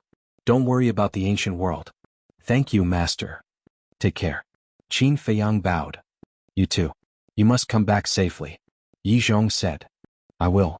Qin Feiyang nodded and turned to look at everyone. He raised his eyebrows and looked at Qin Qin. To be precise, he looked behind Qin Qin. He saw a young man sneakily hiding behind Qin Qin. Wang Xiaojia? Qin Feiyang went forward and pulled the young man out. Who else could it be other than Wang Xiaojia? Master. Wang Xiaojia smiled embarrassedly. Why did you follow me? Qin Feiyang frowned. Wang Xiaojia stammered. Qin Feiyang said, if you come here like this, who will take care of your sister and mother in the future? Don't worry about this. Yan Wei has already promised me to take good care of them. Wang Xiaojia hurriedly said. You've planned this from the start. Qin Feiyang raised his eyebrows. Wang Xiaojia laughed dryly. Yi Zhong smiled and said, it's good for young people to have this drive, so don't destroy his fighting spirit. Thank you, Grandmaster. Wang Xiaojia hurriedly said gratefully. Qin Feiyang glared at Wang Xiaojia and nodded. All right, but remember, the 4th level is not the Forgotten Continent or Great Qin. Be careful, I don't want to bring your corpse back to see your sister and mother. Yes. Wang Xiaojia nodded. Qin Feiyang looked at Yi Zhong and said, then Master will leave first. When I find the fire python, I'll get it to send you back to the ancient world. Go. Yi Zhong waved his hand. Qin Feiyang waved his hand and sent everyone to the Black Tortoise realm, leaving only Qin Badian and Lu Xingyang outside. Following that, the three of them walked up the revival altar and then slowly disappeared from the sight of Yi Zhong and the others. Yi Shui retracted her gaze and looked at Yi Zhong. Grandpa, you actually want to go to the 4th level too, right? I do want to go. However, the ancient world needs this old man more. Perhaps one day when the ancient world stabilizes and I find a suitable successor, this old man might go to the 4th level to take a look. Yi Zhong laughed. Then what do you think of my aptitude? Can I become your successor? Yi Shui giggled. You. Yi Zhong looked at Yi Shui with a meaningful gaze. What kind of look is that? Are you looking down on me? Yi Shui was dissatisfied. Haha. Yi Zhong laughed loudly and said, if you want to be this old man's successor, then you have to work hard. 3rd level. Outside the temple. Qin Feiyang and the other two stood in the air and scanned their surroundings, but they still did not find any traces of the fire python. Where did he go? Qin Feiyang frowned. Don't worry. The 3rd level of the divine ruins is under its control. It must have already known that we came in. Perhaps it was delayed by something. Let's wait and see. Qin Badian said. Qin Feiyang said, I'm just worried that those two will make a comeback. Lu Xingyang sneered, wouldn't it be better if they really make a comeback? Qin Feiyang was stunned and looked at Lu Xingyang suspiciously. In the Great Qin we can't make a move because of the people of Great Qin. But in the divine ruins we can have no worries. Lu Xingyang said. Qin Badian said, that may be the case, but there are rules and restrictions in the Nether King's hell. We are no match for them. Don't we have the fire python to help us? Lu Xingyang said. Qin Feiyang and Qin Badian looked at each other, and killing intent flashed in their eyes. If the two of them really made a comeback, then they could really go all out and have a fight here. Because as the guardian of the Nether King's hell, the fire python could not only change the rules here, but also transfer all the creatures of the Nether King's hell, such as the blood demons, to the 1st and 2nd levels. This way they wouldn't have to worry about hurting innocent creatures. Ancestors, how do you think those two interfered with the power of rules? Qin Feiyang frowned. The more he thought about it, the more incredulous it was. One had to know. Back in the ancient world, the Heaven's Prison was also formed by the power of rules. Back then, when the Ice Dragon's sacred sword fought with the ancient castle, it couldn't tear the Heaven's Prison apart. This meant that even a sovereign divine weapon couldn't shake the power of rules of a world. But these two, one was at the initial stage of the imperishable realm, and the other was a half-step sovereign. How could they interfere with the power of rules in the divine ruins? Qin Badian pondered for a while and shook his head. I'm afraid only they know the mystery. Actually, I suspect that the person behind this might be the Ice Dragon. Lu Xingyang said. What do you mean? Qin Feiyang and Qin Badian looked at Lu Xingyang in surprise. Chapter 2982. Think about it, Ice Dragon has only entered the 4th level for slightly more than a year. For cultivators like us, a year's time is nothing more than a blink of an eye. He went to the 4th level and someone came from the 4th level. And he knows so much about us. Is this a coincidence? Lu Xingyang said in a low voice. Qin Feiyang and Qin Badian nodded. Indeed, it didn't seem like a coincidence. So, I think he's the one behind all this. In this case, the fact that the two of them can interfere with the power of the rules might be related to Ice Dragon. After all, Ice Dragon can ignore the power of the rules everywhere. And he can control the power of the rules. Lu Xingyang said. Then why did he make it so complicated? The Mermaid Emperor and the other three have been taken away by him. It's only a matter of time before we go to the 4th level. Now that he's here to kidnap this girl, isn't it superfluous? Qin Badian frowned. That's why I said that it might be related to him, but there might also be other factors. In short, we can only wait until we enter the 4th level to investigate before we know the real reason. Lu Xingyang said. Or maybe he feels that the Mermaid Emperor and the other three aren't enough. Qin Feiyang speculated. I really can't figure it out. Let's wait until we enter the 4th level. Qin Badian shook his head and sighed. Qin Feiyang nodded and then looked in the direction of the ancient city of Qingyu, saying, I wonder how senior brother Frenzy is doing now? He should be fine. Qin Badian and Lu Xingyang mumbled. Whoosh. At this moment, a beast shadow descended in the void in front of them. Brother Fire. Qin Feiyang hurried to welcome it. Sorry to keep you guys waiting for so long. The fire python looked at the three of them apologetically. It's fine. But what exactly are you busy with? Qin Feiyang was puzzled. It's all because of Frenzy. The fire python shook its head. Senior brother Madman? Qin Feiyang was slightly stunned and hurriedly asked, "What's wrong with him? Did something happen to him?" The fire python said, "Didn't you notice the abnormality of the evil moon?" Evil moon? Qin Feiyang looked up at the evil moon in the sky. It was night time and the evil moon was hanging at the top of the sky. However, after repeated checking, he did not find anything unusual. The fire python said worriedly, "The evil moon is slowly shrinking." Shrink? Qin Feiyang looked at the evil moon again, but he didn't see any signs of it shrinking. This kind of shrinking trace is not very obvious. You may not be able to see it, but I can clearly feel it. The fire python said. You mean the shrinking of the evil moon has something to do with Senior Brother Crazy? Qin Feiyang asked. Of course. He is now inside the evil moon. The fire python nodded. Inside. Qin Feiyang looked at the evil moon again and pondered in his heart. Is this guy really the reincarnation of a big shot of the blood demon race? The fire python suddenly said, "Qin Feiyang, there is something I want to tell you." What is it? Qin Feiyang was stunned. Since I became the guardian of the third floor, I have carefully investigated the history of the third floor. Do you know what I found out? The fire python said. What did you find out? Qin Feiyang was suspicious. The fire python said, I found that the former Nether King Hell had no restrictions. No restrictions? The fire python was stunned. Yes. In other words, there is no restriction on the cultivation realm. Whether it is the blood demon race here or other beasts, they can all step into the imperishable realm. And according to my investigation, I found something terrible. The fire python said. What terrible thing? Qin Feiyang was surprised. The blood demon race once had a sovereign realm powerhouse. As for how strong he was, I don't know. This person can fight with Lord Ice Dragon. The fire python said. What? Qin Feiyang was shocked. The fire python asked, Do you know who this person is? Oh. Qin Feiyang asked. The ancestor of the blood demon race. The fire python said word by word. The ancestor of the blood demon race. Qin Feiyang's eyes were full of shock. To be able to fight with Ice Dragon, how strong must he be? The fire python said again, There is one more thing. You know about the blood demon tower, right? Of course I know. Qin Feiyang nodded. According to my investigation, this blood demon tower is not a heaven-defying artifact, but an extremely terrifying sovereign realm divine weapon. The fire python said. What? The blood demon tower is a sovereign realm divine weapon? Qin Feiyang's eyes trembled. That's not right. We have seen the blood demon tower. It is not at the level of a sovereign realm divine weapon. Qin Badian and Lu Xingyang also spoke. That's because the blood demon tower is only a part of this sovereign realm divine weapon. There are still two parts that have not merged. Once merged, it will have the ability to destroy heaven and earth.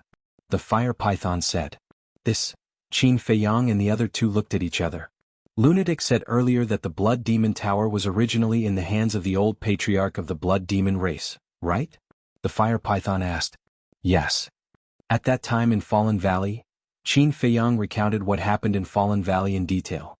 As expected. The fire python pondered for a while, looked at Qin Feiyang and said, I have a bold guess. What guess? Qin Feiyang was suspicious. The fire python said, Lunatic is very likely the reincarnation of the ancestor of the blood demon race. The reincarnation of the ancestor. Qin Feiyang and the other two looked at each other. Otherwise, how do you explain his evil power and the fact that the blood demon tower abandoned the old patriarch without hesitation and followed him? More importantly, he can still get close to the moon of evil and touch the blood bead. So, I have this bold guess. Even if he is not the reincarnation of the ancestor of the blood demon race, he must be related to the ancestor. Because you also know that the real owner of the blood demon tower was the ancestor of the blood demon race. Lunatic said. I know this. Qin Feiyang nodded, pondered for a while and asked, Then, did you tell Senior Brother Lunatic about this? Yes. The fire python nodded. Then what was his reaction? Qin Feiyang asked. With his personality, what reaction can he have? However, I can see that he really wants to find out, so during this period of time, he has been staying in the moon of evil. You also know that every time he touches the blood bead in the moon of evil, an image will appear in his mind. What does he want to find from this image? But I heard from him that no matter what, he can't see it clearly. It is because of this that a large amount of evil power was absorbed by him, and the moon of evil showed signs of shrinking. You know the importance of the evil power to the blood demon race. If they lose the evil power, the blood demon race won't be able to survive here. Not only the blood demon race but also the other creatures of hell. So I am worried. If he really absorbs all the evil power, what will happen to the blood demon race in the future? The fire python shook its head and sighed. Qin Feiyang pondered for a while and said, "How about this, take me there, I will persuade him. That would be for the best." The fire python was overjoyed. "By the way, Feiyang, didn't you say that there is a person called Shweta? Can you let us meet him?" Qin Badian suddenly spoke. Back then in the forest of gods and devils, Shweta had saved their lives. For them it was a great kindness. Now that there was a chance, they naturally had to visit him personally. Qin Feiyang pondered for a while, looked at the fire python and said, "Brother Hua, then I will leave this matter to you. Send my 2 ancestors to the ancient city of King Yu." "All right." The fire python nodded. With a thought, Qin Badian and Shweta disappeared. Immediately after, the fire python also brought Qin Feiyang and instantly landed in front of the moon of evil. Suddenly, a terrifying evil force surged toward them. The fire python mobilized the rule force and protected Qin Feiyang. Qin Feiyang shouted, "Senior brother Madman, I have something to say, come out quickly." What? A moment later, Madman walked out with an annoyed look. Qin Feiyang frowned, "Are you trying to destroy the moon of evil?" "I really want to destroy it, but unfortunately, I don't have the ability." Madman snorted coldly. Qin Feiyang shook his head and smiled bitterly, "I know you really want to figure out your background, but this matter can't be forced. Let's just let nature take its course." "You make it sound nice." Didn't Qin Badian also run around to investigate his background? Madman pursed his lips. Qin Feiyang said in a deep voice, "All right, I need your help." "What help?" Madman frowned. Qin Feiyang looked at the fire python and asked, "You didn't tell him?" "Not yet." The fire python shook its head. Looking at Qin Feiyang's pained face, Madman raised his eyebrows and said, "What is it?" "Just this morning." Qin Feiyang briefly explained the matter of the old man and the young man. "What?" Madman's expression changed. "So now I am going to the 4th floor. I really need your help." Qin Feiyang looked at Madman pleadingly. "Damn it, how dare they bully this daddy's little brother. Let's go, this daddy will accompany you to the 4th floor and let them know that people from the lower realm aren't to be trifled with." Madman said angrily. "Thank you, senior brother Madman." Qin Feiyang smiled gratefully. "Can't help it, this daddy has a troublesome little brother like you." Madman shook his head. "Little brother?" Qin Feiyang smiled bitterly. "Qin Feiyang, there's one more thing that I think I need to tell you." The fire python suddenly spoke again. "What is it?" Qin Feiyang was puzzled. "Do you know them?" The fire python condensed 3 phantoms. 2 of them were 2 young men and the last one was a gray castle. Qin Feiyang and Madman looked at each other. Wasn't this Li Feng and the mysterious young man as well as the gray castle that disappeared? Qin Feiyang pointed at the gray castle and asked, "Brother Fire, where did you see it?" The fire python said, "A few years ago in the Nether King's Hell." "It also came to the Nether King's Hell?" Qin Feiyang and Madman looked at each other.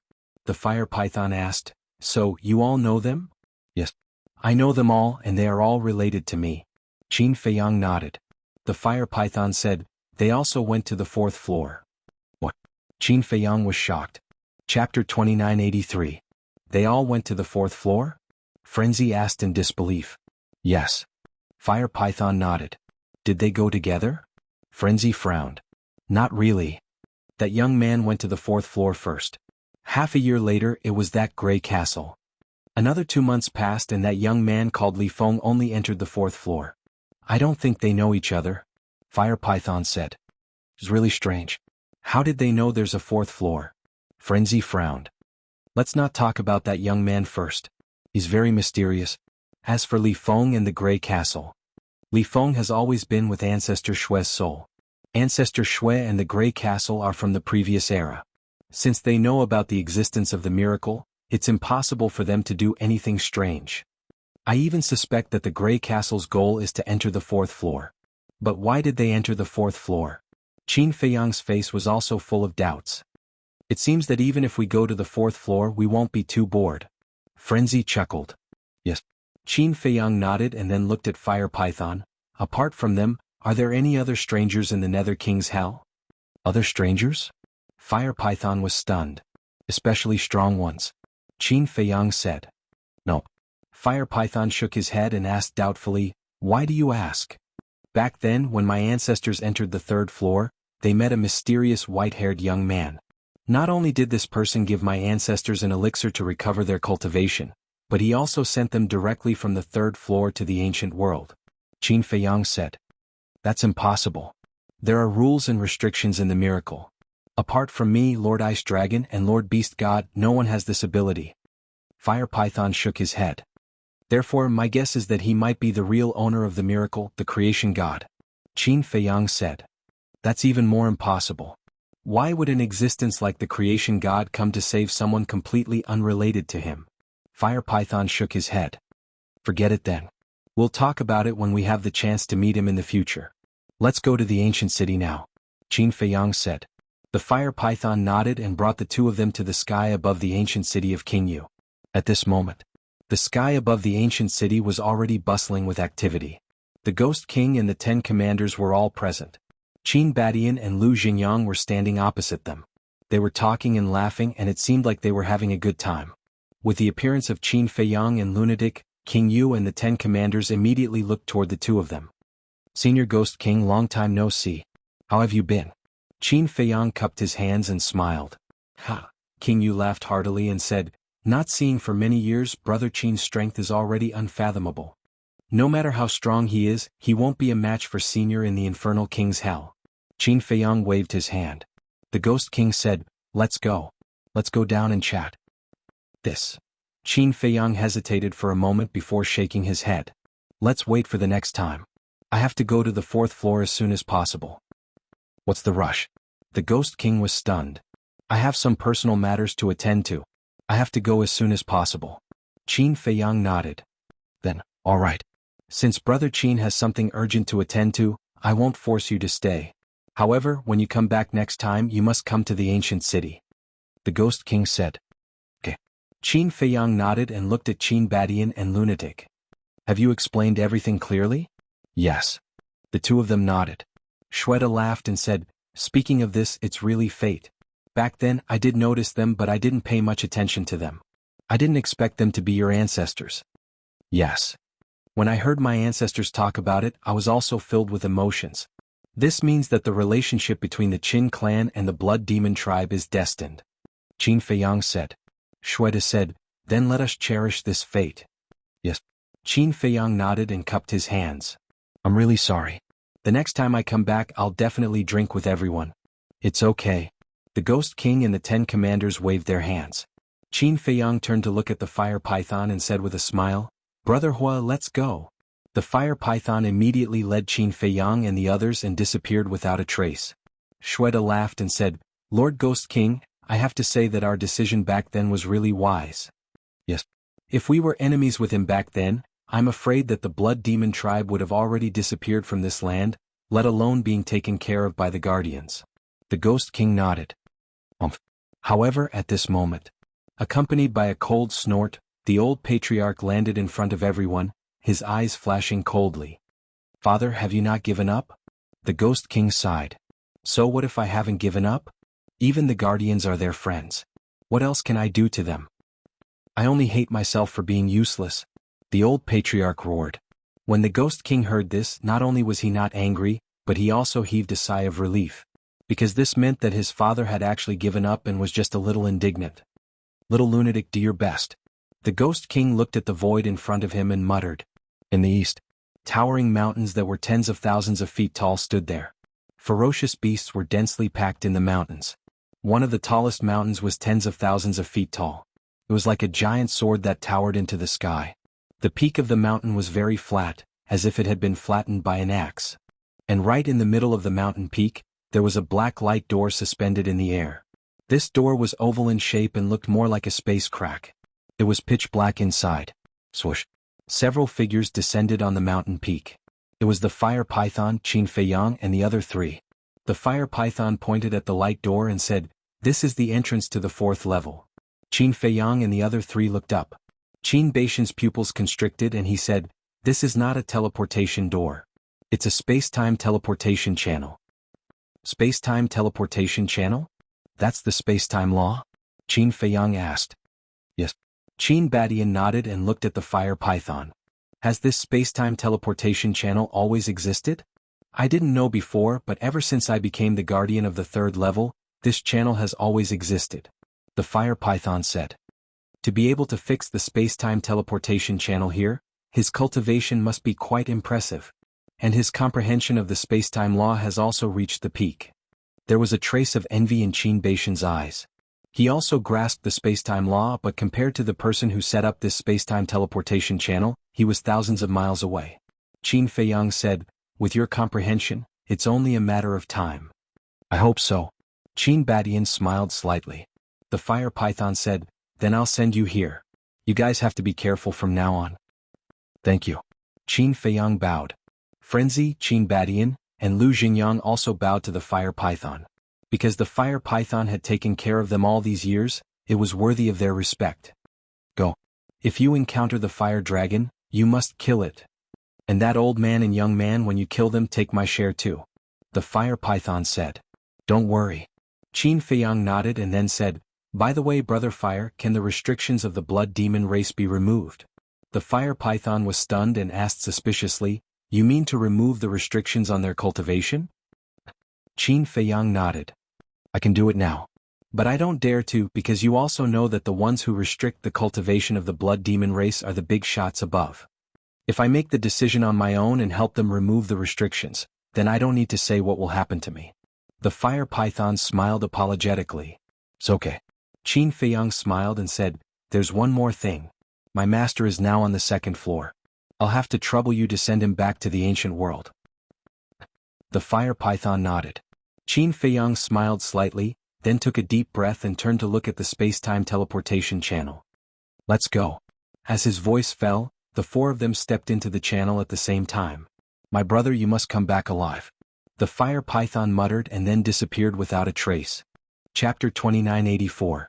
A black area of nothingness seemed to be boundless. This was the space-time teleportation channel. Inside, a storm swept in all directions, emitting a world-destroying aura. Qin Feiyang's group of four shuttled through the storm. This is the storm that the fire python mentioned? Looking at the storm around them, Qin Feiyang's expression was extremely solemn. It told you before? Madman was suspicious.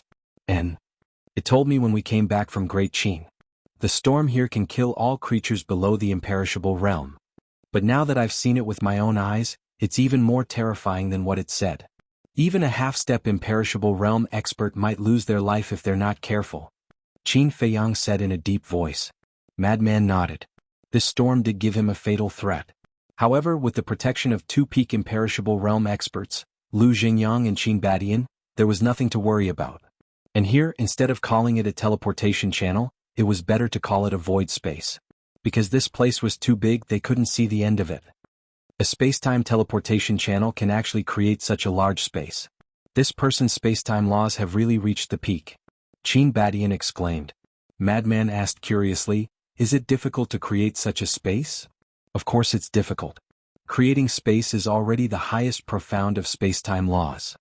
I don't even dare to think about it now. And the space here is quite stable. Without reaching the peak, it's impossible to do this. Qin Badian said. With that, he waved his hand and a surge of divine power surged out, blasting toward the void on the left. Boom. Accompanied by a loud bang, the space here didn't have any traces of distortion. This. Qin Feiyang and Madman looked at each other. Even a perfect imperishable stage powerhouse was unable to cause this space to tremble a bit? Time passed breath by breath. Boom. Crack. Suddenly, in the void on the right there was a loud bang. What's going on? Qin Feiyang's group of four were surprised. It sounded like the sound of a battle, but why were there people fighting here? Go and take a look? Madman asked. All right. Qin Feiyang nodded. Inside the space-time transmission channel, there were actually battle fluctuations. No matter how one looked at it, it was a little strange. Qin Badian and Lu Xingyang looked at each other. Their faces were also full of curiosity. Then they turned around in the air and brought Qin Feiyang and Lu Xingyang through the storm, rushing toward the place where the sound came from. About 10 breaths later, the fluctuations became clearer and clearer. Qin Feiyang and the other three finally dared to conclude that those were the fluctuations of a battle. Were there really people fighting here? Then who could it be? A creature from hell? Or was it someone from the fourth floor? However, none of the creatures of the Nether King's Hell had reached the imperishable realm, so they probably weren't creatures of the Nether King's Hell. Based on this analysis, there was a 90% chance that it was someone from the 4th level. A while later, Qin Badian, Qin Feiyang, and Lu Xingyang's eyes suddenly trembled. What is it? Frenzy was suspicious. This aura, Qin Feiyang murmured. Qin Badian and Lu Xingyang were also full of surprise. What's wrong with this aura? Frenzy frowned. Qin Feiyang suddenly roared, that's right, this is Old Hai's aura. Qin Badian and Lu Xingyang also immediately sped up, killing intent flashing in their eyes. Old Hai. Frenzy became more and more suspicious. Lu Xingyang said in a deep voice, this Old Hai was one of the people who came to the Great Qin in the morning and kidnapped you. I see. Frenzy nodded in realization. No wonder Qin Feiyang was so angry. One had to know. This was the hatred of stealing one's wife. They couldn't live under the same sky. That's not right. They left in the morning and it's already night time. Why are they still in the space-time transmission channel? Frenzy was surprised. I don't know. I don't care about this either. Qin Feiyang shook his head, staring at the void in front of him, his eyes filled with killing intent. Another few dozen breaths passed. The battle fluctuations were so terrifying that even Qin Feiyang's group of 4 couldn't get close. What should we do? Qin Badian asked. What's so great about a half-step ruler? Now, even heaven-defying divine artifacts like the Sunset Divine Bow can kill them. Qin Feiyang snorted coldly. That's right, there's nothing here. We can fight without any worries. Frenzy nodded. Clang. The Sunset Divine Bow, Sky-Breaking Halberd, Shield of Thick Earth and 7-Star Staff appeared. The Sunset Divine Bow and other heaven-defying divine artifacts were the first to follow Qin Feiyang, and they were also the first to enter the land of origin. Their current strength was almost at the level of a low-stage ruler. Boom. The 4 heaven-defying divine artifacts awakened and respectively protected Qin Feiyang's group of 4. The 4 of them continued forward. The 4 heaven-defying divine artifacts could also sense the killing intent in Qin Feiyang's heart, so they were also prepared to fight. Finally, 2 figures entered the 4's line of sight. One of them was wearing a white robe and holding a horsetail whisk. Who else could it be but Old Hai? But at this moment, Old Hai's body was covered in injuries. You can actually injure him? Qin Feiyang's group of 4 found it unbelievable and immediately looked at the person who was fighting with Old Hai. It was also an old man. But the difference was, this old man was slightly shorter, only about 1.5 meters tall. However, although he was only 1.5 meters tall, he was not as thin as Old Hai, and his body was extremely strong. His upper body was exposed, and the bulging muscles were filled with explosive power. His red hair was also like flames and he was also wearing a fiery red robe. His face was glowing and his spirit was hale and hearty. But this old man also had many injuries on his body, and their strength seemed to be equally matched. Boom. Whoa whoa. Old Hai's body was surrounded by a space-time storm, which was formed by the space-time law. The red-haired old man's body was also filled with the power of law, competing with Old Hai's space-time law. This seems to be, Qin Badian looked at the power of law around the red-haired old man in surprise and murmured, time law. This is the time law. And this person's time law has also reached the great perfection realm. Lu Xingyang nodded. Who the hell are these people? They're all so abnormal. Frenzy was shocked. Who cares who they are? Qin Feiyang scanned the surroundings, looking for the figure of the purple-robed young man, but he couldn't find him anywhere. Where is he? Qin Feiyang frowned. At this time, Old Hai and the red-haired old man also noticed Qin Feiyang's group of 4. The two couldn't help but stop and look at Qin Feiyang's group of 4. Old Hai's expression suddenly froze. The red-haired old man couldn't help but have a trace of suspicion between his brows. You know them? Suddenly, the red-haired old man looked at Old Hai and asked. That's right. Do you see that young man in white? He's Qin Feiyang. Old Hai said. It's him. The red-haired old man looked at Qin Feiyang with a look of surprise in his eyes. You don't even know what Qin Feiyang looks like, and you're here to stop this old man? Old Hai sneered. The red-haired old man coldly snorted, and the time law rolled out and blasted towards Old Hai. He shouted, Qin Feiyang, the person you want to find is in this old man's space god object. Qin Feiyang immediately looked at Old Hai. Since the purple-robed young man was in his space god object, then the mermaid princess must be there too. Clang. He grabbed the Sunset Divine Bow, and the sunset divine bow suddenly burst out with divine light. Swoosh. The next moment, a golden arrow shot towards Old Hai, carrying with it an aura that could destroy the heavens and earth. Old Hai didn't care at all. A mere heaven-defying divine weapon wanted to hurt him? What a pipe dream. But the next moment, his eyes trembled and he turned to look at the sunset divine bow in surprise. The red-haired old man was also shocked. How could this heaven-defying divine weapon be so powerful? It had surpassed the limit of a heaven-defying divine weapon. Clang. Old Hai waved his hand, and a terrifying space-time law suddenly appeared and blasted towards the red-haired old man's time law. At the same time, he waved the horsetail whisk in his hand, and a monstrous divine power appeared and blasted towards the arrow. Crack. A sovereign divine weapon was indeed extraordinary. Although the sunset divine bow was now so powerful, it couldn't compete with a sovereign divine weapon. The arrow instantly shattered. Whoosh. Following closely, the monstrous divine power blasted towards Qin Feiyang and the other three. At the same time, the two powers of law also collided and it was still a tie. Not good. But looking at the divine power rushing towards Qin Feiyang and the other three, the red-haired old man's face changed. He was about to rescue them, but he found that Qin Feiyang's expression didn't change. The red-haired old man couldn't help but have a trace of suspicion in his eyes. Seeing that the divine power was about to arrive, accompanied by a loud clang, the ancient castle appeared. The red-haired old man was shocked. It was actually a sovereign divine weapon. How could a mere person from the lower realm have a sovereign divine weapon? Moreover, he keenly discovered that this ancient castle seemed to be somewhat different from the other sovereign divine weapons. Boom. As soon as the ancient castle appeared, it woke up on its own and divine power surged out. The two divine powers collided with a loud bang, and a destructive wave of air instantly erupted. The ancient castle immediately shone down with divine light, protecting Qin Feiyang and the other three as well as the sunset divine bow and the other four heaven-defying divine weapons. Madman said, "It seems that if we want to kill him, the ancient castle will have to take action. You guys go to the Black Tortoise world first." Qin Feiyang waved his hand and sent the three of them and the four heaven-defying divine weapons to the Black Tortoise world. Then, he took a step forward and charged towards Old Hai with the ancient castle. He said, "I didn't expect to meet you so soon. Now, can you still threaten me with the people of Great Qin?" Old Hai coldly snorted. The law of space and time emerged, and a black hole appeared around Qin Feiyang. Not bad. It wasn't just one black hole but dozens, hundreds. One had to know. Back then Long Zun could only evolve one black hole. But this Old Hai could evolve it as he pleased. One could imagine. How terrifying was this person's attainments in the law of space and time.